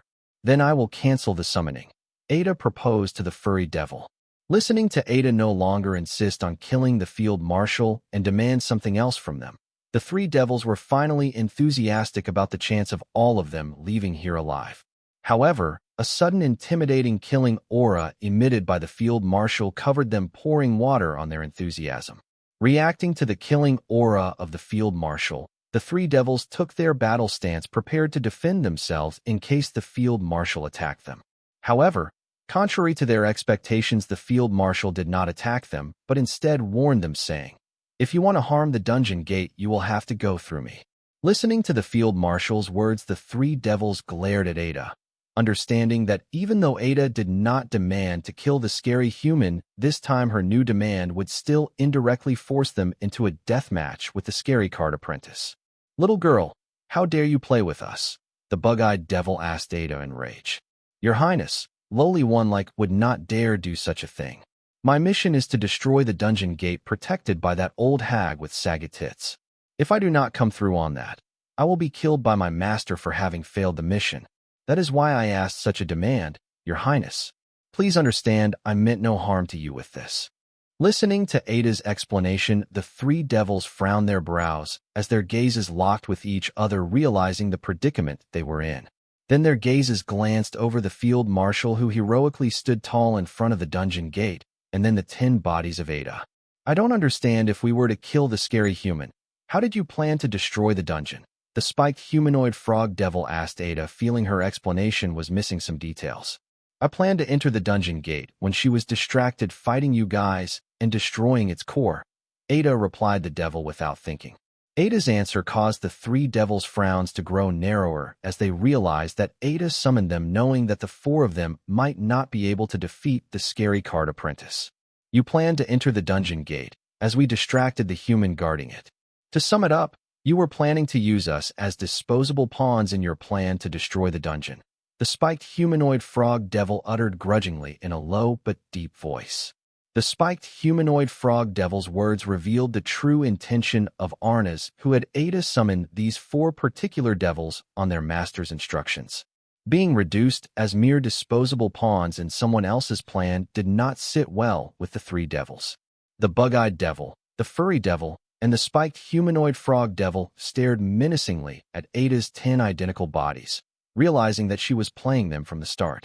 After a long silence, the spiked humanoid frog devil's shriveled tongue suddenly extended and shot out, aiming at Ada's 10 bodies, yelling, "I had enough of this."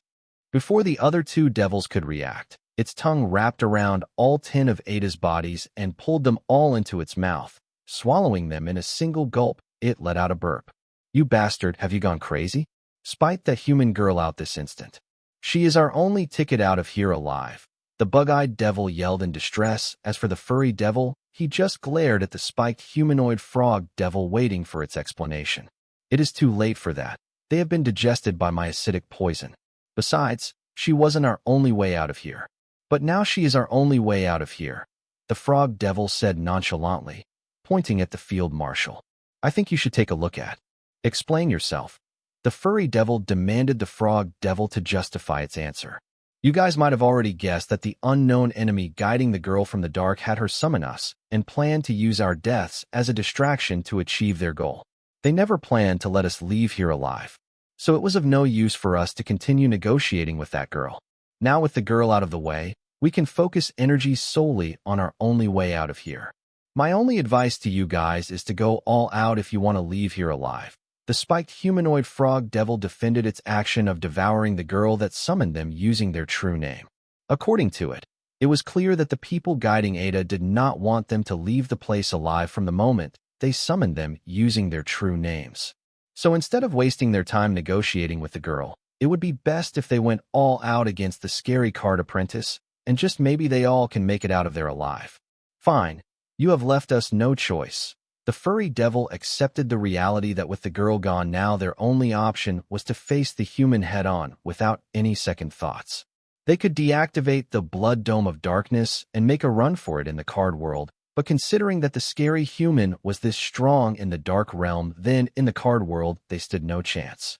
So, instead of having any more second thoughts, they decided to have a decisive battle for their life. Field Marshal Heatsend, who was witnessing the conversation between the devils and Ada, knew there was no reason why Ada would let the devils free without achieving her mission. The death match between her and the devils was imminent, and it was only a matter of time. So the field marshal prepared herself for the decisive battle. She used her eyes to unveil all the space nodes in the vicinity and began to memorize them. This way she will not be cornered by the three devils and would always have a way out. Apart from helping an escape, the space nodes would help her land critical sneak attacks on them, and also help her get to the dungeon gate in case she was required to guard it during the battle. Considering the vast application of the space nodes, Field Marshal focused on understanding the surrounding space, planning to kill the devils one by one and put an end to this. Noticing the negotiations between the devils and Ada go south and the spiked humanoid frog devil devouring all 10 of Ada's bodies, the Field Marshal watched the three devils cautiously and ready to launch an attack once at the sign of an opening. "Be careful, she can track out devil cores." The furry devil cautioned the other two devils to guard their devil cores. "Yes," the other two devils affirmed in unison as the three of them slowly spread out and closed in on the Field Marshal. When on the move, the devils could not continue to hide their devil cores by continuously changing the location of their devil cores by moving it around in their body, as their devil cores needed to be stationary to supply them with the power and allow them to display their prowess. Seeing the devils spread out and approach her from 3 different directions, the Field Marshal gathered light rule power in both of her hands. She concentrated and compressed the light rule power into the orb shape of a basketball size, while her eyes kept watch of every step taken by the devils approaching her. Boom! A huge explosion sounded as the light rule power orb in the left hand of the Field Marshal vanished, and the right half of the bug-eyed devil's lower half body evaporated. FCK, the bug-eyed devil cussed aloud in pain. Then the bug-eyed devil sweated in panic, realizing that its devil core was in its lower abdomen, and if the attack had been a few inches to the left, then its state would be worse than that of the Lady Devil Irving. Space folding steps. The furry devil rushed next to the field marshal by folding the space between them, and then launched its strongest attack, Wheel of Oblivion. Arriving next to the field marshal, the furry devil launched an utter black, rapidly rotating wheel-shaped energy projectile about a few hundred meters in diameter aimed at her at point-blank range. The field marshal planned to move to the other side to avoid the Wheel of Oblivion, but found the slime-covered tongue of the was approaching her from that side. Both the attacks of the furry devil and the frog devil were fast. They had neared their target in under a fraction of a second, and just as they were about to land on their target suddenly vanished, and the devils had to immediately retract their attacks to avoid hurting the friendly. With her retreat blocked, Field Marshal made use of a space node in her vicinity to vanish from her original spot and appear right behind the bug-eyed devil who was amidst recovering its right legs. With such a big mass traveling through the space node, even Field Marshal could not precisely mask the disturbance in the surrounding space and space nodes while she was using space nodes to retreat despite her mastery over space rule and its meanings. As a result, the bug-eyed devil had become aware of the Field Marshal's arrival thanks to the disturbance in space behind it and instantly launched an attack, Curse of Sensory Deprivation. I think you should take a look at. As soon as the Field Marshal arrived at the location, she was hit with a curse that began to deprive all of her senses. However, her right hand still holding the concentrated orb of light rule power, pierced through the lower abdomen of the bug-eyed devil, destroying the exoskeleton and flesh covering its devil core, and then yanked out the devil core hidden in it.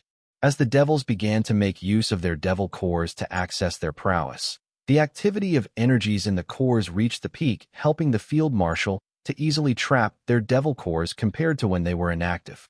That was how the Field Marshal had become aware of the location of the devil core bug-eyed devil and determined that it was indeed hiding its lower abdomen. This was why she had decisively used the space node to transfer behind it despite knowing that she could not hide the disturbance in the space and space node this time around.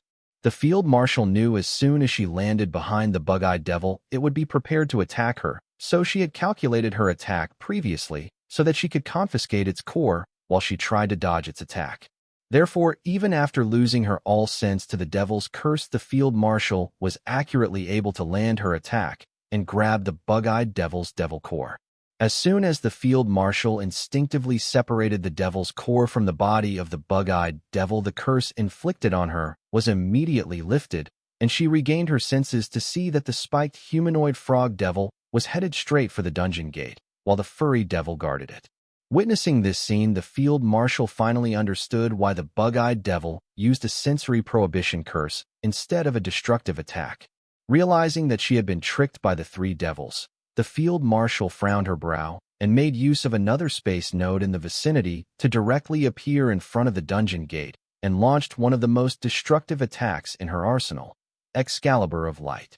Soon the light rule power gathered in the Field Marshal's hands in the shape of an enormous Excalibur, which she slashed on her enemies without hesitation.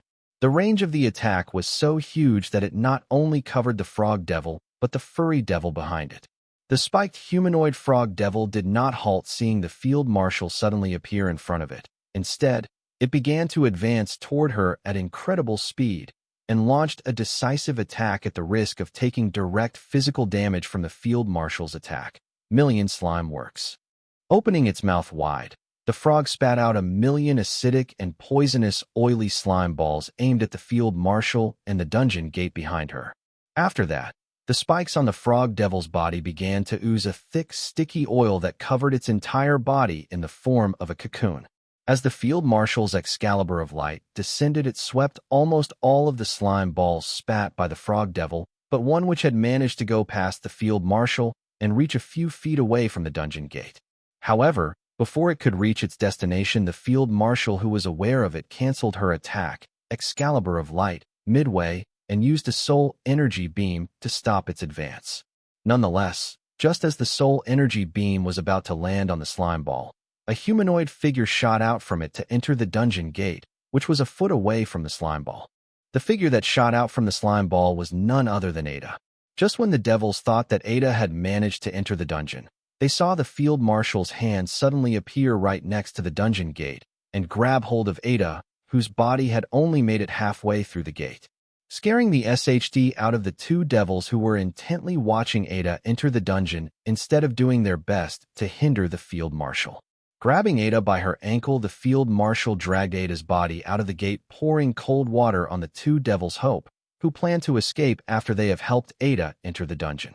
Ada did not lose hope despite being caught and dragged out of the dungeon gate by the field marshal at the last second, as she was not the one to give up so easily. How could she when she was a foot from the dungeon gate? Ada instantly summoned her grimoire and revived one of her perfect bodies, which appeared in front of her and closer to the dungeon gate. Then that body of Ada immediately used their shared grimoire to revive another body of Ada which appeared in front of it and closer to the dungeon gate.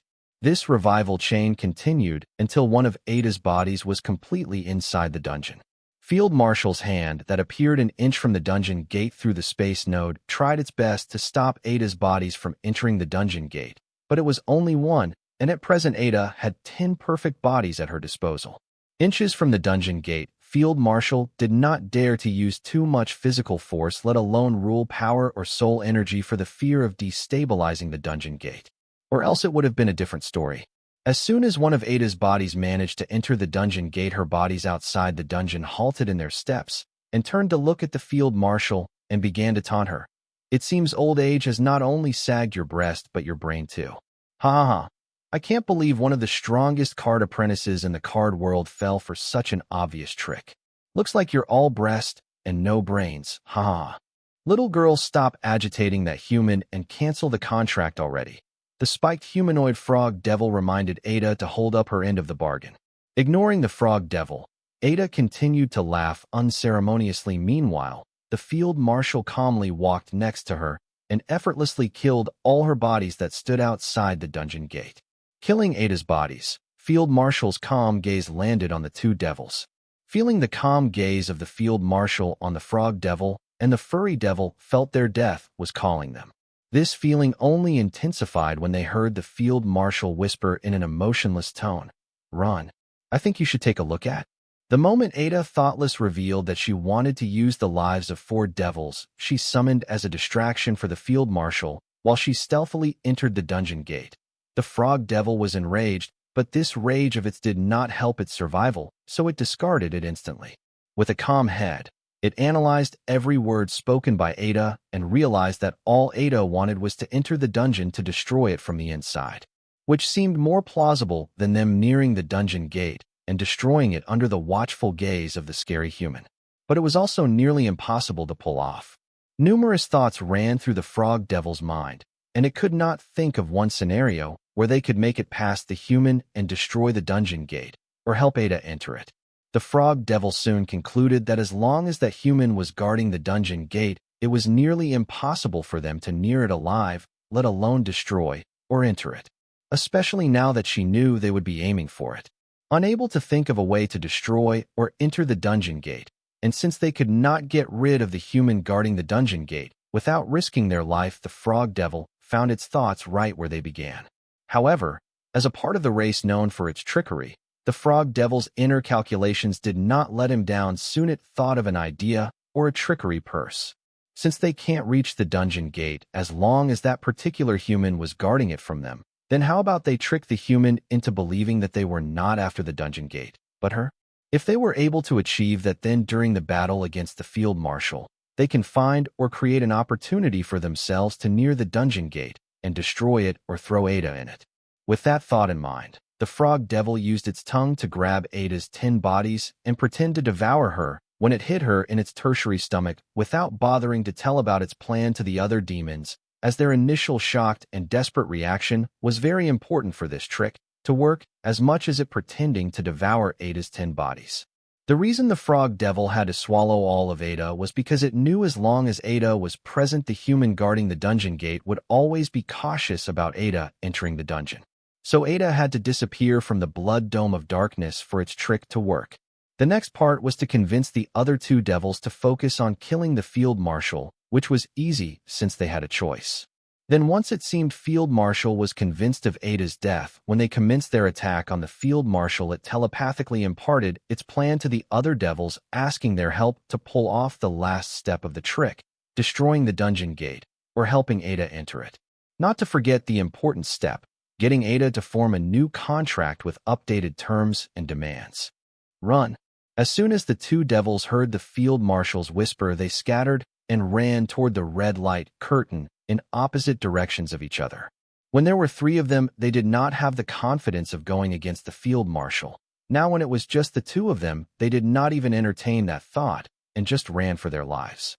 However, reaching the red light curtain, they found that they could not enter it to return to travel to the real dark realm from this makeshift one. Frog. Why can't I enter the gateway? The furry devil yelled at the frog devil, and turned to find that the frog devil too could enter the red light curtain that brought them here. Thinking of something, it asked the frog devil aloud, "Frog, you did get her to sign a contract to cancel the summon once we help her, right?" Unable to enter the red light curtain, the frog devil grew distressed and answered in frustration, "I did.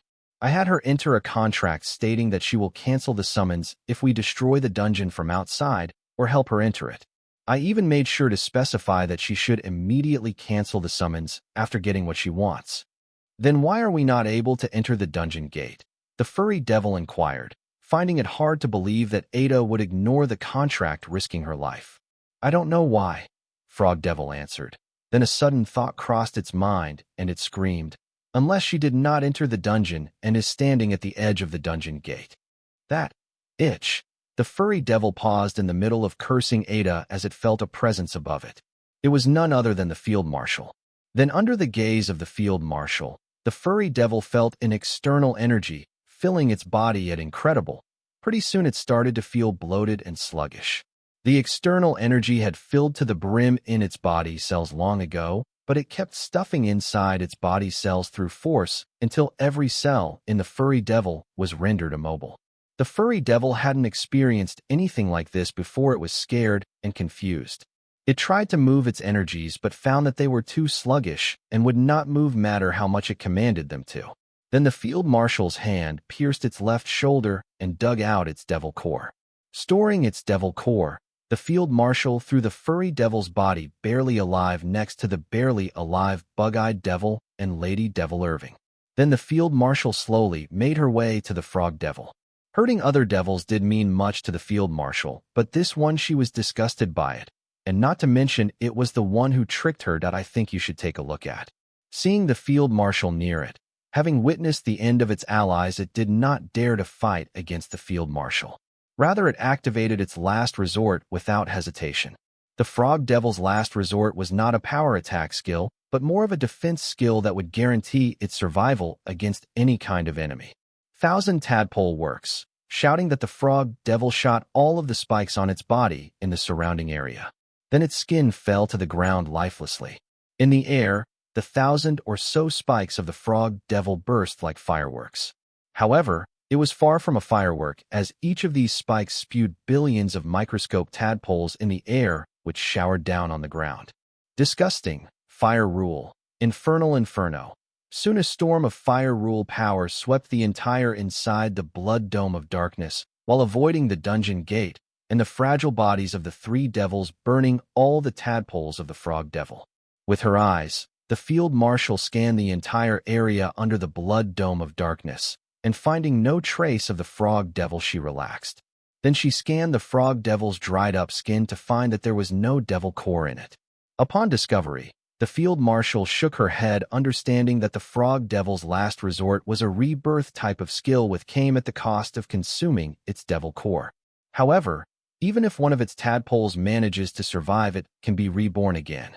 So as of now, technically the Frog Devil was dead. With that, Field Marshal had defeated all four of the devils, and as a result, the blood dome of darkness covering the dual gate dungeon vicinity shattered into pieces, and the red light curtain surrounding the vicinity of the dual gate dungeon was lifted. As for the Field Marshal, she returned to her original spot and stood guard at the dungeon gate with the bodies of the three devils stacked in front of her. She did not appear to worry about Ada entering the dungeon. Then a teleportation circle formed next to her, and a figure appeared in it. It was Lorenzo, Her husband. Nodding at her husband, the field marshal handed him the 3 devil cores, and then pointing at the bodies of the 3 devils, she said, "I told you I will get you the ingredients for the array formation, didn't I?" "Yes, you did," Lorenzo answered with a wide smile. Taking the devil cores from his wife, Lorenzo headed towards the bodies of 3 devils, and examining them, he informed, "They will do. I will start setting up the array formation right away. Are the preparations inside the dungeon done?" "A rat managed to escape in it," Field Marshal answered emotionlessly. Lorenzo was surprised to hear someone managed to get past his wife and enter the dungeon. It took him a while to process it, and then he replied, "Yes, all preparations inside the dungeon are done. Let's hope the rat is strong enough to test run them for us." The dungeon gate was like a small tunnel, and Ada stood by the edge of it without entering it and waited there till the field marshal killed the remaining 2 devils, muttering to herself, "Devils don't own a patent on trickery.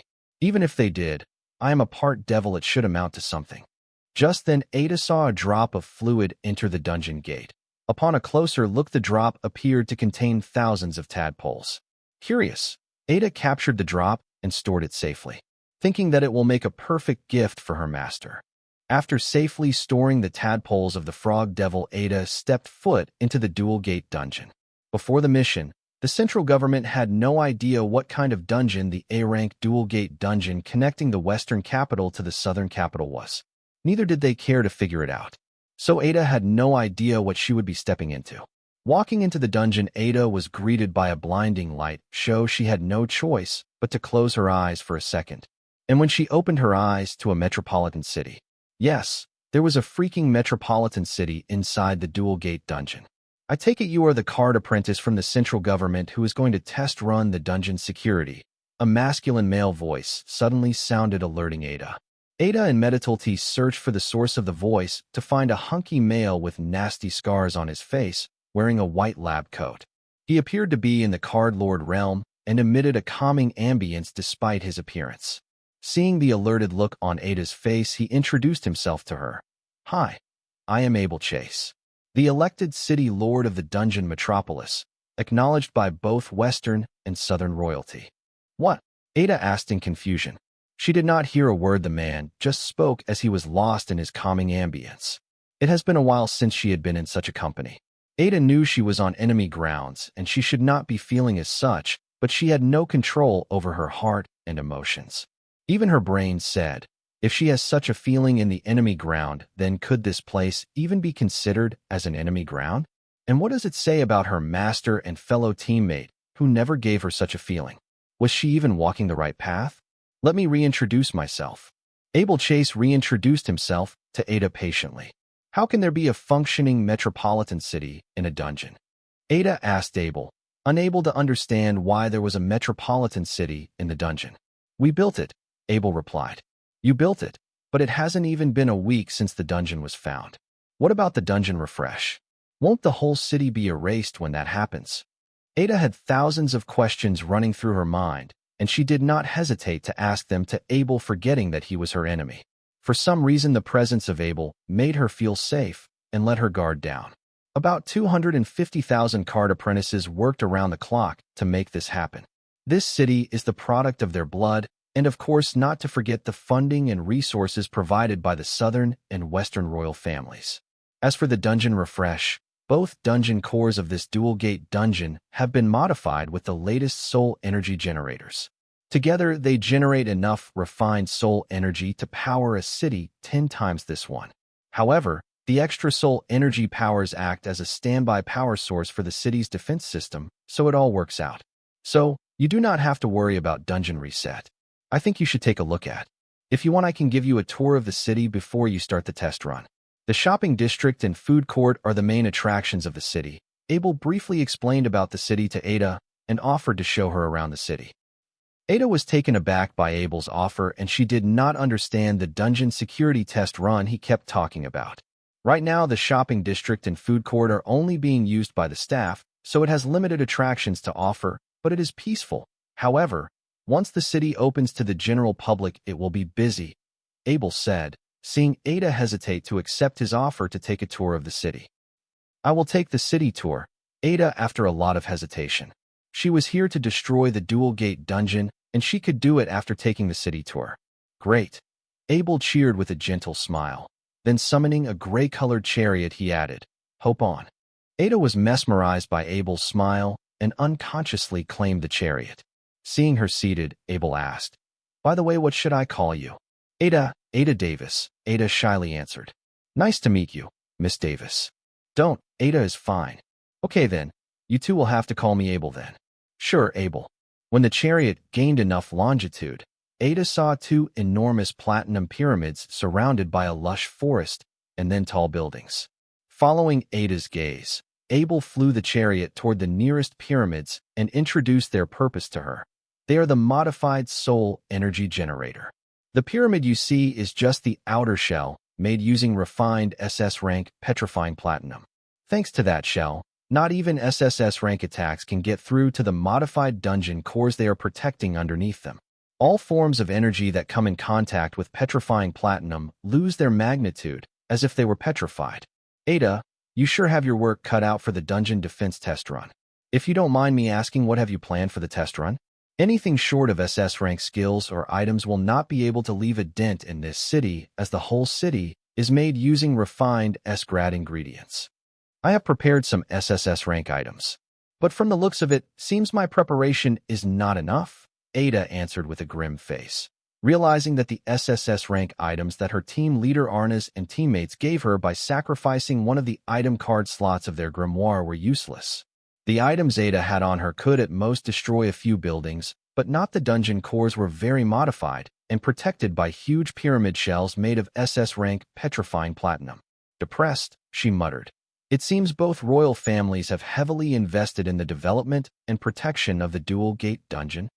Yes, after all, this trade route will not only bring lots of taxes, but will play an important role in the development of the two regions, Abel replied as he flew the chariot towards the city's food court, asking, "By the way, do you want to stop by for drinks?" Drinks. Ada looked over the skyline of the dungeon city in depression, wondering if she should go through with the mission even if all she could manage to achieve was the destruction of a few buildings.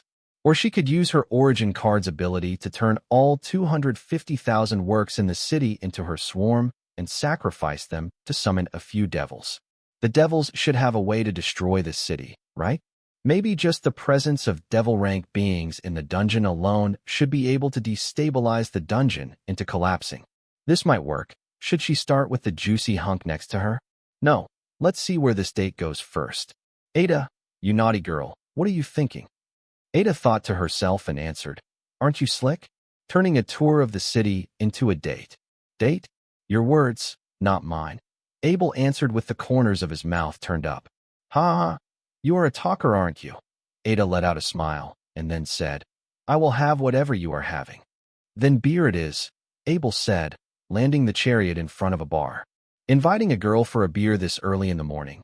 What are your intentions, mister?" Ada joked as she climbed down the chariot. "Don't tell me a few glasses of beer is enough to scare you," Abel said, retrieving the chariot. Then he entered the bar with Ada, who said, "Yep, you are up to no good. But I knew you were trouble the moment I laid my eyes on you. So, do your worst." Sitting at a table, the couple ordered 2 beers and waited. As they waited, Ada decided to revive one of her bodies under the effect of Mobius' presence. However, to Ada's surprise, she found that she could not access her grimoire to revive her other body. With this development, Ada panicked, only to hear Abel say, "I forgot to mention before, the artificial sun illuminating the city is called the Silent Sun, and high-level silent rule array formation. Because of its presence, only authorized personnel can use their grimoire in the dungeon city. You did not feel its effect after entering the dungeon city because the array masters have made it so, considering the comfort of the inhabitants and visitors of the dungeon city. If you plan on starting your dungeon security test run, you have to think of a way to bypass it first. Just so you know, as the acting city lord of the dungeon city, I am decided who gets the authorization. I think you should take a look at." Ada silently stared at Abel for a while before saying, "I am guessing there is no way you will give me the authorization." "That depends on how this date ends," Abel said as the barmaid delivered their order. Ada stared at Abel thinking, "Shameless bastard. Just so you know, if we skip the drama of me flirting, you pretending to be a prude, and just get to the happy ending part sooner than you might get your authorization. Abel gave Ada a friendly hint. Listening to Abel's words, it could not be more obvious what he was asking Ada to do for the authorization to use her grimoire in the dungeon city. Ada cussed Abel with every cuss word she could think of in her mind, but she did not let it show on her face. As the mission was at stake here. I found you charming, but you had to ruin it by being your true self, Ada said, looking at Abel with disgust. Believe me, this is not my true self. I would never reveal my true self to a central government, lut and devil worshipper no less. Besides, I am just trying to prove my point here. You, itches from the central government, will sell your body if it helps your mission. Abel spoke his mind, revealing his hatred for the central government and the devil worshippers. What about you? Will you not sell your body for your western region and its people if needed? Prince Chase. Ada was not offended by Abel's words. Instead, she calmly used his words against him. Then she looked at this hated-filled eyes and felt like looking in a mirror. I would never let the circumstances of my western region and its people fall to such a point. Don't change the topic. You dogs of the central government do not serve the interest of people but your masters. How can you compare to me? Abel answered, and he hated the thought of being compared with dogs of the central government. Yes, I serve the interest of my master, and you serve the interest of your people. However, the fire of hate and vengeance in your eyes will lead your people to such a day. It may not be today, tomorrow, or shortly, but one day it will. Unless you learn to harness that fire of revenge of yours for something productive, as I did. After all, you and I are of the same kind, burning everyone that tries to get close to us with our flame of vengeance. Shut up, you and I are not the same. The central government killed my mother and threw me to a pack of hungry monsters. Do you see these scars on my body? I never removed them with any beautification cards because they are the marks of my will to survive. Your will for vengeance. Be honest to yourself. Accept your hatred, and you will find that nothing is more empowering, Ada said excitedly. As she knew if there was ever a person who would understand her, then it was the person sitting in front of her, Abel Chase. I am only serving my master because it serves my flame of vengeance. What about you, Prince Chase? Does serving your people serve your flame of vengeance? Listening to Ada's words, Abel went silent, as Ada's words kept echoing in his mind until he wondered if serving his people served his will of. Ha, what happened, my friend? Did the cat get your tongue? Then let me help you see the true you. Serving your people does help you serve your will of vengeance. I bet your family also saw that and sent you a prince to be a city lord of a dungeon city. For the rest of the western region, it is a step toward progress, but for you, it is nothing but a fancy cage, completely cutting you off from the fight for the crown of the West. Ada's words implied that the reason Abel served his people was that if he manages to win their hearts, then he will be one step closer to sitting on the throne of the West region. If he manages to become the next ruler of the Western region, then he can lead the West and other regions willing to follow him into a war against the central government that insulted his mother and killed her before his eyes, and then threw him to a pack of hungry monsters to be eaten alive. Aware of Abel's ambition, his family sent him, a prince, to become the city lord of the dungeon metropolis built in the Dual Gate dungeon, showing the elders, leaders, and families of the Western region that Abel was out of the race for the next ruler of the Western region. You itch, shut your mouth. Nothing you say can poison my mind. Enough with your vile whispers. I will execute you right away. Abel yelled at Ada and almost jumped over the table to kill her, but stopped himself from doing so. Abel gave such a huge reaction to Ada's words because those words had crossed his mind long ago, even before ABA spoke them, and he suppressed them, knowing that going against orders of the crown was a huge crime, and with that he would be fully out of the game and not even have a chance to make a comeback, which he currently did. Ha. In response to Abel's reaction, Ada let out a gentle laugh, removed her devil skull mask, and she revealed her breathtakingly gorgeous face. Seeing Ada's face for the first time, Abel was lost in her perfectly symmetrical face and deep red eyes. Her beauty was alluring, but had a homely feeling to it. It surfaced warm feelings in Abel's heart that he thought had died with his mother. Ada slowly got up from her chair and walked around the table. She stood behind Abel and hugged him from behind and rested her face next to his face, putting her body weight on him. Ada's left cheek touched Abel's right cheek, and their body heat exchanged. Abel's face turned red, getting a wisp of her body fragrance. Then feeling her breast press against his back, the warm feelings were no longer just coming from his heart, but his meat shaft was also brimming with warm energy. I think you should take a look at. My dear prince, accept your darkness. It is more empowering than you can imagine, Ada whispered. Abel did not know how to respond as his mind, heart, and nether region were all lost in various thoughts. His mind said that the royal family has thrown him out of the throne race, and his heart said that the royal family was looking after him, but his genitalia said that why was he wasting time with useless thoughts? He should drag Ada to a love restaurant in the Dungeon City and have his way with her. Prince, I will leave Dungeon City untouched as a gift of our first meeting. A gift from one who accepted darkness to another who is lost in darkness. May you find the strength to accept the darkness in you, Ada said, preparing to leave the Dungeon City without completing her mission. What bullshit are you spewing? You can't even summon your grimoire properly under the silent sun illuminating the Dungeon City. How dare you boast about destroying it? Abel yelled, calling Ada's gift a bull, claiming that she could not muster enough soul energy to detonate herself, let alone destroy the Dungeon City. You are in the wrong impression, my darling prince. If I wanted to, I can kill you right now, let alone destroy the Dungeon City. Ada answered nonchalantly as her body started to emit soul energy. Impossible. How? Feeling the soul energy emitted by Ada and the soul energy circulating through her body, Abel was shell-shocked. I dared to enter the enemy territory alone. Do you think I will not come prepared against a few silent rule array formations? Ada left Abel's side and once again wore her devil skull mask. How is that possible? The Silent Sun is an SSS rank silent rule array formation. How can you, a card lord, have the ability to repel its effect? Abel asked in disbelief. Just like how you card lords managed to create an SSS rank array formation and SS rank petrifying pyramids inside AA rank dungeons. So honey, don't sweat the details. Ada then summoned a knife and said, I need your help with this. Seeing Ada summon a knife, Abel hurriedly got from his chair in defense. However, Ada threw the knife into his hands, and as soon as he caught it, she threw herself at it, and the knife pierced through her heart. Her blood rushed out, staining both of them. You despicable itch. I do not like owning others' favors. I will pay you back no matter what, Abel said, staring into Ada's eyes as he slowly laid her dying body on the bar floor.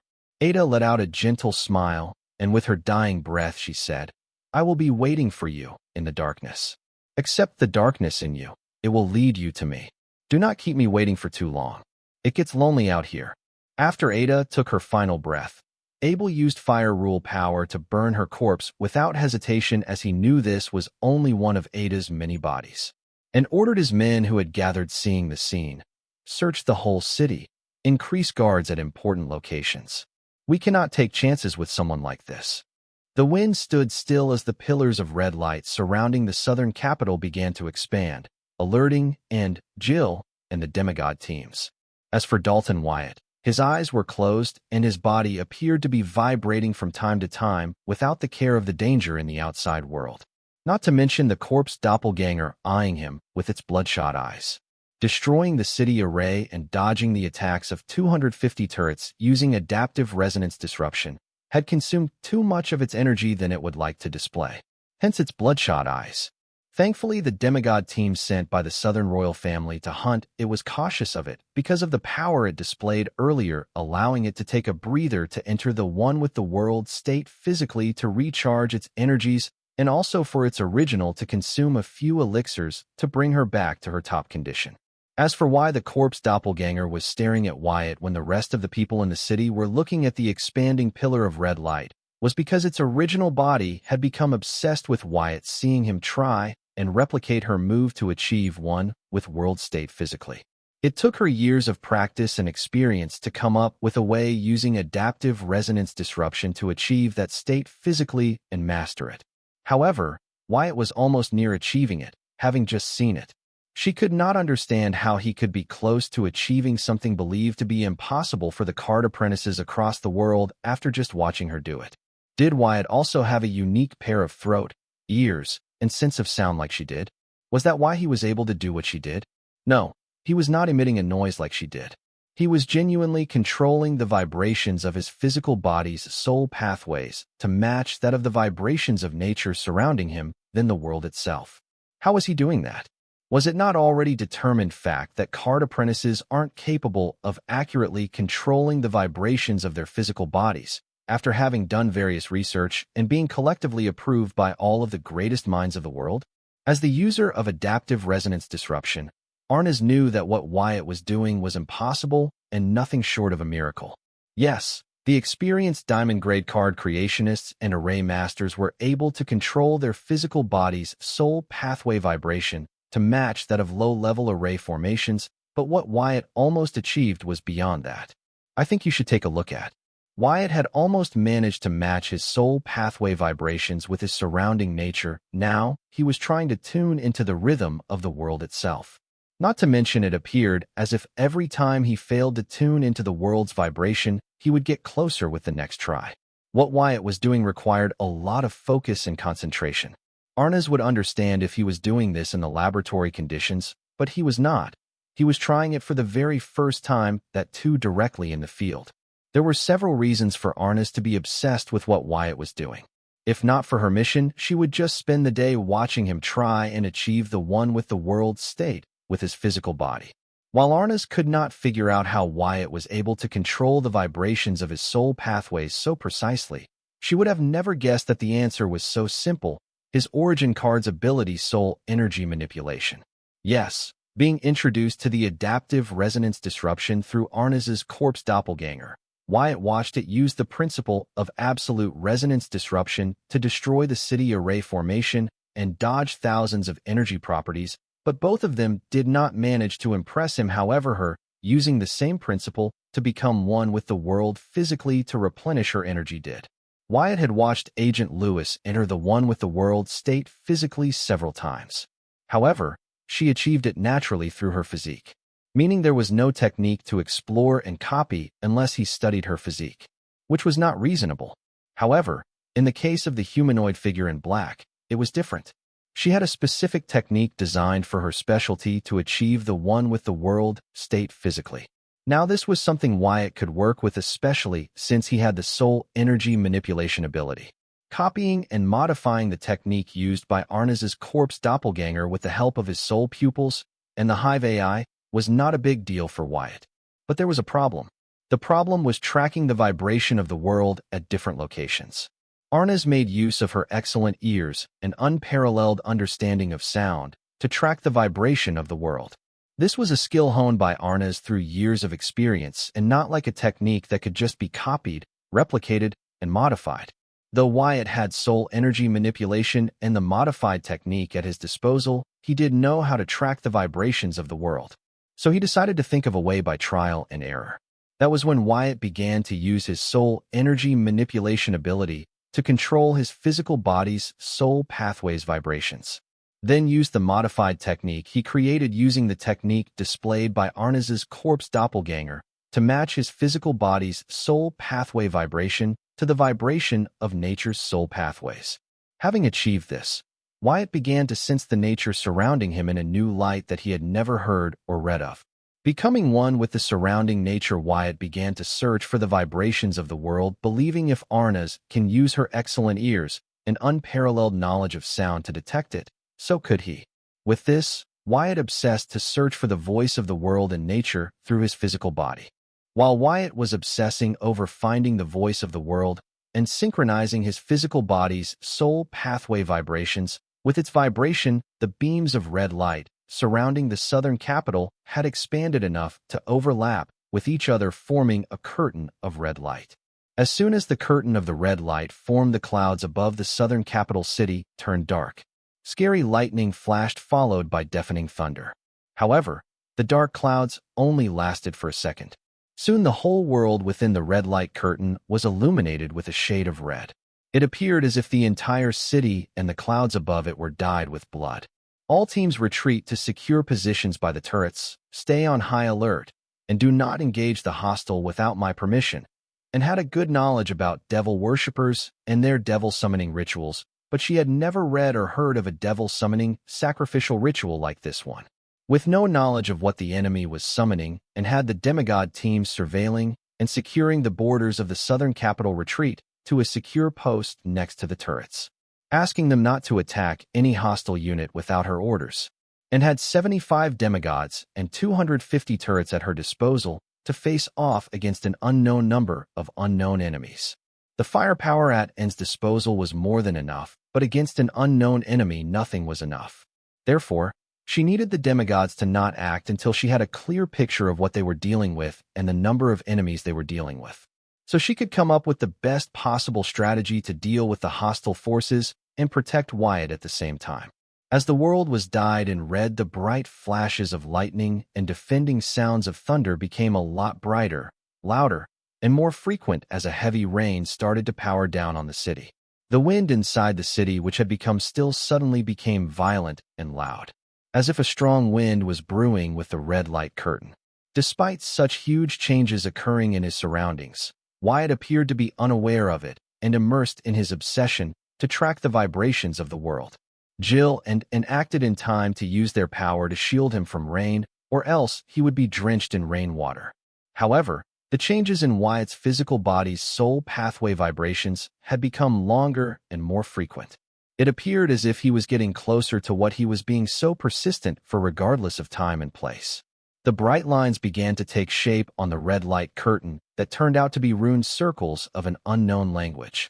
Once the rune circles were completely formed, bright lines began to extend out of the rune circles to join with the other and become one huge rune circle. It was at this time that a storm descended on the southern capital city, and Jill acted together to make sure nothing disturbed Wyatt's epiphany. I think you should take a look at. However, their faces paled when a dominating presence suddenly covered the entire southern capital. They hurriedly got on their knees as the will of the world revealed itself in the southern capital in response to the devil summoning a sacrificial ritual in its vicinity. Even the southern royal demigod teams around the city got on their knees greeting the world's will. Unlike Field Marshal Heatsand, who was able to communicate with world's will, none of the demigods in the southern capital were capable of such a feat. However, their demigod-level spirituality helped them perceive that the world's will was enraged by the red light curtain and gave them a premonition of imminent disaster. As for the corpse doppelganger of Arna's, it did not greet the world's will. Instead, it was obsessively staring at Wyatt because he had come a long way in trying to achieve the one with the world state physically. As someone who was in the one with the world state physically, the corpse doppelganger could accurately feel the wrath and anger of the will of the world. However, Arnas did not care about that. She completely ignored the world's will. Instead, she used her physical one with the world state to precisely monitor the changes taking place in the vibrations of the soul pathways of Wyatt's physical body. In a few minutes, Wyatt had made so much progress in using the concept of adaptive resonance disruption to try and enter the one with the world stage physically that Arnas was impressed by his feat that it prompted her to time and again wonder how he was doing it. Arnas believed that even if the boy failed to achieve the one with the world state today, then it did not mean he could not achieve later, but the question was if Wyatt would be alive to do so. Once the Supreme Leader was done with him, then her master would have fun with him, and after that what awaited him was death. So in a way, if Wyatt failed to achieve the one with the world state today, then he would never be able to achieve it in his short but brutal lifetime that awaited him. Regardless of Arnas's confidence to capture Wyatt today, she did not know that the actions of the central government were going to work in favor of the boy and help him achieve the rumored one with the world state physically. While the presence of the red light curtain and growing rune circles inscribed on attracted world will's attention and wrath, the world will's attention soon moved toward Wyatt. In the area filled with capable demigods, only two people were capable of communicating with it. One was an SSS-rank corpse doppelganger, and the other was a card master. Since Arnas completely ignored the world will, it had no choice but to focus on Wyatt, who was in sync with his surrounding nature. The attention of the world's will toward Wyatt was special, but it was more like an elder paying attention to their junior when they were facing difficult times, and sometimes they lend a hand. This time Wyatt, who was obsessively trying to find the vibrations of the world, was in luck, as he had not only managed to gain the attention of the world's will, but thanks to the dire circumstance surrounding him, the world's will was feeling generous. As a result, He managed to gain the guidance of the world's will in his pursuit. Yes, the world's will decided to lend a hand to Wyatt in his struggle to achieve the one with the world state physically. This was an unexpected turn of events and a perfect example of hard work and intelligence weren't the only equation to success, but luck was also a part of it. Wyatt, who was constantly varying his physical body's soul pathway vibrations in search of the vibrations of the world, suddenly felt a calling. It was the vibration of the world reaching out to him. The thing he was obsessively searching for had suddenly reached out to him. Just then, and Jill, Team 1, Team 2, and the corpse doppelganger who were in his immediate vicinity or line of sight all witnessed enlightenment descend on Wyatt. FCK, he did it.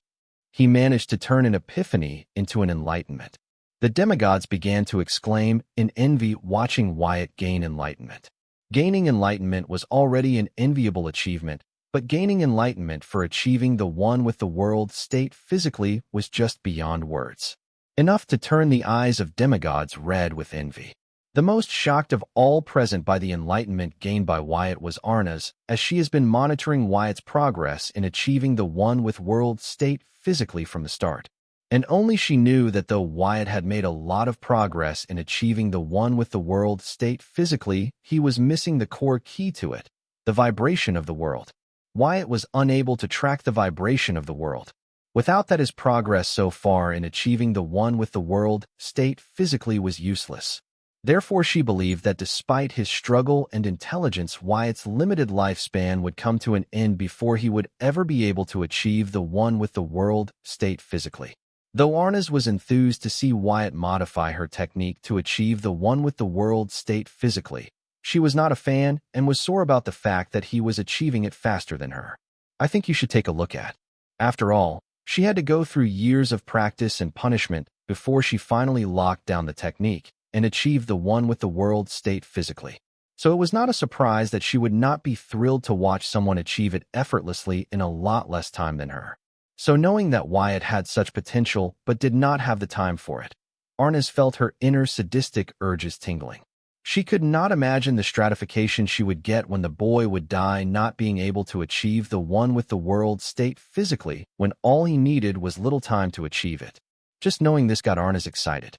So imagine her shock when she saw the boy gain enlightenment in his pursuit to enter the one with the world state physically. She felt betrayed and as if the whole world was working against her. It's hard to imagine how she would feel if she knew that it was indeed the world guiding Wyatt to achieve the one with the world state physically. Now that would be very hard for her to recover from.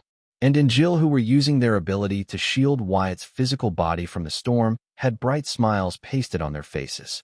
Especially Anne, as she could not be more happy about her decision to not awaken Wyatt from his epiphany, to retreat him back into the southern royal palace grounds. The pressure of commanding 15 teams of demigods was not small, especially since each one of the demigods in the 15 teams was willing to follow her to their deaths.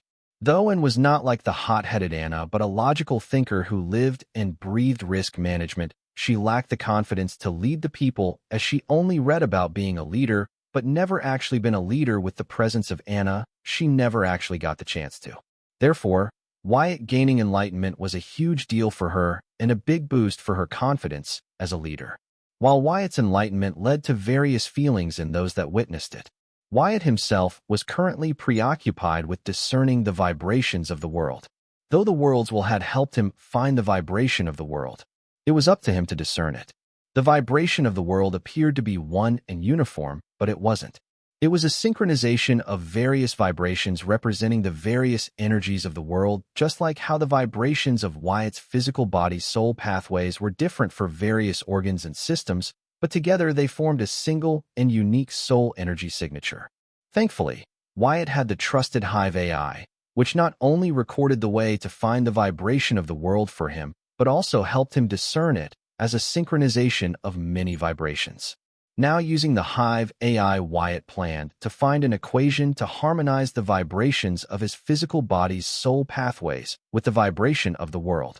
That was, Wyatt was not trying to discern each individual vibration that was forming the vibration of the world, but trying to discern a way to add his physical body's soul pathway vibration to it. Hence, achieving the one with the world state physically. Becoming one with the world physically meant to become a part of the world. Just like how the flowing river, boundless oceans, tall mountains, the restless wind, etc. were all part of the world despite being different from one another, Wyatt could also be a part of the world despite being different. Though the rivers, oceans, mountains, wind, etc. had different forms and states, they all lived in harmony with one another, giving an image to the world as we know it today. This was only possible because the vibrations of the soul pathways of these entities were in resonance with each other.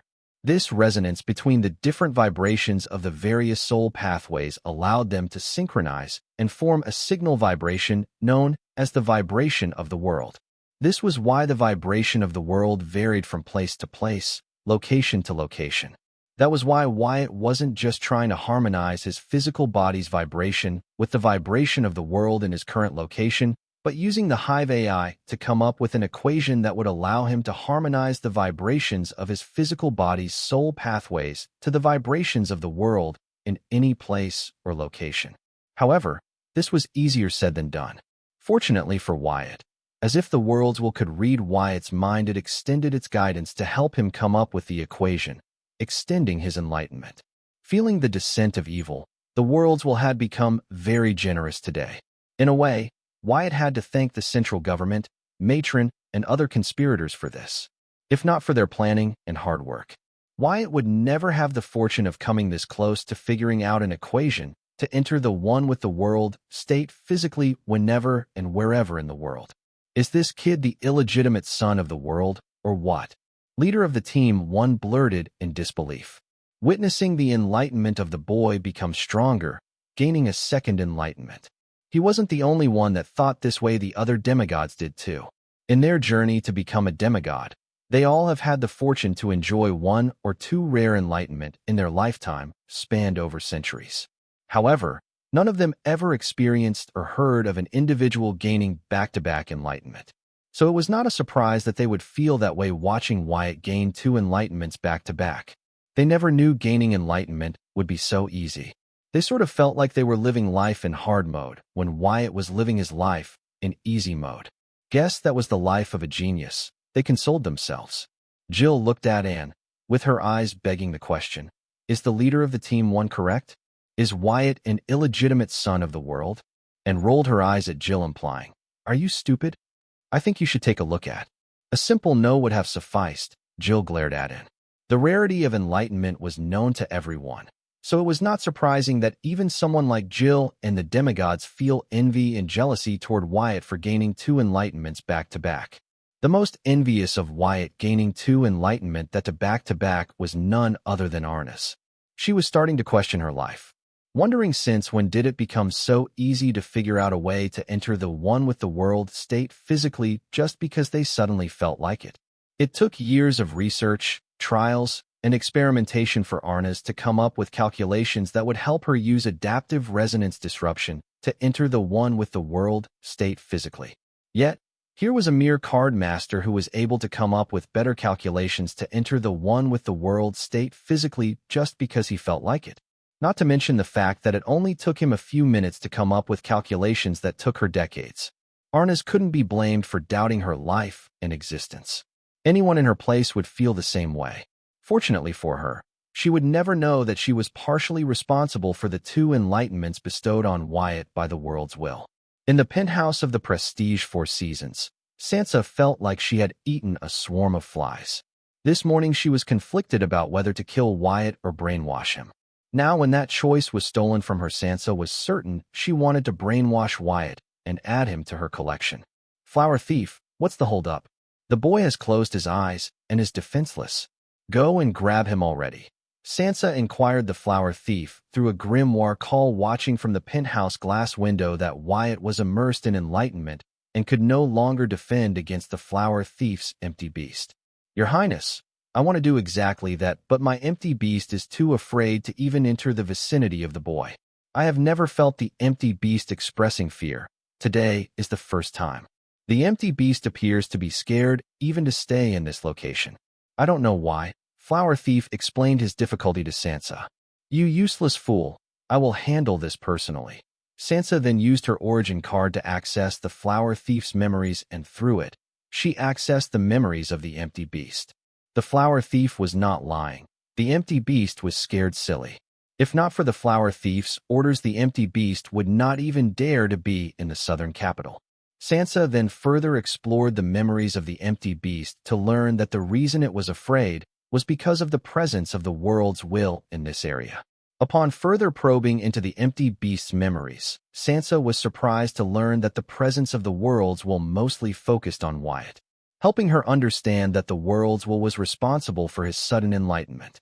However, what shocked her most was when she tried to edit the Empty Beast's memories to remove its fear of world's will. She failed to do so, as the fear was stemming from within its instincts, which were forged by several evolutions that it had inherited from its ancestors. So just changing its memories would not help here. Sansa had no choice but to watch as such a golden opportunity slipped by. While Sansa was gritting her teeth over a missed opportunity, somewhere in the space of the southern capital, Henrix looked at Wyatt, who gained back-to-back enlightenments, and nodded his head, impressed by the achievement. Unlike Sansa, Henrix did not plan to make use of this opportunity to kidnap Wyatt, mostly because he did not want to hinder Wyatt's enlightenment and development. Besides, he felt like he would have several chances to kidnap Wyatt as long as the central government forces did well to keep Field Marshal Heatsen busy. Thanks to his origin card, Henrix, even though could not be considered as one of the strongest in the world, he had very few card apprentices to be worried about. Therefore, he was pretty confident that in this struggle between the various conspirators for Wyatt, he would come on top, no matter what. So he decided to sit back until his competition eliminated each other. With the arrival of the Second Enlightenment, Wyatt felt his thought process increase and understand what he could not previously. All he had to do was ask the right questions, and the answers would present themselves to him. With such miraculous assistance, Wyatt began to revisit all the obstructions he faced when he tried to come up with the equation to enter the one with the world state physically, whenever and wherever. And this time around, what earlier appeared to be incomprehensible were now revealing their secrets to Wyatt themselves. The process of figuring out the various variables and comprehending their parameters had now become fluid and easier than ever. Together with the enlightenment and the assistance of the Hive AI, Wyatt was finally closer to creating an equation that would tell him just the right frequency to vibrate his physical body's soul pathways to resonate with the vibration of the world and achieve the one with the world state physically, whenever and wherever. Is it wrong of me to think that Wyatt could not pick the worst time to gain enlightenment? And muttered to Jill as they watched the numerous rune circles on the red light curtain come together to form one big array of rune circles. After its formation, the array of rune circles began to pulsate rhythmically, signaling the arrival of something sinister and evil. All eyes stuck to the red light curtain, except for Team 1 that was guarding the boy, and Team 2 that was monitoring the humanoid figure in black. However, their attention was soon stolen by a bright beam of white light that shot into the sky, illuminating the southern capital and eliminating the red shade and the dark clouds covering it, receding the storm that was rampaging in the city. As the sky cleared at the center of the bright beam of light, Wyatt could be seen floating while emitting a serene soul energy signature. His closed eyes suddenly opened, bright and pure, brimming with knowledge. The demigods in the city were having a hard time distinguishing his presence from that of his surroundings. They were seeing him, but when they tried to feel his presence, they could not distinguish it from its surroundings. I think you should take a look at. The kid has achieved the one with the world state physically.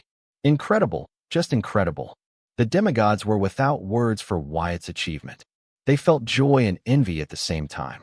Having achieved the demigod realm, they all were aware that there was a connection to achieving transcendence and the one with the world state physically. They all have been trying and searching for various ways to become one with the world physically.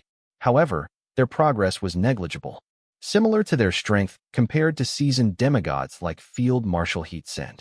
So seeing a mere card master achieve the one with the world state physically, they felt a shiver of hope that they too could achieve it one day. This was why they were more happy about Wyatt achieving the state that they desperately sought.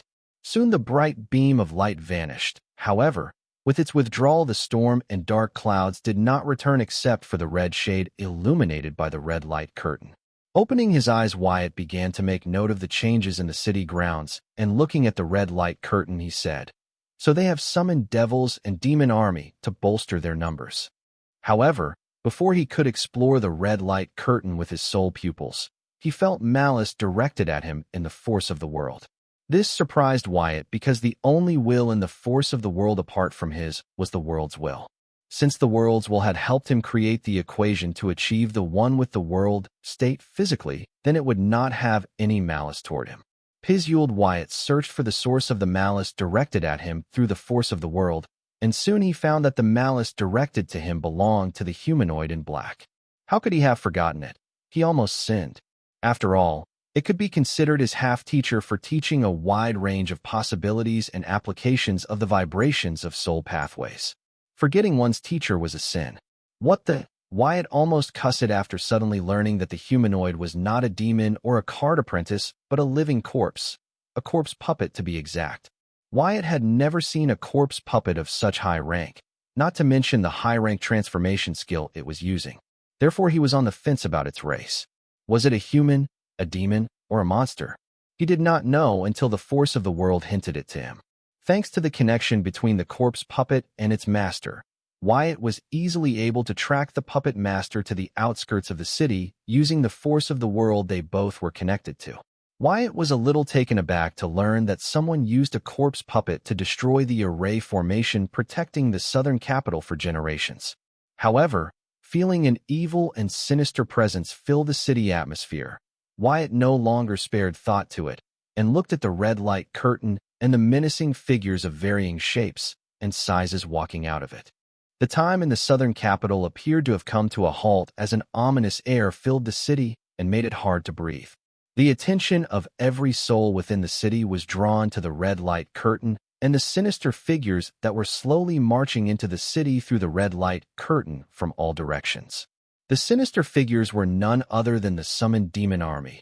A total of 6 demon armies consisting of 300 demons could be seen coming out of the red light curtain. The demons in the demon army ranked from demon lord to demon emperor of demons. Once the demon army entered the card world and assembled themselves, all 2,100 of them let out a war cry expressing their ferocity. Their cruelty was visible in their eyes and the brutal weapons they carried. The war cry of the demon army continued, welcoming the 6 demonic figures, oozing an eerie, evil aura that spread throughout the city as they exited the red light curtain. Then each of the 6 figures hovered over their respective demon army. These figures were none other than the devils leading the 6th demon army. As soon as each demon and devil entered the card world, they all were greeted by the wrath of the card world's will, and their peak strength was suppressed by it. Even with their strength suppressed, the ferocity in the eyes of the demon army or the devils leading them did not decrease in the slightest. The 6 devils each looked at the empty city.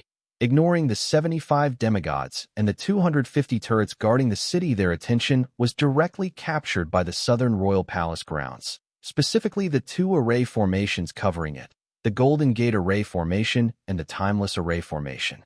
"Little girl, this is not what we agreed." A devil covered in black feathers spoke with her blood-red beak while her gyroscope head turned to look at an empty stop next to the red light curtain. From that space, a humanoid figure wearing a devil skull mask revealed itself and asked the devil in puzzlement, "This slave doesn't understand, Your Highness. This whole city is part of a big array formation that doesn't allow demon sacrifice within it," the feathered devil said aggressively. The array formation the feathered devil spoke of was none other than the Golden Gate Array Formation, which had refined the entire area on which the southern capital was built. "Your Highness, this slave has destroyed the array formation covering the city as promised," Ada humbly replied, not daring to raise her voice. "I think you should take a look at. I can see you have destroyed the city array formation, but there's another array formation. The ground underneath the city is a part of it." The feathered devil patiently explained about the Golden Gate Array Formation to Ada. The devil, though aggressive, had to be considerate of Ada as she had summoned it using its true name. "Your Highness, if you are talking about the Golden Gate Array, it is just for show, as most of its ability is limited by the other array formation covering southern royal palace grounds," Ada argued that the Golden Gate Array formation's functions were being limited by the other array formation covering the southern royal palace grounds, so the devils would not worry about it. The feathered devil frowned, unable to understand if Ada was purposefully acting ignorant. But thinking that ABA did not know they, the six devils, planned to sacrifice their demon army and arrange the Blood Dome of Darkness array formation to temporarily turn the southern capital into a part of the Dark Realm, she thought Ada might not understand her. Lady Devilpenna, I don't think summoning the Blood Dome is necessary. Except for those towers being a little bothersome, they are not a threat to us here. There are so many descent vessels here. Let's possess one, kill the rest, and leave before the powerful humans arrive. A devil with a snake body covered with grief-stricken humanoid faces in place of scales spoke up, saying that they should complete the contract with Ada and scatter before the powerful card apprentice that can be a threat to them arrived. Then the human-faced snake devil looked at the other four devils and asked, "Agreed?" 3 devils nodded in agreement. However, one devil with a giant gray humanoid body carrying a wooden hourglass filled with golden sand on its back did not agree. Instead, it slowly took to the air, saying, "I don't care what you guys want to do. I am here to get my revenge, and if you get in my way, I will kill you all." Listening to the giant hourglass devil, the expression on the faces of other devils became unsightly. However, none of them dared to argue with it and let it be. Flying to a certain height, the giant hourglass devil looked at only the card master present in the city and yelled, "Dalton Wyatt, I have returned to collect your soul." While the 6 demon armies and the 6 devils assembled and was busy arranging the manpower at her disposal, she did not have the leisure to be scared that the bastards from the central government had summoned not 1 or 2, but 6 devils. Handling 1 or 2 devils was too much, but now they had to face 6 devils, and commended herself for her foresight to assemble 15 demigod teams and activate the turret function of the Golden Gate Array formation as protection detail for Wyatt. Thanks to this, and was not that worried about facing the 6 devils and their demon army. What worried her were the conspirators that were hiding in the dark waiting for an opportunity to capture Wyatt. Faced with 6 devils and their armies, and did not lose sight of the prize, protecting Dalton Wyatt.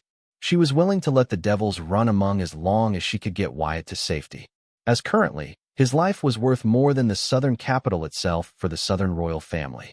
I'd love to hear from you. Thanks so much for watching. Did you enjoy this video? If you did, make sure to hit that notification bell so you never miss an update. And don't forget to subscribe and give this video a big thumbs up. Your support means the world to me, and I can't wait to see you in the next one. Thank you.